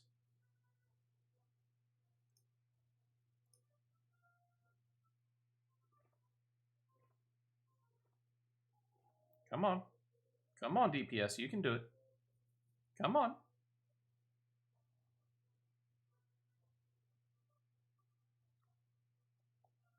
There we go. There we go. Full party. Hello, party.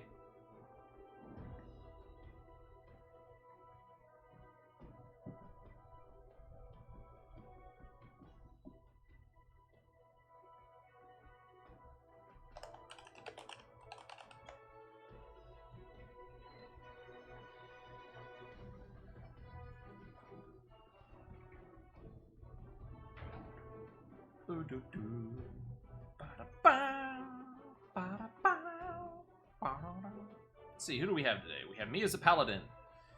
We have the Dark Bear Man. We have Purple Man. Look at the Purple Man that looks like Thancred.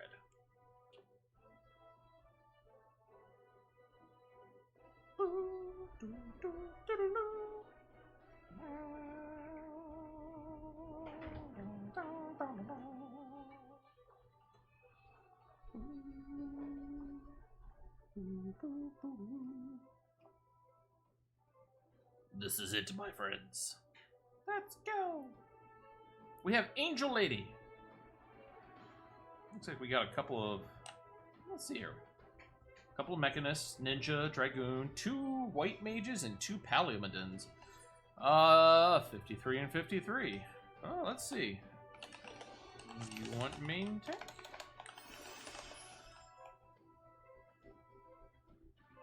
Oh, they've got theirs on. So they can go for it. I will happily do off-tanking. And we running and running and running and running. La la la. La la la.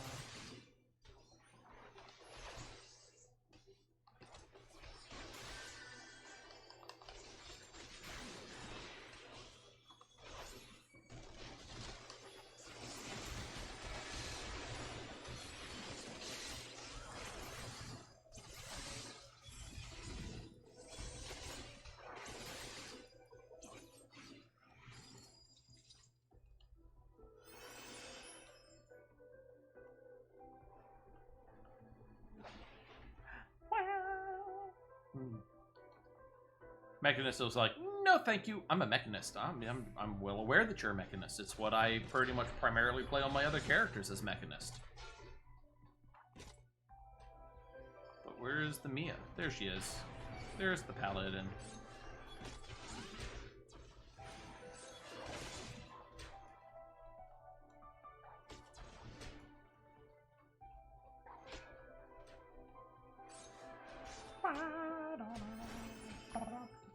Poor Evangeline over there is probably going to end up dying. As am I, because I'm going to do the crazy. Come on, let's do the crazy. This would work better if I turned tank stance on.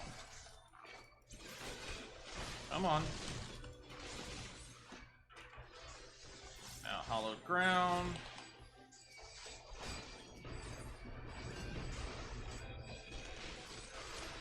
Nope. I am definitely not going to make it. Nope, there I go. We both died? Seriously? Oh, this is not boding well. This is not boding well, my friends. Oh, dear Drace's sakes.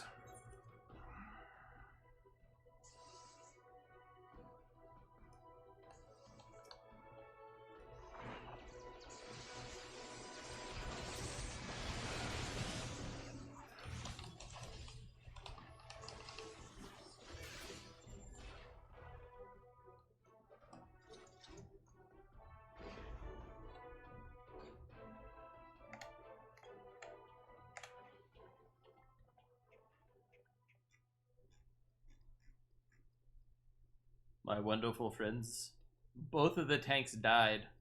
This does not bode well for this run. We're still going to complete it, don't get me wrong. This thing's a piece of cakewalk, but I hear trouble. Trouble. Trouble. Not to be confused with troubles. Or troubles.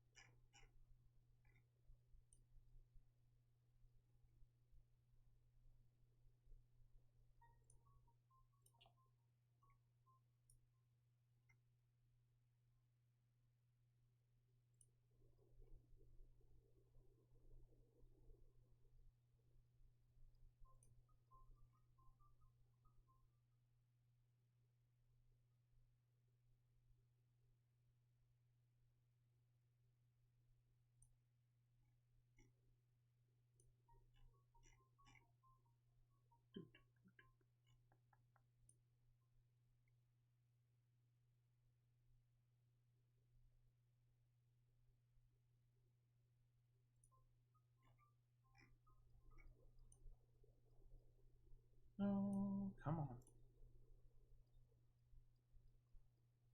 Nom nom nom nom nom nom nom nom nom nom nom nom nom nom nom nom nom nom nom nom.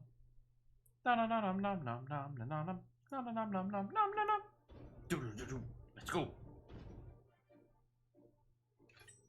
Purple Man! Purple Thancred. Angel Wings! Oh, knowing that they're a Dragoon, that makes a lot more sense.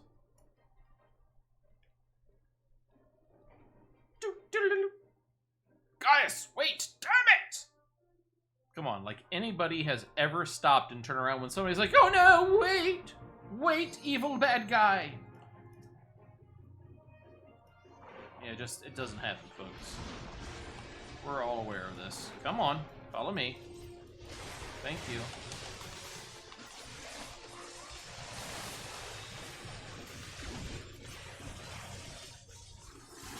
Yeah. I am more properly geared than they are. How wonderful. Boop-a-doop. So that is one of the things that generally is an agreed upon normality in Final Fantasy XIV. the tank with the highest health and gear is your main tank. 90% of the time, I'd say. In a place like this, though, not really.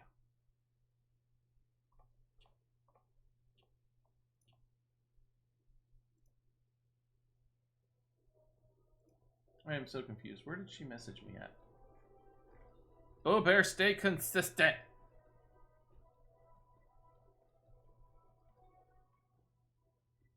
Oh, okay. I don't know where you messaged me about that at. I can't find it.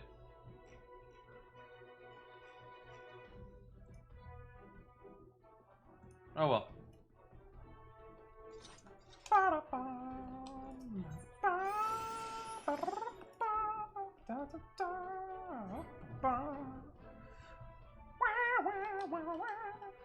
Come on, come on. And we're down. Go. Whee! Hug the wall. Hug the wall. Of course, everybody goes the wrong way and never hugs the wall.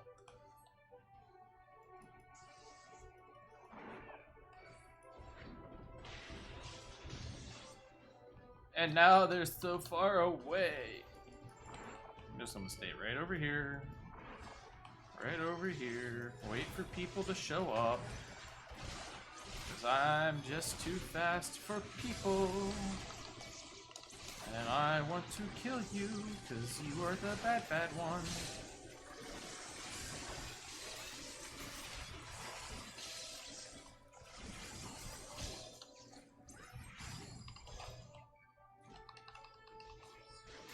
Come on, somebody pick up, thank you. Oh good, they picked it up. How wonderful!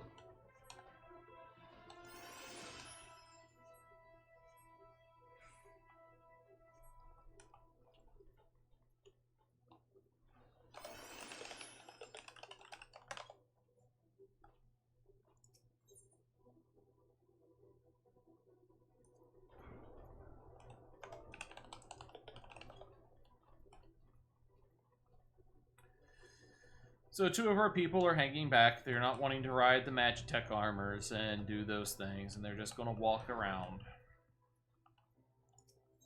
It's a bummer. It is what it is. That's on them. I don't like it. I don't agree with it, but I can't change it.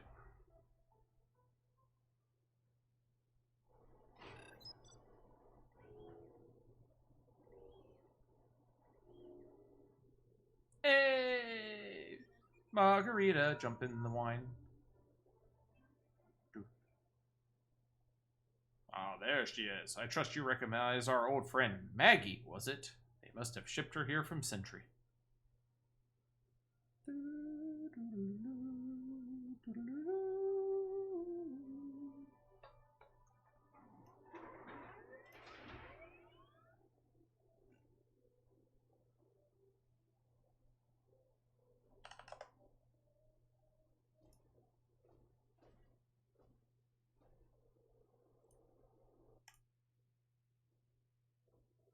Oh, until you come to the lower levels and blah blah blah blah blah blah blah blah blah. Let's go. And start running, and just hold for it. Just go, go, go, go, go, go, go. Wee, wee, wee. Whoop. Whoop. There we go.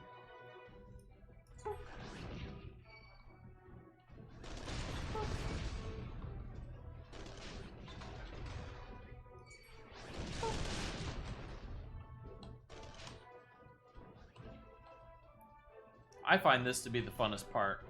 I honestly do. No matter what class you are, this part's fun.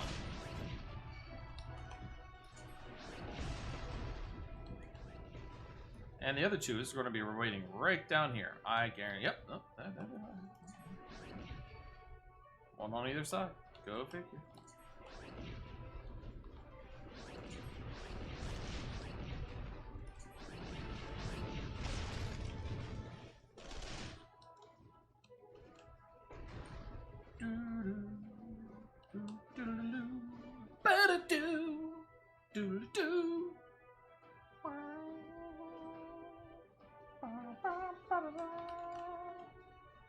Now, how Mia made it through this part without mapping this? I mean, the only way that I can really think of is you can change a setting on your duty finder to join groups that are already in sessions. And wherever they're at, that's where you pick up. And sometimes, you know, people DC, internet has problems, people drop out, people get kicked, because what some people will do, and I definitely disagree with this, and I hate people who try to do it, is they'll join up. And then they will literally not do anything. They will sit at the beginning and just sit there, doing nothing, not helping, not progressing the storyline, not doing anything, just literally sitting there. And it makes the fights go slower, and it slows everything down. So people kick them. Quite literally, it's like, alright, kicked, AFK, away, not helping, offline, whatever. But they gone.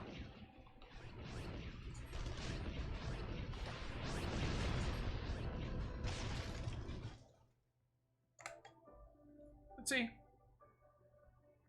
We're already about a third of the way through, but unfortunately here starts the long cutscenes.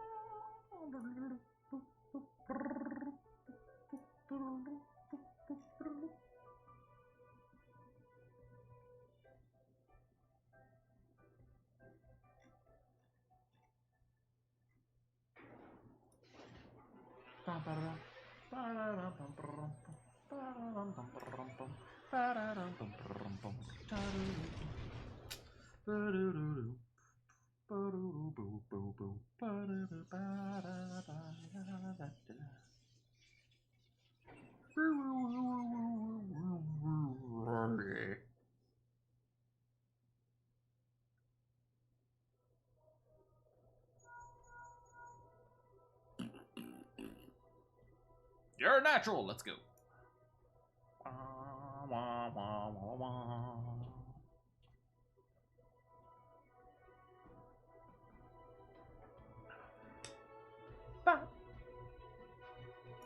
And start running.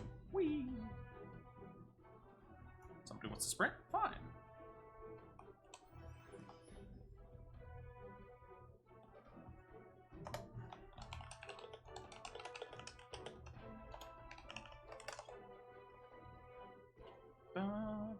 So here I always, if I'm running it, I always ask if Ranger Magic wishes to LB pull.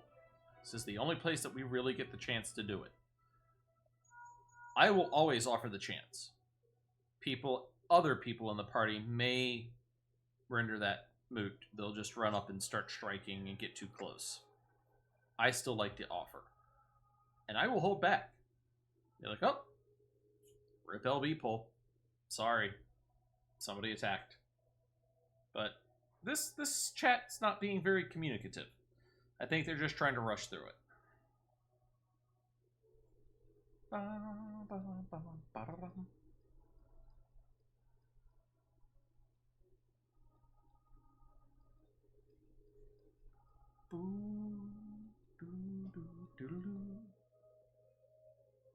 Don't play the fool with me. Ever since the academy, I have been condemned to live in your shadow.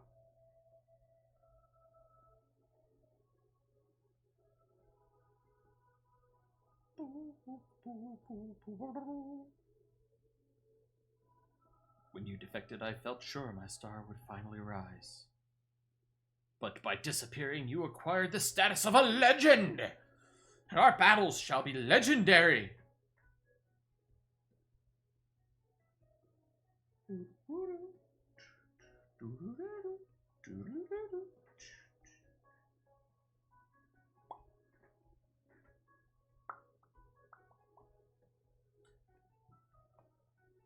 No, I went to watch Kung Fu Panda. So everybody was Kung Fu fighting. Those moves were fast as lightning. It was a little bit frightening. But they fought with expert timing.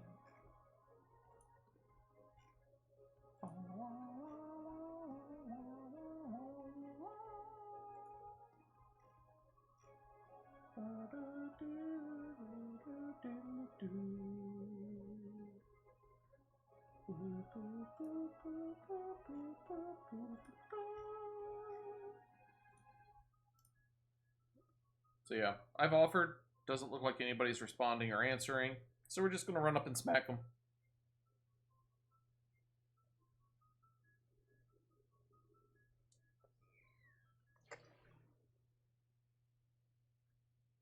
And I'm just gonna pull them to the far side of the room. All the way over. Come on. You have felt icons, a feat made possible by the Echo, a peculiar power which shields you from their corrupting influence.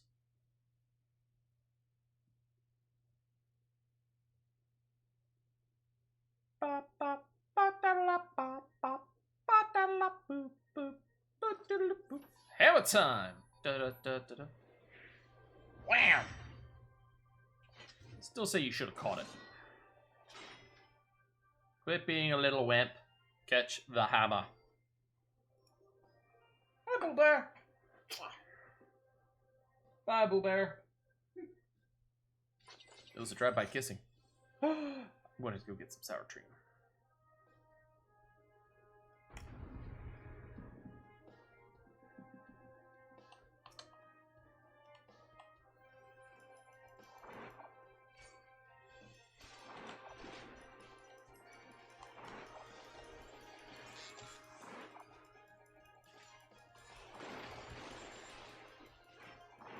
Whee!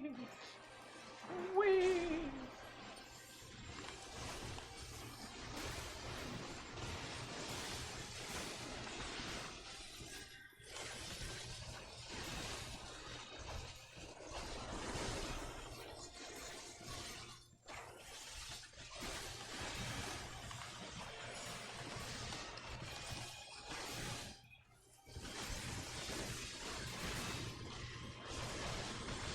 There we go.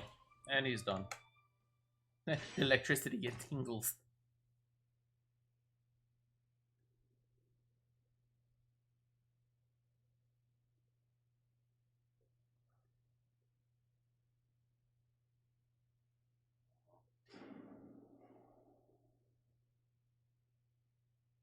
The quesadillas they call to me.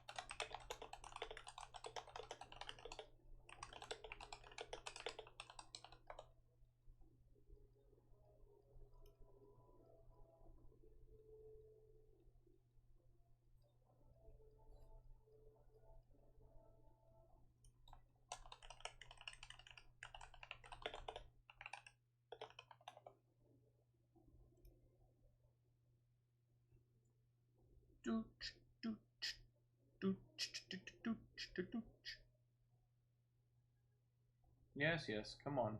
Garland's gonna drop down out of the sky, blah blah blah blah blah, talkie talkie talkie, let's move on. Whee! Turn around, let's go.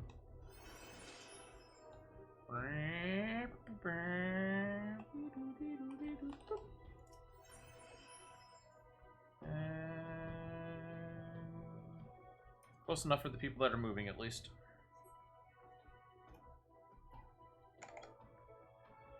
And now we hear the talkie talk.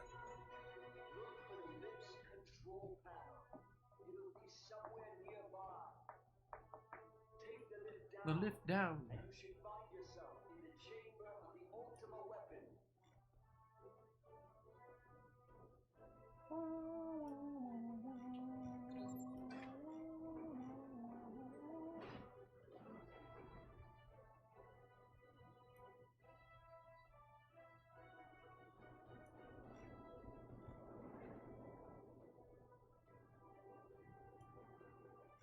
Keep your eyes peeled. Guidance could be waiting for you down there. Oh, and don't even think about God. You're too bloody useful. The interference is getting worse. I don't think the connection will last much. Coincidental timing is coincident.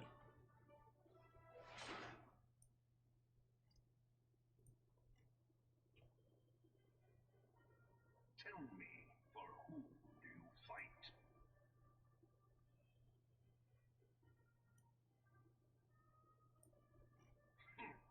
How very glib. And do you believe in Eorzea?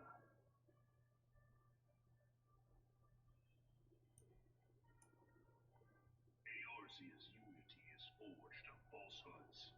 Its city-states are built on deceit. Got deceit. And its faith is an instrument of deception. It is not but a cobweb of lies. To believe in Eorzea is to believe in nothing. In Eorzea, the beast tribes often summon gods to fight in their stead, though your comrades only rarely respond in kind. Which is strange. Yes, guys. Is it not? We've done this before. Once again, as before. Otherwise engaged, I was given to understand they were your protectors. If you truly maybe. believe them your guardians, why do you not repeat the trick that served you so well in Cartano and call them down? Because you're too weak to need that. They will answer, so long as you lavish them with crystals and gorge them on ether. No, they respond when we actually need them, not for weak things like you. From those of the beasts, icons, everyone, except for this, and you will see how Eorzea's fate is bleeding the land dry. Got Catman. We've got Nor Purple is this Fan unknown Cred. to your masters, which prompts the question: why do they cling to these false deities? What We've drives got the Angel Dragoon. even the great Louis Swan to grovel at their feet? The answer: Your masters lack the strength to do otherwise. for the word of man to mean anything, man must own the world. To this end, he hath fought ever to raise himself through conflict, to grow rich through conquest. And when the dust of battle settles, it is ever the strong who dictate the fate of the weak. That is true. Because remember, in history, the winner writes the history. Knowing this, but a single path is open to the infinite ruler, that of false worship. And if you look at any conflict in the world, you take the winning side, they'll write it one way. If you go to the quote-unquote losing side of the conflict, their history is going to write it entirely different. Happens every time. Why? Perspective.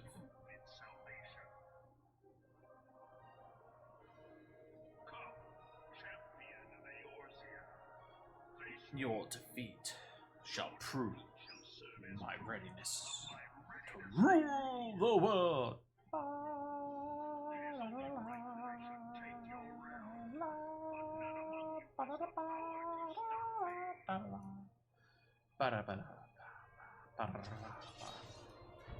Oh no, not a sword.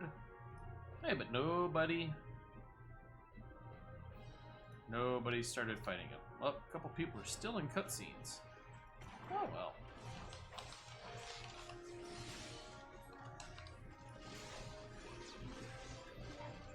Let's give him some lingering damage. Let's do that in this thing. Let's go ahead and pop that. Hopefully somebody heals me, because that would be grand.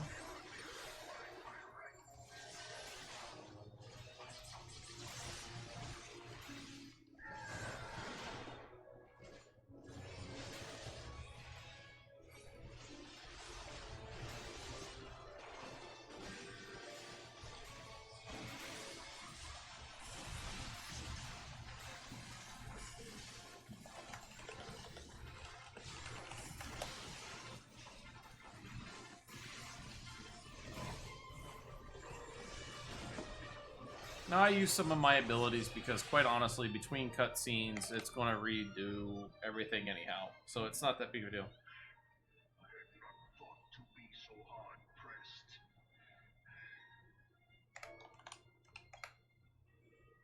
Your strength is most impressive. Such power befits a ruler. Yet, you lack the resolve to put it to proper use. A waste.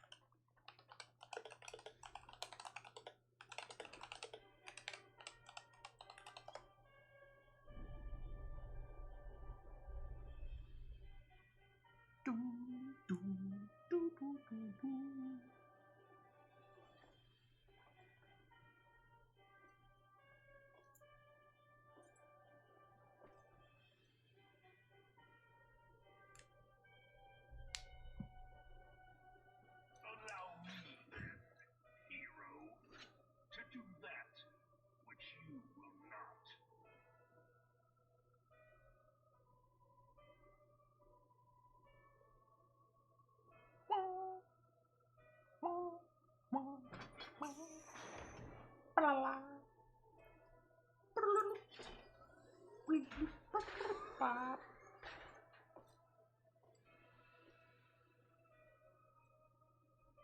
Yes, take your weapon off your back, point it at us just to put it back, and get it into the ultimate weapon.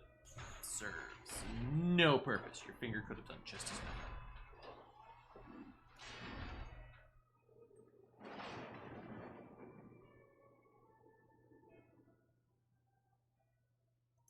Bear witness to the true power of the ultimate weapon. How about no? How about I just kick its butt?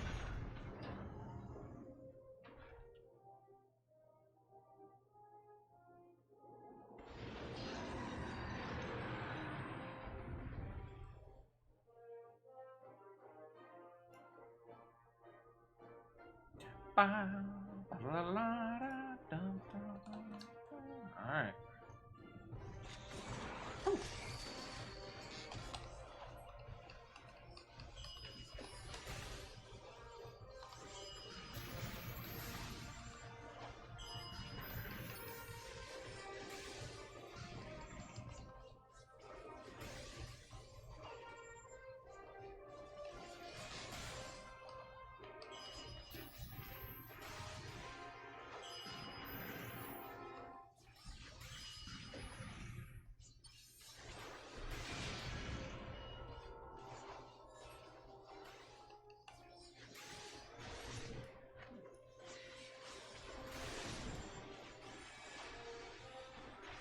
Alright. Cerulean Vent's coming up.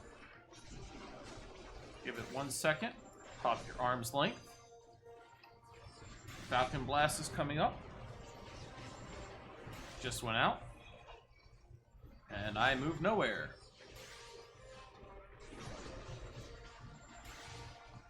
And we literally just sit here and do this all day long.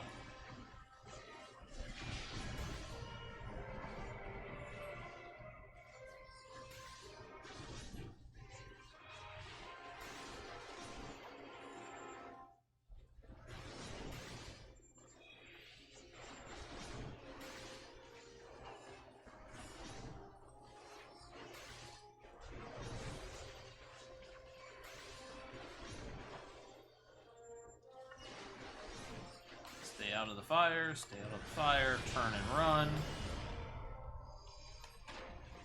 back in.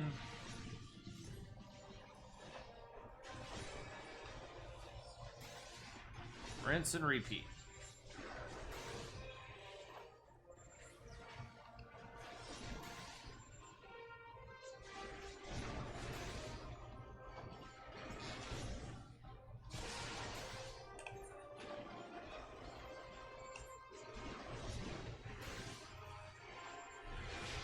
And we're done.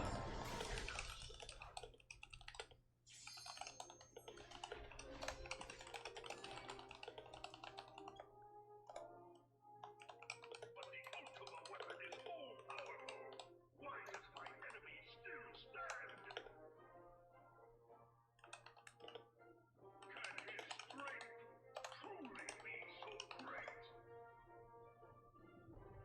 We have a person in the group that seems to be stuck in the perpetual everlasting cutscene. 2 fights now, they've been stuck in it, so I think they're having some internet issues.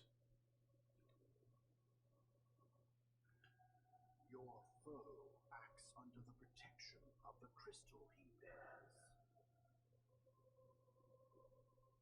So, this is what empowers him.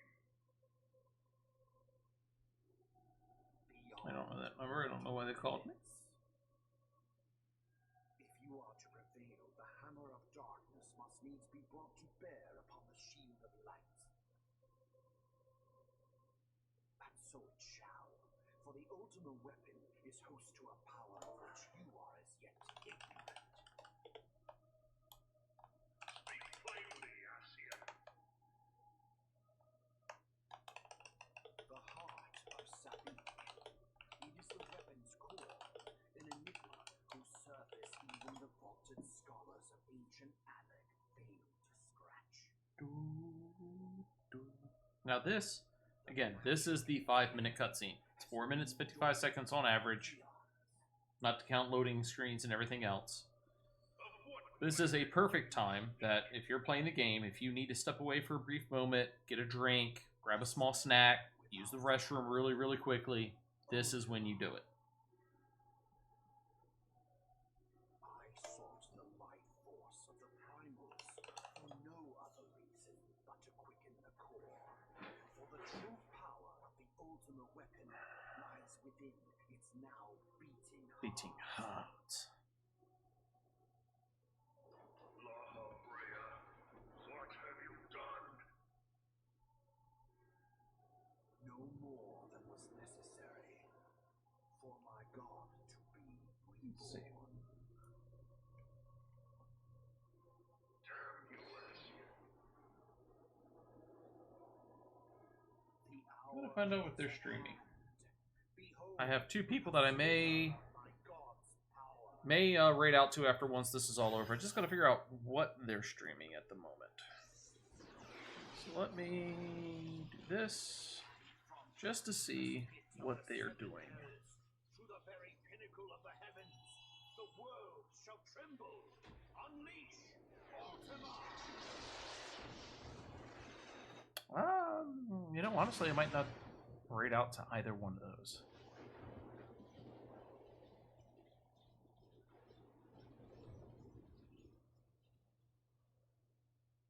Let's see, I believe that, yeah, okay. Let me see what she is up to. Okay, so she is literally just doing that. And he is just doing that. Yeah. Such devastation. Might do that instead. My Alright. intention.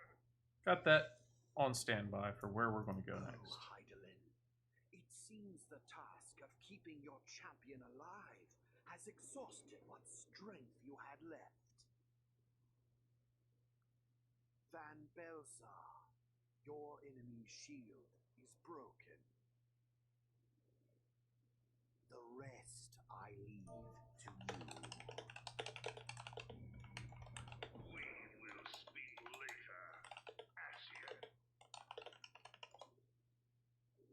But first, I must deal with you. The question of who is mightier remains. Oh, that's me, and I'm going to prove it, and you're going to be very sad. Let us find the answer together. I already know that answer.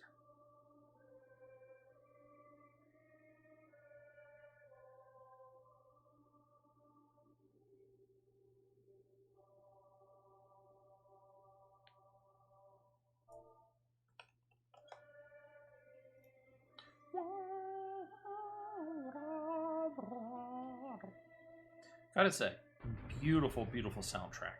Beautiful soundtrack of Final Fantasy XIV in all the expansions. All of them, just beautiful music.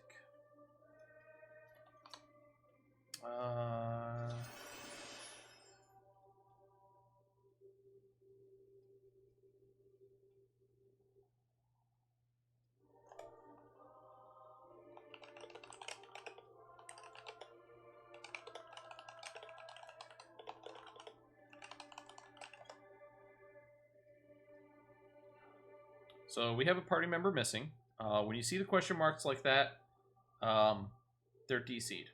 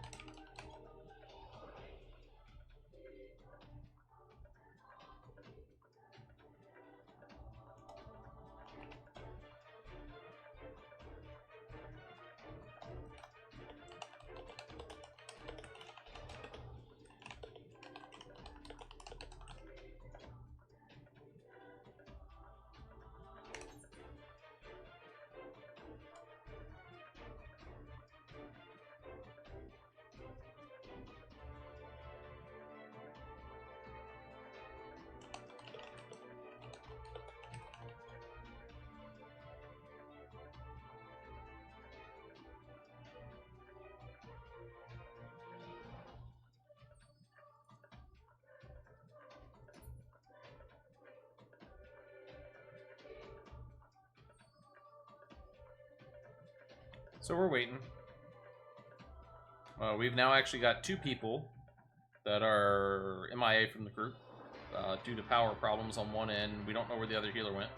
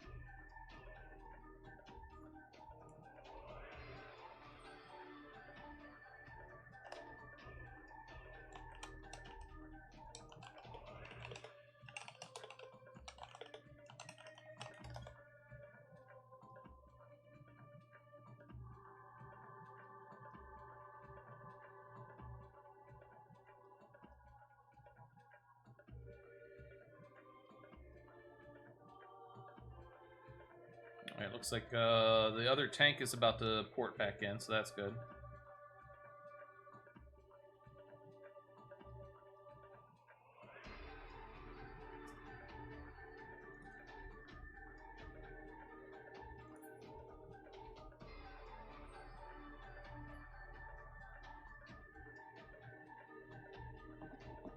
Sorry this is taking so long, guys.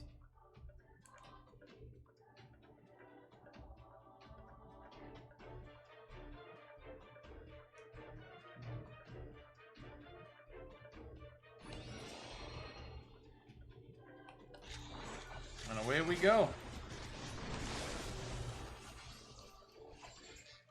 Just back him up right here to the wall.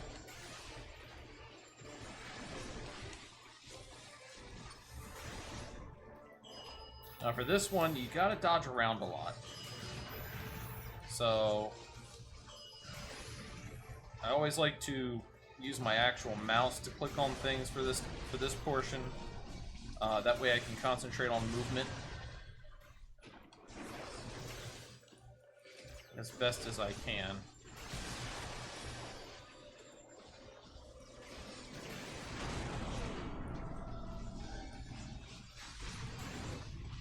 Pop my hollow ground, don't take damage.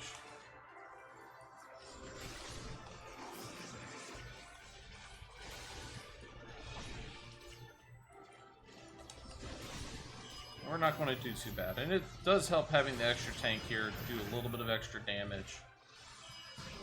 Does it help a lot immensely? No, not really.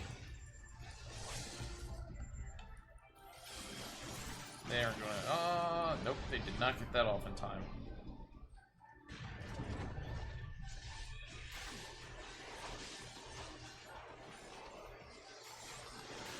Alright, there we go. So that's the end of Ultima Weapon.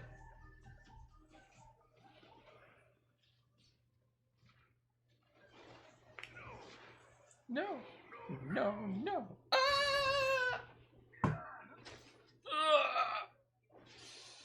You're the one who challenged us, dude. I kind of want to go back on YouTube and check some of this back when this was brand new content. Brand new. To see what difference there was and how hard it was to run back then. Because I have a feeling it was actually pretty difficult.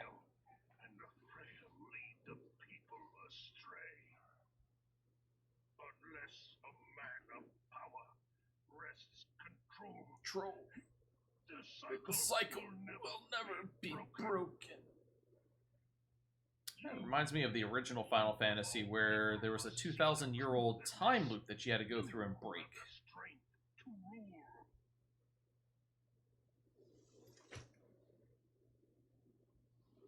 Let's see, did anybody comment on my comment?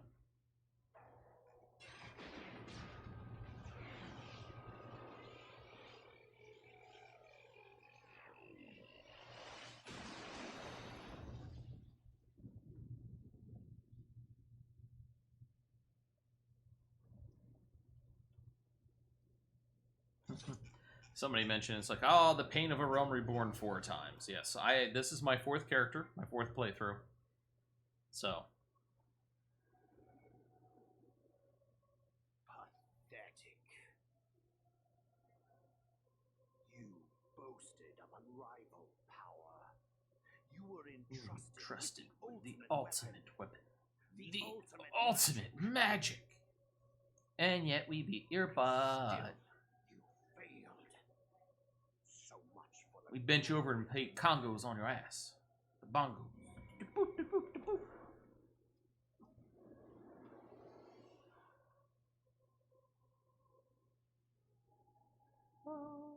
growing imbalance afflicting the planet must be redressed. Now, thankfully, this is a much shorter cutscene. Much shorter.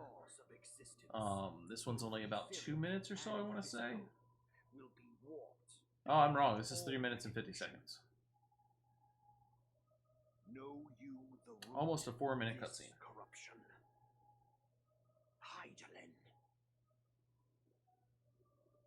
Like a parasite, she must be burned out if the planet is to recover.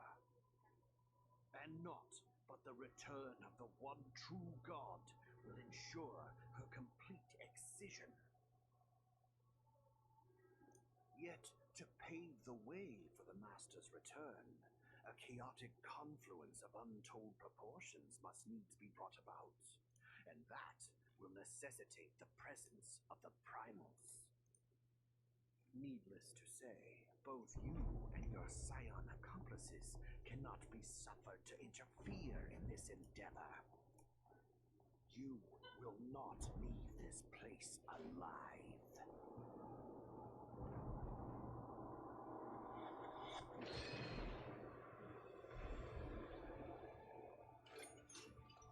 It is past time your flames extinguished. Bringer of light.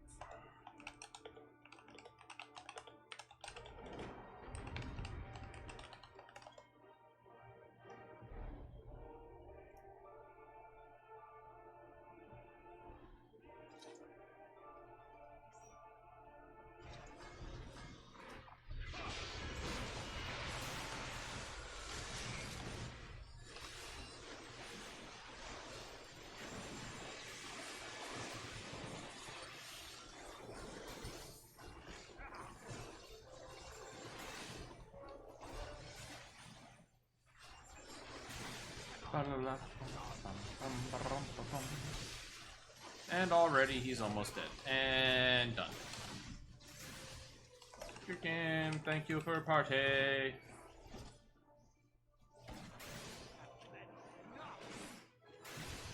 And we leveled up again.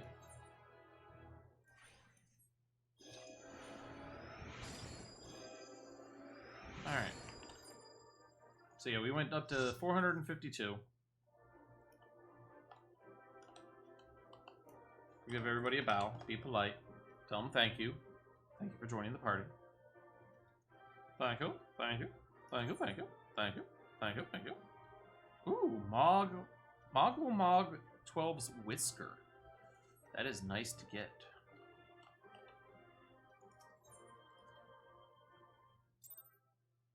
Hey, we got a player commendation. Yay. Alright. Well, before we leave for the day, we're going to go out to Mordona and we're going to buy us another piece of gear. Why? Because we need it. Let's see what we can afford. Hopefully we can afford... I don't think we can afford a chess piece. I really don't think we can afford chess pieces. Disciple of War.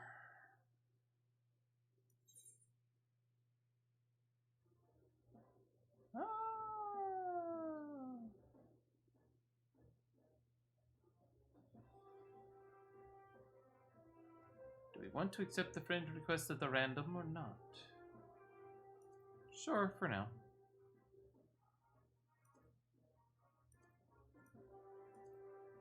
Alright, let's see here.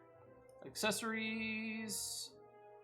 We got the rings, we got the bracelet, we got the choker. We do not have the earrings. But I think armor would be best at the moment. I mean, they're only actually giving us +6s and +9s. Whereas you are giving me +10.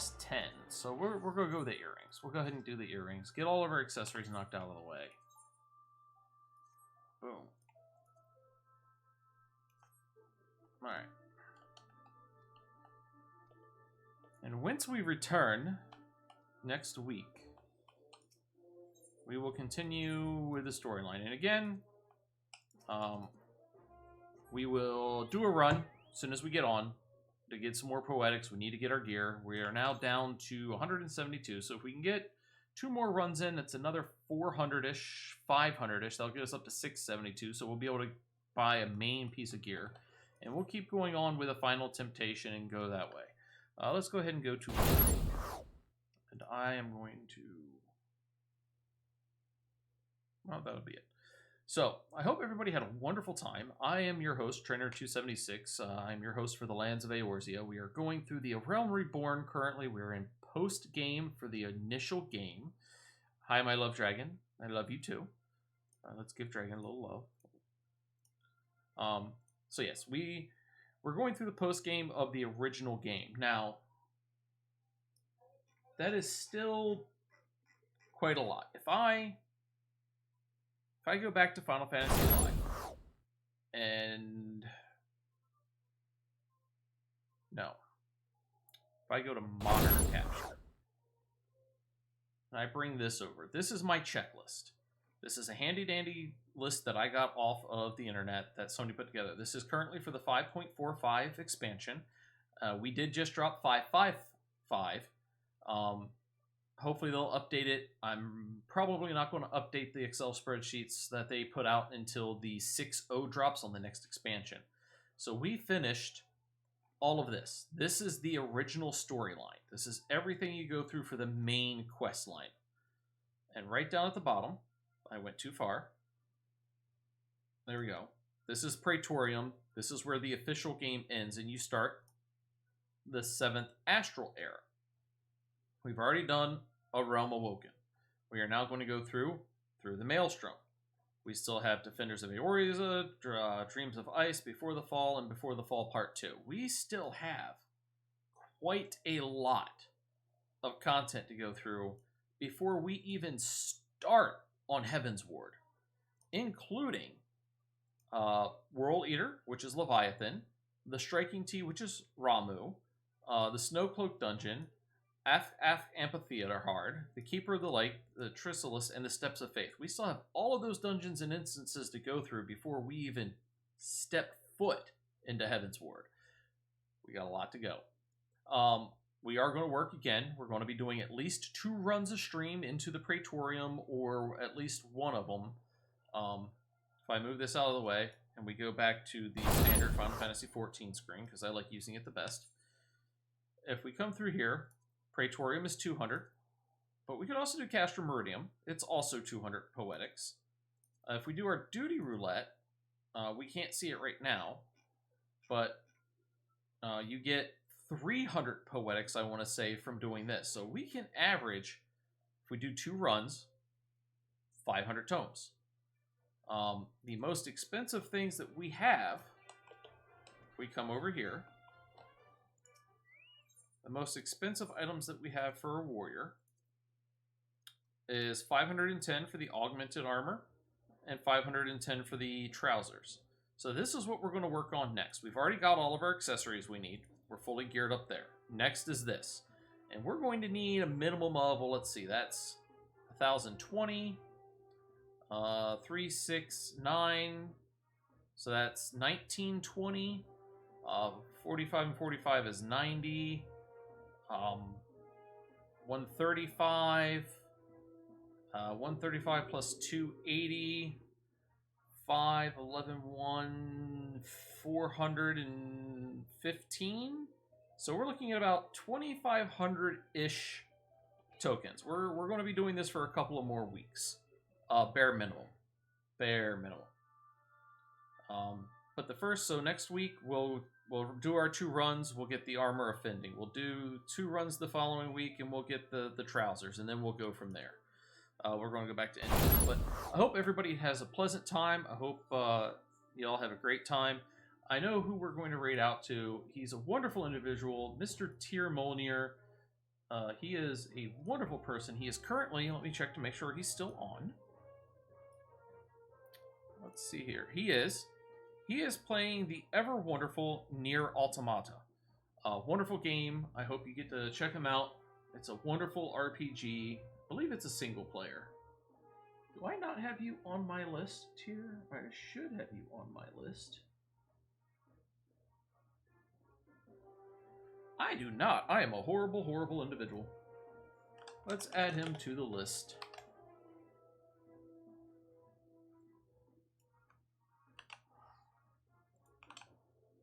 That is the wrong thing to do. What?